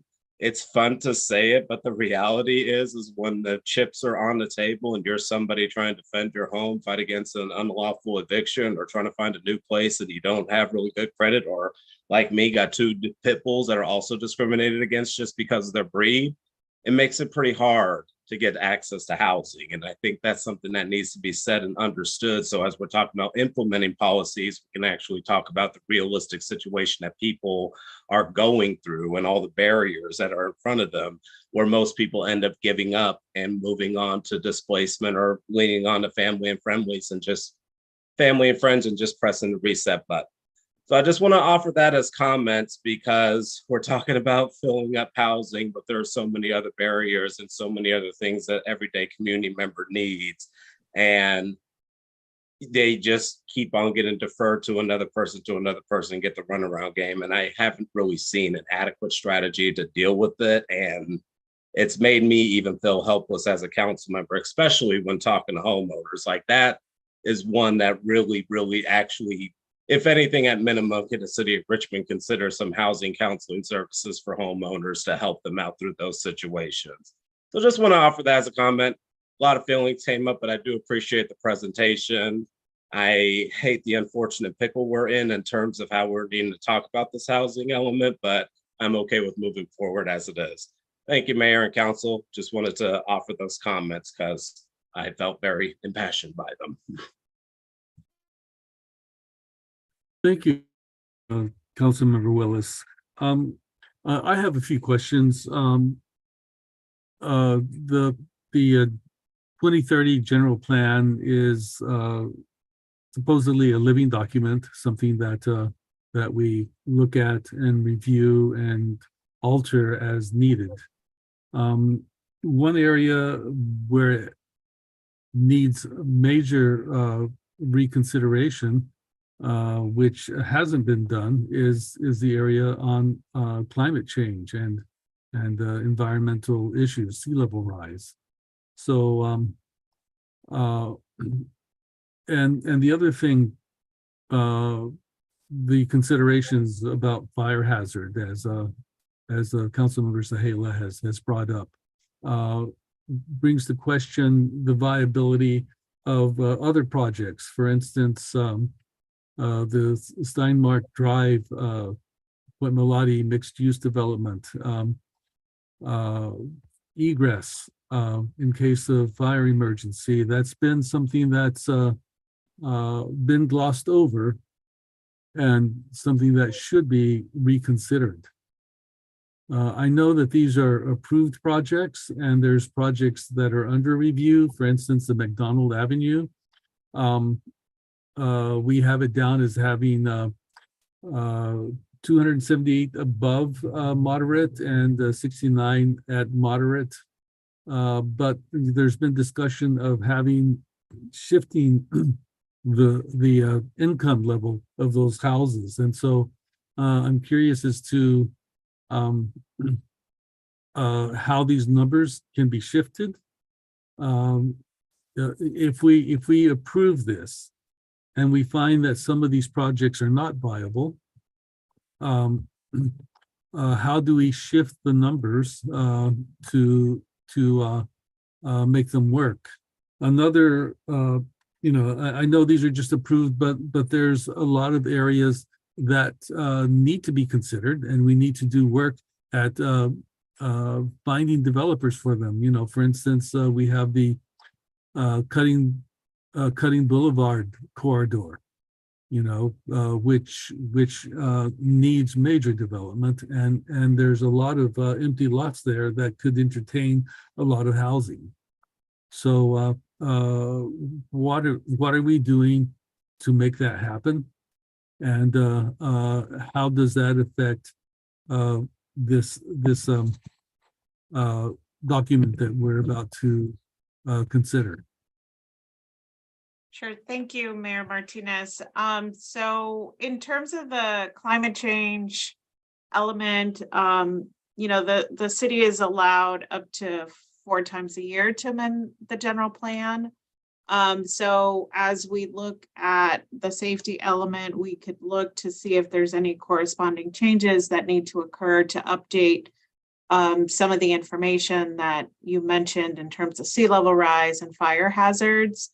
It is something that we've looked at as part of our climate action plan. And so, you know, the general plan may have basic information, but there's more detailed plans that typically will follow as a program implementation method. So we have looked at various climate change risks, which wildfires and sea level rise are, you know, outcomes of climate change, and certainly flooding and more severe storms is something that we've experienced in recent months. So, you know, we've been working with the city manager's office on submitting applications to try to get grant funding to update the climate action plan, and maybe to even develop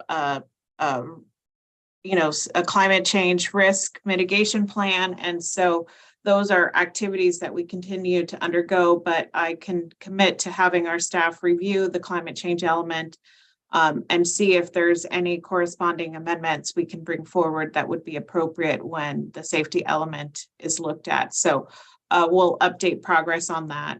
In terms of Stenmark Drive and egress, you know, certainly as part of the safety element, one of the requirements is to look at evacuation capacities for various scenarios. So we will provide a summary of what that looks like in the safety element updates at a future meeting.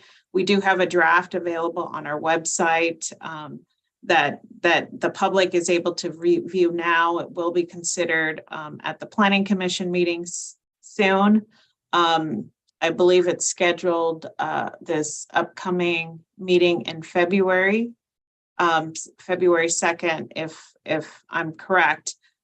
They'll be considering that for recommendation to the City Council. So certainly some of these issues may come up in public comments. In terms of the numbers, what if projects are not being built as we've anticipated?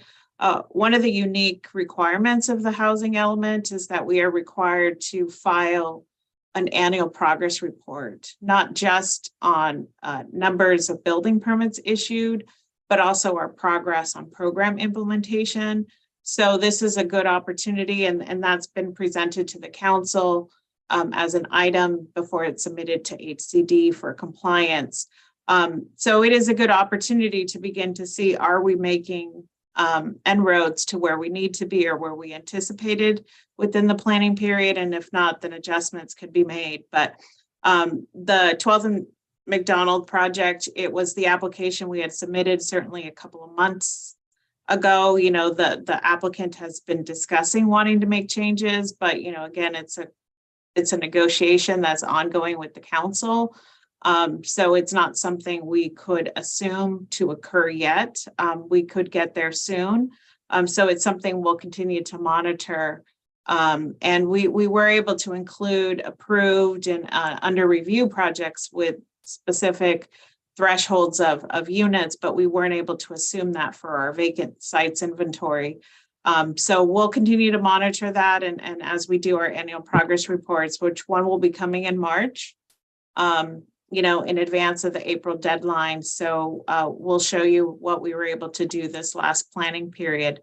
And I believe we do have a program within the proposed housing element that talks about available sites promotion. So really beginning to promote or vacant land that is zoned for, even if it's not owned by the city, but also by private property owners, to really put it out there for those in the development world that are looking to build housing sites. And so that's one of the programs that we'll be implementing as part of this housing element if adopted. Okay, thank you. It's time to suspend the rules to extend the meeting. I'll make a motion to suspend the rules and extend the meeting till the conclusion of this item. A second. Okay, so we have and it requires a majority rule, so we need to have 5 people approve this item. Can we have a roll call, please? Yes, Councilmember Bonner, Yes. Councilmember Jimenez, Yes. Vice Mayor McLaughlin, Yes.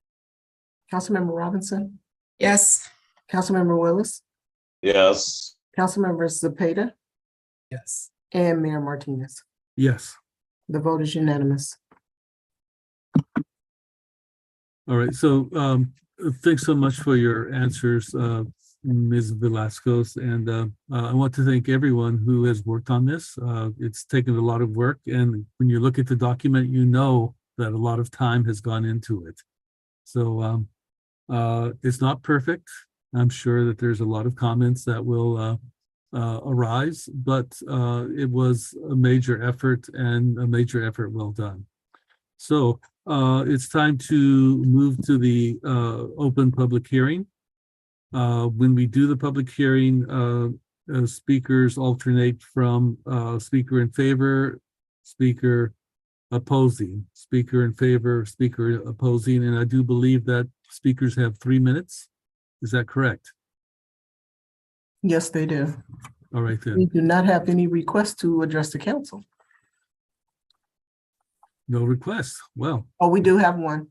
okay, And it's kind of hard to tell who's in favor and who's opposing. right. But So we'll we'll just do the call best we can. as we see the names. Okay, I see Sally Tobin and Tarnell Abbott. Sally Tobin, you'll have 2 minutes to speak. You can go ahead and start. Thank you. 3 minutes. Oh, sorry, 3 minutes. That's correct. Thank you. Sally Tobin, Richmond resident. I'm commenting on the EIR addendum. My main concern is that the document is flawed, and I don't want the flaws to limit the city as it tries to safeguard the health and safety of its residents. Examples: 1, emergency evacuation routes near Chevron were not checked because evacuation was considered unlikely. 2, the authors did not find the city designated very high fire hazard severity zones, so there was no evacuation review for significant areas of the city. 3, there seemed to be over-reliance on old and flawed Contra Costa County maps, which led to underestimates of both fire danger and toxic sites. These maps are scheduled to be updated this year. And 4, there seemed to be a lack of respect for indigenous remains. The EIR claims to reduce impacts to the extent feasible, but non-invasive assessments are now possible, and it's just not enough to use an indigenous land acknowledgement and think that you're finished with indigenous issues. The city has already adopted some items like banning coal shipment and shielding of lights. So these duplications are not big concerns. However, a 3,000 K lighting limit is missing both from the city ordinance and from this draft EIR. Blue-white light above 3,000 K is the most damaging to human health and the environment. There were things that I really liked. There was a fire safety search for areas with one way in and one way out. And there were excellent recommendations, which included recruiting a replacement hospital, expansion of urban agriculture, and a seismic upgrade option. The county hazard maps are due to be updated, and that may lead to different recommendations, but tonight's measure has a deadline for passage, and yet it's based on obsolete maps and information. So my question is, will this flawed EIR limit updates to the general plan? For instance, the city might want to take a look at the entire Richmond shoreline in the face of sea level rise and toxic sites. Or can the city still explore and implement large-scale and creative approaches guided by the public? So those are the issues that I'm interested in, and I really appreciate the comments made by Councilmember McLaughlin. Thank you. Thank you. Next speaker is Tarnell Abbott. You'll have 3 minutes to speak. You can go ahead and start. Tarnell Abbott, if you could please unmute yourself. Tarnell Abbott, Richmond resident. Yes, I would like to thank Councilmember McLaughlin for highlighting some of the very huge concerns that I have, and many in the city do have, regarding the South Shoreline area. One of the very confusing issues in the document, there's a whole paragraph which seems to it's talking about the South Shoreline, but it keeps talking about change area 12, I think. I'm sorry, I'm really tired. And which is up on the North Shore. So that needs to be clarified, because you're talking about two different areas, and I couldn't really figure out if you're talking about the South Shoreline or the area on the North Shoreline in the marsh area. Again, the reason that the Richmond Bay plan was changed from an industrial use to a housing use, where there is a proposal to build 4,000 housing units, was because the California Department of Toxic Substances Control had assured us that that area would be cleaned up fully if it were proposed for housing. And the remedial action plan that they adopted does not do that. And it does not do that because this city flip-flopped with a prior city council on the remedy 6, which was the full cleanup, and reverted back to a remedy 3, which was a partial cleanup.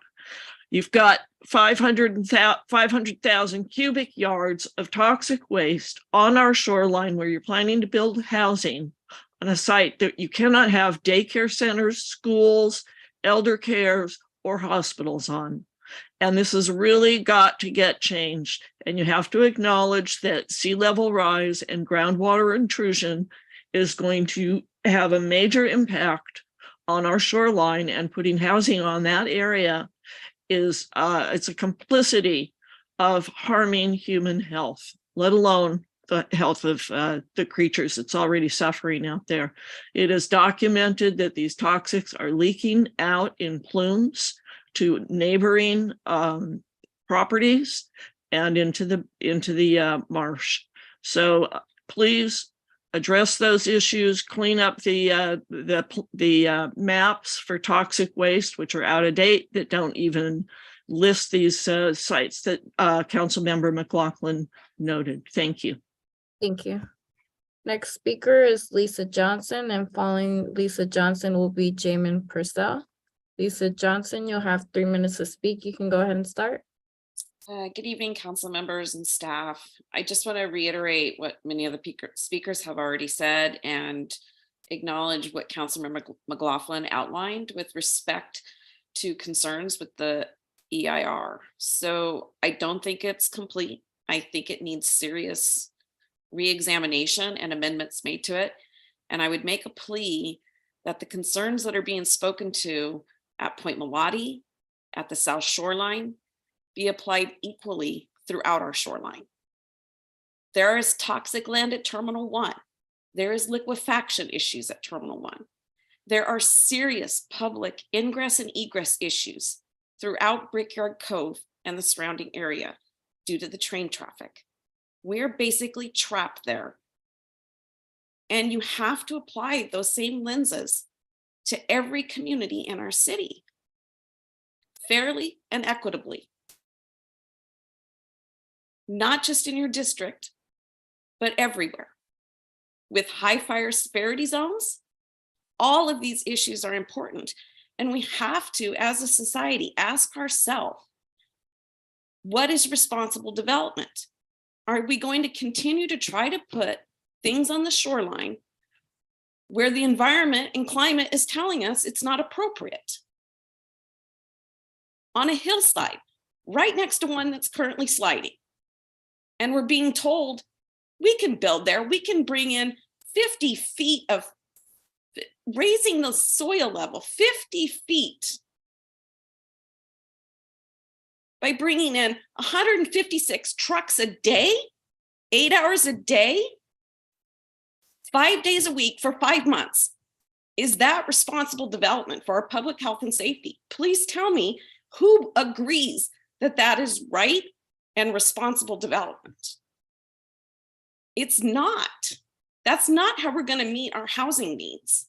We have to be smart about this, and we have to not have a public hearing at 11:30 at night when the public is being asked to speak, and they can't because most of them are in bed. So I would just strongly make a plea that when the EIR comes back with amendments, that we have it at 7 o'clock at night, it's scheduled and it's started, and not at 11:30 at night. So that we can actually figure out as a community and as a city as a whole, how we address all of our housing needs in an equitable manner for all income levels.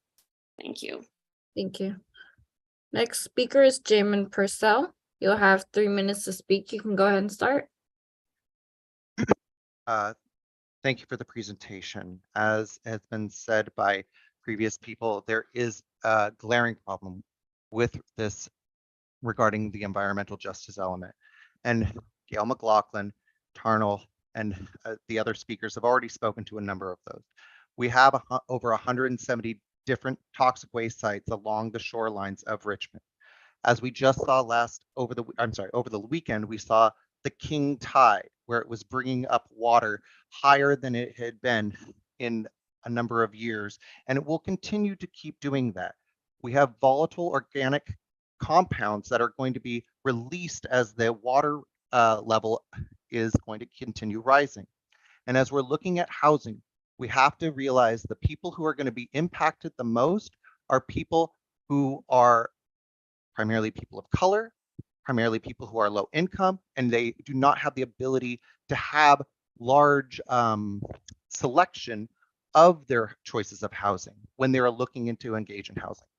The Crestline Park development has signs around it where it talks about chemicals that are there that can cause cancer, birth defects, and other reproductive harm, as well as signage around there that talks about how the soil itself is toxic. And we're going to continue to have that if we keep focusing on the shoreline. We should be looking at infill housing. We should be looking at housing that is in the center part of Richmond and building that up, rather than trying to keep filling in the few green spaces along the bay that are left. I could go on about how we have the shoreline, but I think many people have already spoken to that. I think that we really need to make sure that we are focusing on the future residents. And while this is going to impact the city's choices now, we need to be looking at what people are going to be, who is the second and third homeowner of a house here in Richmond. We've already seen lawsuits in the state of Louisiana and New Orleans, where they did reckless housing developments that allowed for developments that caused many of the residents cancer and other health problems. I hope that you will look to reevaluate this, but I also hope that you will get it finished before the deadline so that the city council can remain in control of what is being developed here in Richmond, so we can protect Richmond and not just have developers be able to steer the course of the future of Richmond. Thank you very much. Thank you. And there are no more public speakers. Okay, thank you. If there are no more public speakers, I will close the public hearing. Now we come to clarification questions to staff. And I see two hands up. Councilmember Bana? Mr. Mayor, I have no question. I just wanted to acknowledge what the residents just said and underline the fact that shorter meetings are more democratic, and in the future, let's all be more concise so we will have more input of the public. Thank you. I'm in agreement. Councilmember McLaughlin? Mr. Mayor, if it's appropriate, at this time, I would like to make a motion to approve the resolution with the following amendment, which I hope the council will support. This would go on page 3 of the resolution, at the third whereas, and at the end of that third whereas paragraph, insert, however, the city council would like to not move forward at this time with the environmental justice element and the public safety and noise element, which will be reviewed at a later date, along with the associated impacts of these elements. I second it. Thank you. Okay, so we have a first and a second on the amendment. Shall we have a roll call to accept that amendment? Is this for the whole motion with the amendment? Yes. This is to move the item? Yes. With the amendment by Yes. Vice Mayor McLaughlin. Yes. Okay, that was a motion by Vice Mayor McLaughlin, second by Councilmember Bana. Councilmember Bana, Yes. Councilmember Jimenez, Yes. Vice Mayor McLaughlin, Yes. Councilmember Robinson, Yes. Councilmember Willis, Yes. Councilmember Zepeda, Yes. and Mayor Martinez. Yes. The vote is unanimous. All right, that concludes the item on the housing element Q1. And that takes us to the end of our meeting. So do we have reports of officers? That shouldn't take long. If not, I would like to say that this Thursday, I will be speaking at the Fairmead, the Hilltop Neighborhood Council. So those of you who are interested in hearing what I see in the future for the city of Richmond are welcome to attend. I believe it starts at 7. So if there are no further comments, it's time to adjourn. I think you have one comment. Yes, I see that. Councilmember Cepeda. I'll just be super quick. Just want to let, my report is that I've been meeting with the residents of Point Richmond that have been affected by the landslide. We're having another meeting tomorrow and working with them to try to get them back home as soon as possible. That's it. Thank you. Yes, and then just very quickly, I'm sure that everyone can speak to attending the League of Cities conference in Sacramento, and I went to the U.S. Mayor's Conference in Washington, D.C. So thank you and good night. I'll see you people. Hi, Mayor. Good night, Council. Bye. Good night, everyone. Right.